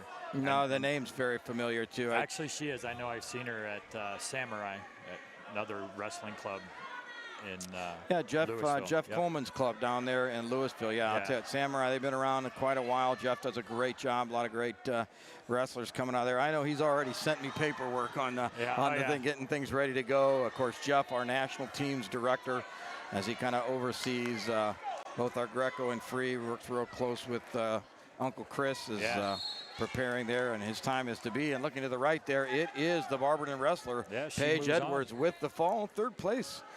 Good for her. Absolutely, that was Barberton's lone wrestler. She's the pioneer for the Magics. And you're talking about Coach Coleman and Chris Kallai. A few weeks down the road, we're going to hit a road trip to Kansas City. Really? Yeah, the three of us in a car for 11 hours. That's going to be awesome. No. I think I'm going to take a nap. Yeah, I think I would take me some Benadryl. Yeah. Or Dramamine. Yep. Something. So we'll give Jeff a little bit more publicity, free publicity over there at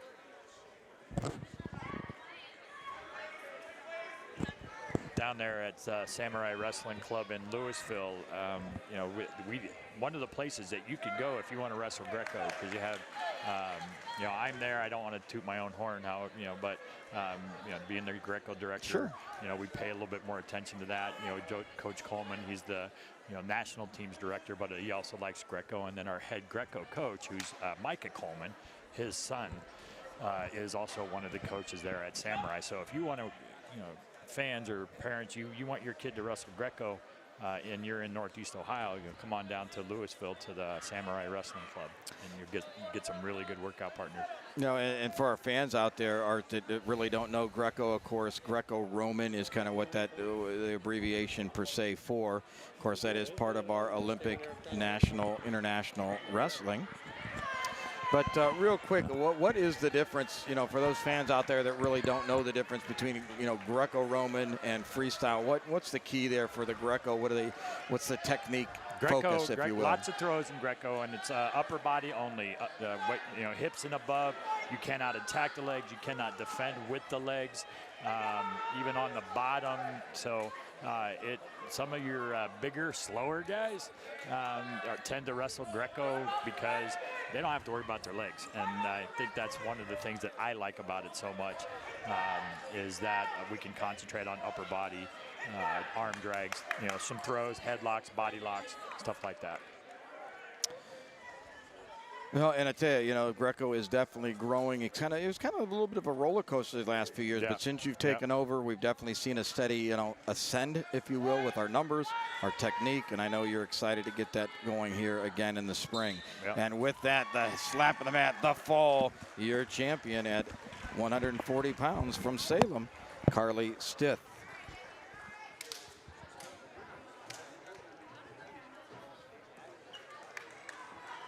And your champion at 140 pounds from Salem, Kallai Stith.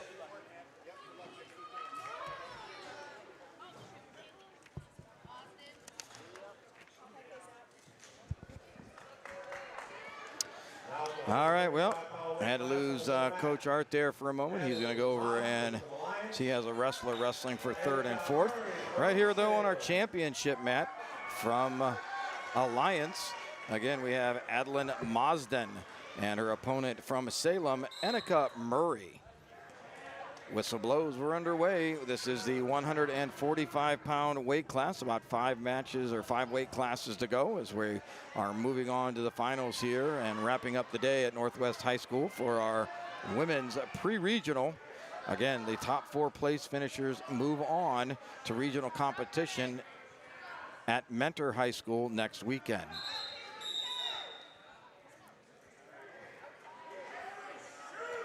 Murray with the hard collar tie. Osden coming away. They'll break free. I'm sure being down kind of in that same area. Salem, of course, a little bit farther to the east there of Alliance. I'm sure these ladies have seen each other throughout the year. Osden again, collar tie, going back and forth. Right hand, left hand opens up. On our third and fourth place match, that's where we had to lose Coach Art. His wrestler is Ariana Fowler, and wrestling a young lady from Maslin Perry, that's Kaylee Miller. On our fifth and sixth place match, looking for that alternate spot from Canton South, that's Layla Patterson, and her opponent from Rootstown, that'll be Kayla Nichols. So all matches at 145 pounds underway. 45 seconds remaining here in period number 1 on our championship bout. Murray behind, but Mazden quickly slips around. Boy, they're locked up top. Let's see if anybody's going to have it to throw. Body lock comes by Murray. Murray fights it through, and down goes Mazden. And right hand quickly in on the half Nelson. You had Mazden over and under. You had Murray locked up behind the body, and a little bit of leverage, a little bit of height difference there. Leverage possibly helping Murray as she'll get the takedown and 2 points on the back. 13 seconds remaining.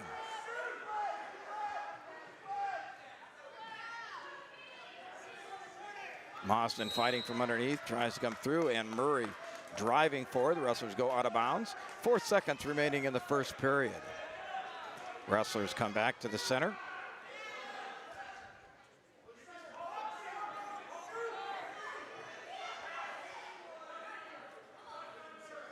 Mazden quickly down in the referee's position. Murray on it top, hand on the wrist, or on the elbow.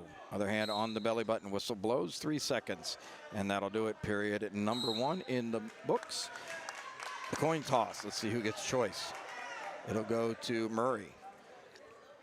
Looks over at her coaches. Coach just says, we're going to referee's position, let's go down. And Annika will position. Adeline on top. Now Adeline cannot get into the top position until the referee gives guidance. He does. Nice job lining up on the opposite side here that you normally see. And with that, looks like we're going to have a caution.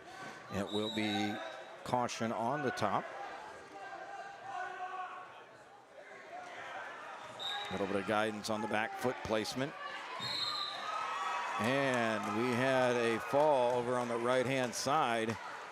Let's see if I can get a hand. See a hand. I think it's going to be the young lady from Perry. It is your third place finisher from Maslin Perry. That'll be Kaylee Miller. And Annika Murray was down. Quickly escapes 5-0. Your bout score. 1 minute 42 seconds remaining in period number 2. Quickly, both of them back into that collar tie situation. Marsden trying a little bit of push and pull there, trying to find an opening. Of course, Adlin also a member of our USA women's freestyle team. Murray, well, I'm gonna have to start bringing my list with me from last year, so I'm not gonna say one way or the other, but I will say this, I hope she comes out for our team this year. 1 minute 10 seconds remaining in period number 1. 5-0 your bout score. Both young ladies working up top, trying to find a little bit of an opening. Collar ties on both sides. Wrist control underneath by Murray. Pressure in. Marsden kind of coming up a little bit high. Again, Murray, a little bit of height advantage. Makes it a little tougher for the shorter wrestler, and I say that affectionately because that's what I dealt with. A little bit tougher to get into those hips, into that leg area when you're working yourself from the outside. A lot of times you got to try to hunker down, try to put that nose onto inside of the chest, see if you can get inside. Again, oh, here they go. Murray locked up underneath. Marsden trying to lock both. Comes back out, 29 seconds. Oh, Abigail with the shot, far as like comes across. Head stuck underneath. Let's see, Murray has those hips back. She is over top. Like to see her block the hips instead of reaching underneath the legs. Let's see what she does. Whistle blows. Well, that's a quick stalemate, but stalemate nonetheless. And back with me, my co-host, Art Kallai. Well, quickly out, quickly back there, brother. Yeah. And girls are wrestling and making new kid mistakes, so it's all right. But I did hear some ruckus here on mat 1. Marsden was on her back, huh? Absolutely. I'll tell you what, they locked up Murray. Nice body lock, stepped in, threw it, got the 2 takedown, 2 on the back. And as we talk about Hilscher Clark Electric performances right now, with what I've seen thus far, kind of leaning right now to Miss Annika Murray, but we'll see. This is not done as we go into period number 3. Choice going over to the Alliance wrestler. Let's see what Adlin wants to do. And no look over to Coach Johnson. She says, I know where I'm going. Referee's position. She's going to go down. And Annika looking over her coach. Coach says, let's go optional start. And I think you probably they probably have an agreement, and they already understand what they're going to do as long as Coach Johnson's been coaching her. So they probably have a like mindset. Absolutely. And Adlin trying to get underneath again. We were talking about a little bit earlier before you joined us, Coach. Oh, we're going to go back upstairs. A little dangerous position last time for Marsden as Murray came out on top, stalling the call. As Marsden coming in with a bit of a flurry, good pressure. Oh, and she tries a little bit of head and arm, and Murray slips it, and right down to the takedown, 2.71, Annika Murray. Wow, nice job. We were talking real quick, and I say this, obviously with affection, as I'm a little vertically challenged, but there is a little difference there with that shorter wrestler trying to get inside, trying to attack those legs when you're trying to get through that head and arm and get to those hips and legs that are back quite a bit further than most. Yeah, when the athlete has a good head-hands defense, it makes it even tougher. And, the Salem girl has got a good stance. Her hands are up. Oh, no, absolutely. Marsden, upstairs quite a bit. Did try a couple shots a little bit from the outside. Cannot get into the legs. You can see a little bit of the frustration there in Adlin's face. That's kind of good when you're in the opposite chair. You think about that term broke. Have we broke? Not saying she is, but she definitely is frustrated. Right, and she, kind of in her head a little bit. And she's like, okay, the things I'm trying to do aren't working. What else do I have? And, women's wrestling is still relatively young, so some of our athletes haven't got a number 2. They've got their number 1 takedown or offense, but they may not have a number 2 if that's not working. Well, and with that, Adlin kind of both hands up into the top of the head area. Official felt that was unnecessary, gave her a little unnecessary roughness call there. 1 point going over to the Salem wrestler. 8-2, your score, 28 seconds. Mausden drops down, tries to get underneath, comes in strong. But I think this one's going to go to our Salem wrestler coach. Here we go, last 20 seconds. Yep, and she's got good motion. She's actually in contact, hands-on. A lot of times you're going to see some, kids running, meaning avoiding contact. She's doing a good job keeping that head position, elbows down, not letting it get in that tie. Trying to get underneath, does not, and that'll do it. Your champion at 145 pounds, Annika Murray from Salem. And your 145-pound champion from Salem, Annika Murray.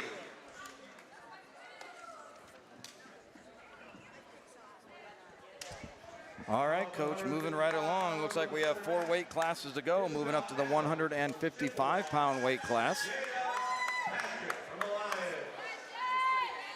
And on our championship mat, we have Isabella Adams from Chippewa and Jada Patrick from Alliance. Boy, I'll tell you, this should be a good one, Coach. This should be a real good one. The Chippewa girl, she won the Northwest Fear of the Spear handily, kind of walked your way through the tournament, if you will. Well, for 3rd and 4th place from Mogador, we have Mackenzie Schellenbarger, apologies, and from Salem, Paige Minot, and over on the 5th and 6th place mat, wrestling for that alternate position from Norton, Laurel Ludwig, and from Akron East, Phoenix Valentine. So we are underway, 155 pounds. Adams coming in strong, but Patrick with that leg. See how long we hold it here. Maybe get ourselves a stalemate, possibly, not sure. Or definitely want to watch that knee because we don't want any injuries right now. And that's another Chippewa wrestler here in the finals. I think we've had 3. The lady coaches over there at Chippewa do an excellent job. Outstanding. Yeah. Outstanding. Now, why have we got those ladies on our freestyle women's team? They have a life. Good call. Yeah. It's only us nutcases. Yeah, they have a life, and you don't think we haven't tried. I'm sure you have. They send us good kids, obviously, with Gabby Garton. And Gabby has made the circuit, the spring and summer circuit, many times. She's one of our Ohio stars, if you will, and she's been on national dual teams. And she did say, we talked with her earlier in the tournament, she said she will be back this year for us, so that's good to hear. As part of Team Ohio. Yeah, yes. She's only a junior, so we have some more time. I got to know her in Tulsa last year, and she is a kick in the pants. She's very personable. Oh yeah, she seems like she's a very fun young lady. She talked about going up to work with the Beat the Streets program, which is very good to see and hear. I'm not sure if you've seen her come through the doors of Samurai ever. No, she doesn't do Samurai a whole lot. I know she wrestles there in Doylestown.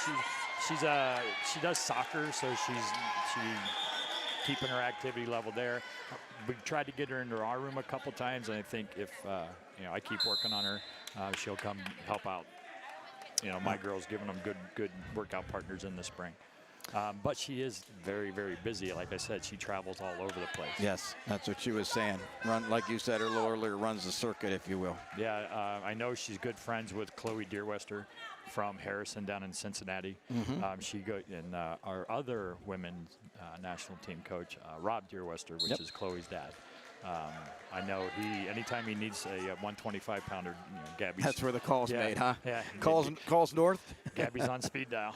I love it. Yeah. Well, 2-0 our score as we're into period number 2 here. Isabella Adams with the takedown, though. She was holding that left knee a little bit, looking down there. I hope she's okay. A little grimace of the face there, but I'm going to watch that same one there. Oh, yeah, there boy. It goes again. Yeah, I'll tell you what. Yeah, that's twice on that same knee. And official stopping action. Good to see there. Always concerned about injured wrestlers' health first, as we'll go back to referee's position. 1 minute, 37 seconds remaining. And the ladies do get into some more weird positions, being a little more flexible than the boys. Correct. And it hurts me sometimes to watch. Meaning, like, physically hurts me. No, absolutely. Oh, Adams comes across. This time had that leg, Patrick did, but boy, gets that leg, pops it into the bundle, gets the 2 reversal. She wants more. She's got it bundled up, coming around behind. Patrick to her back. And in a high bridge, working to that to her stomach. Official comes back around, good position. Not sure she's coming out of this. 1 minute remaining. The 3 points on the official's hand. Let's see if Jada Patrick can. Oh no, and she does not. Finished. The slap of the mat, and your champion will come from Chippewa, Isabella Adams. Wow. And I got a girl up at 170. All right, Coach, I'll see go you in get a few him. minutes. Yep.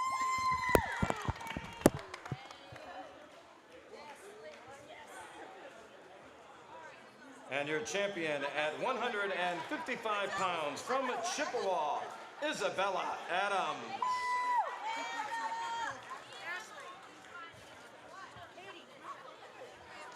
Gations.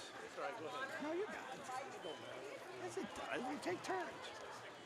She wins to get the 100. No. She already got that. That's just from my notes. She already got her 100. It's not on. Gations.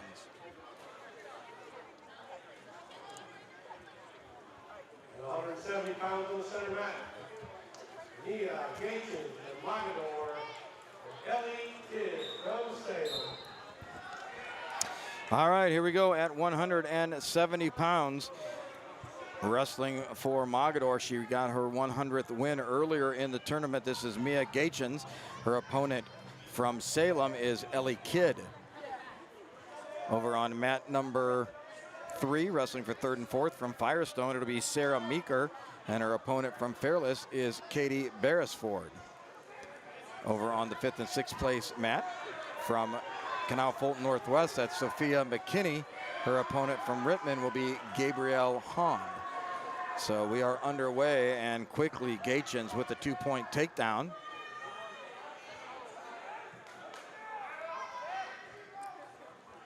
One minute, 10 seconds remaining in the first period. I heard up to my right, I heard the slap of the mat, and it looks like Katie Beresford is going to be our 3rd place finisher over on mat number 3.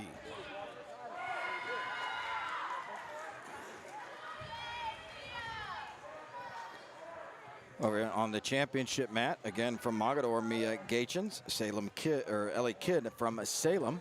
Oh, and Gachens has the 3/4 Nelson. It's underneath. He's not coming through this, and that should be the slap of the mat there. Not really sure what is up from this angle, but referee's right there in position. He sees it. Not quite there yet, not quite there. And the Kidd is going to come out of that. Boy, that was tight. 3 points on the near fall. That 2-on-1 again looks to go underneath on that 3/4 Nelson. Going to come back out front. 20 seconds remaining. And trying to stuff that. Oh, and the head goes underneath. One swipe, not going to be enough for any points. Rolls through. 10 seconds remaining. And Gachen again with that good pressure. Pulls that wrist underneath. Kidd starts to go, stops, and that will be the end of period number 1. Coin is flipped. Choice is going to go over to our Salem wrestler, Ellie Kidd. Ellie looks over at her coaches. Coaches say, let's go neutral.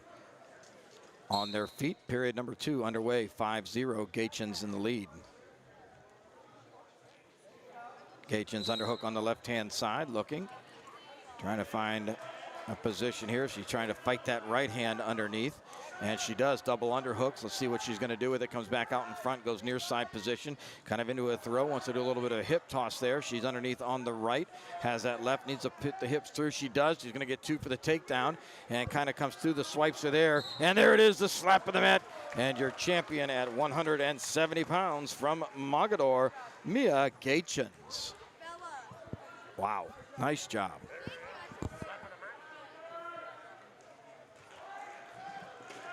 And your 170-pound champion from Mogador, Mia Gachens.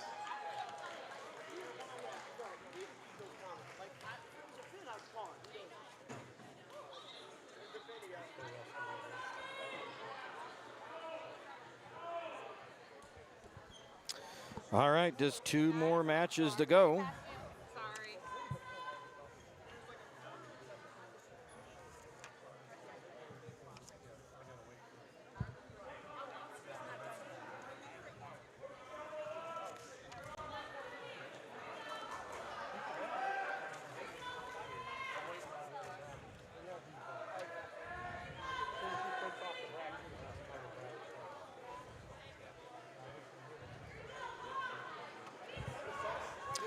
Waiting on the 190-pound weight class.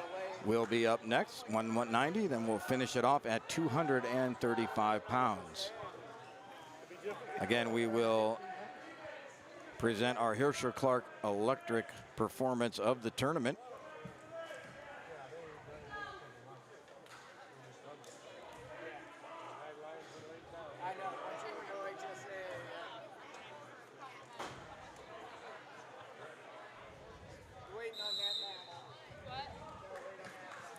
Well, we hope you've enjoyed today's live broadcast of a women's pre-regional wrestling. First year for the pre-regions. Again, top 4 place finishers heading up to Mentor High School next weekend for the regional tournament. Again, those top 4 will make their way down to the Schottenstein Center in Ohio State, at Ohio State. She was so fun. I made like eye contact with her.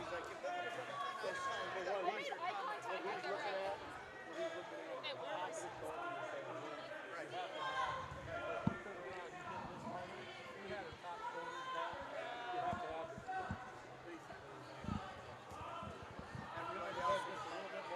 That's why I said push your hips over.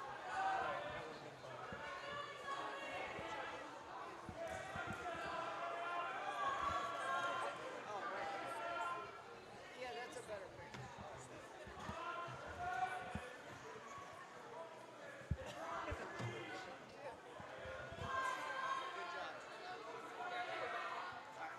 I'll wait for it. Bring it to me. There it is. And off to my left, the slap of the mat, as that will do it for the 5th and 6th place match. And the young lady from Rittman will become the alternate at the 155-pound weight class. Correction, at the 170-pound weight class. Now as we move into the 190 pounds, and we're not going to have a chance to have Coach Art here with us, as he's going to be coaching. So Katie Bowen from Massillon, Washington. And here we go.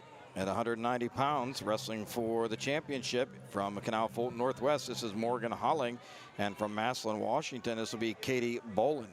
Wrestling for 3rd and 4th place. Over on to my right will be Isabella Hall from Alliance. And from Triway, Olivia Kubal. So as Coach Art had talked about a little bit earlier, these two young ladies work out together in the practice room. Again, little agreements by the two schools, as well permission given from the OHSAA that they can work together. So here they are in the pre-regional championship bout. Two young ladies that work with each other at least 2 to 3 times a week in the practice room. 1:33 remaining period number 1. 1-0. Not really sure what happened there. I was kind of watching off to my left, did not see what that point was for. Could be an unsportsmanlike, maybe somebody's gear was not ready to go, strap wasn't down or something. But either way, we start to score 1-0, Holling in the lead. Morgan pressuring through.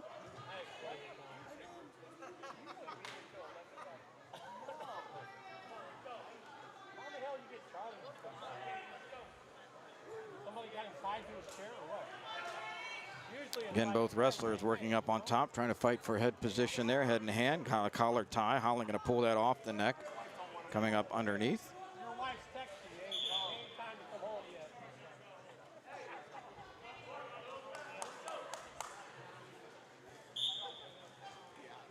Whistle to separate and to then begin. 45 seconds remaining, first period. Holling with good pressure there. Again, you can see has a little bit of height advantage here between the two young ladies. Boland trying to work inside, both pressuring. Got to be careful here as you're pushing and tugging. Somebody doesn't catch the heel of the foot on the mat and create a fall situation for an easy 2 takedown. 15 seconds remaining.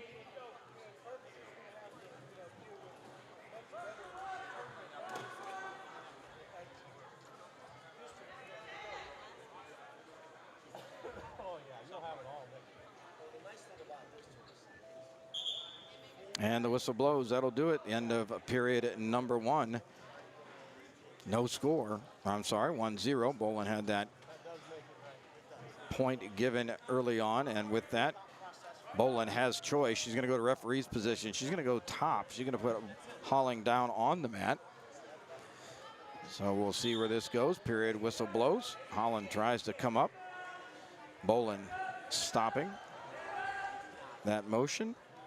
Working underneath, looking for some hand control is Holling. Bolin nice on top, good pressure. You can see through the back here, 2-on-1 ride. Again, Holling's got to try to get a foot up onto the mat.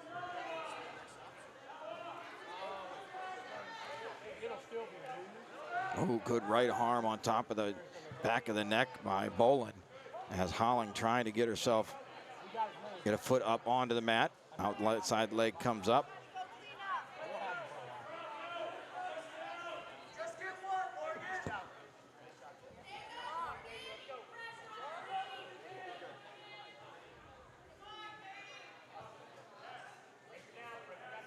Holling has the foot on the mat. And whistle blows. And 1 point illegal move was the call by the official. 2-0. 1 minute, 4 seconds remaining. Holling down, and nice job, good attempt, little back slap stand up. Outside leg not coming up quite the way she wanted. Bolin again on top, good pressure, right hand. Again, tries to run that reinforced half. Half Nelson is in. Holling's got to look away, get that head up. Bolin coming across strong. Holling fighting it off. And that half still there, 44 seconds remaining. She has that outside leg in place. Oh, nice job as she reaches up, peels that half Nelson off. Boy, she fights the onslaught by Bolin. And again, tries to get up, tries to come up, get that outside foot onto the mat.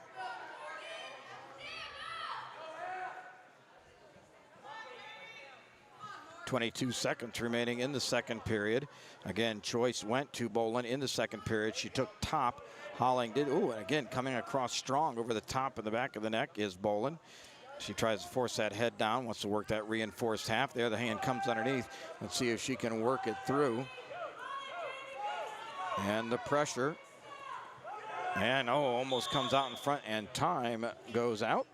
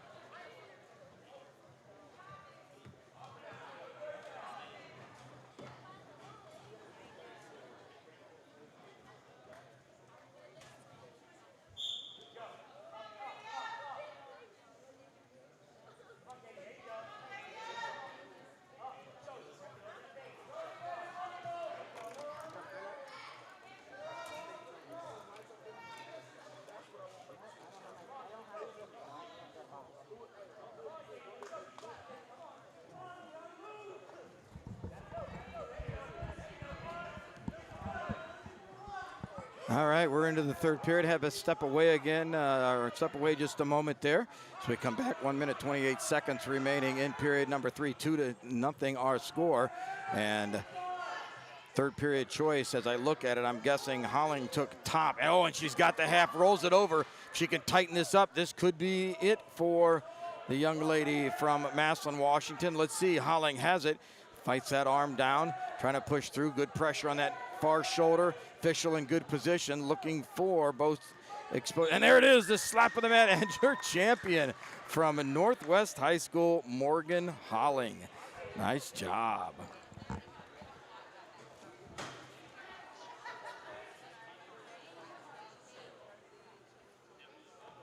And your champion at 190 pounds from Northwest, Morgan Holling.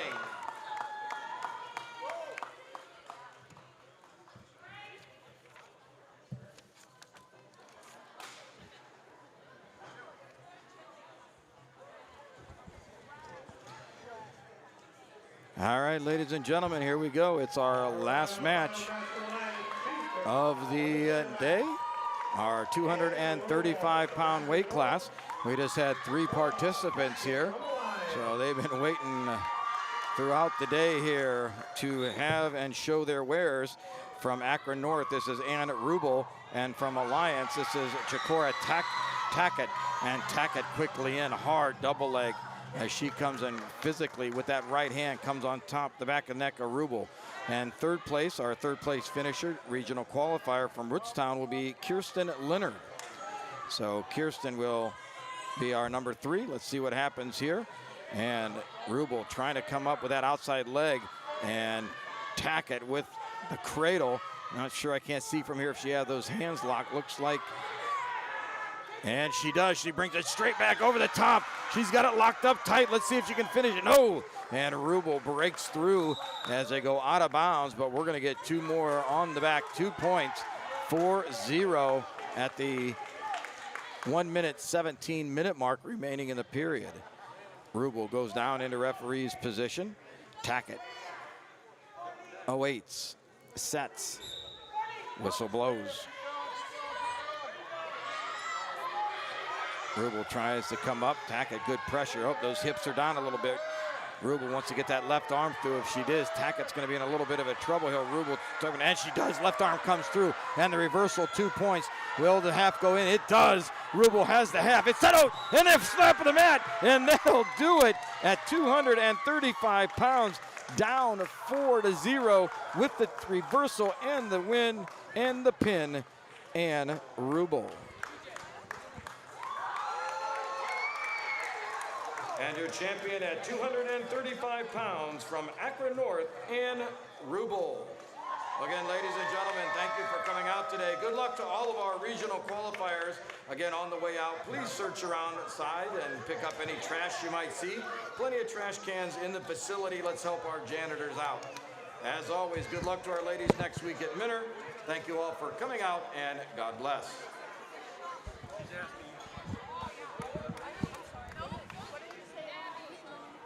It'll be on the SMG network or Start Media on Facebook. We'll have it up on there. Your picture and all right? Thank you so much. Great job. Good luck. Well, that's going to do it, ladies and gentlemen. Our pre-regional here at Northwest High School has finished, and right now we're going to announce our Hilscher Clark Electric Performance of the Day, and that's going to go to our 145-pound champion from Salem. That would be Annika Murray. Annika with a nice match in the finals against Adeline Mosden. Mosden, of course, one of the perennials here.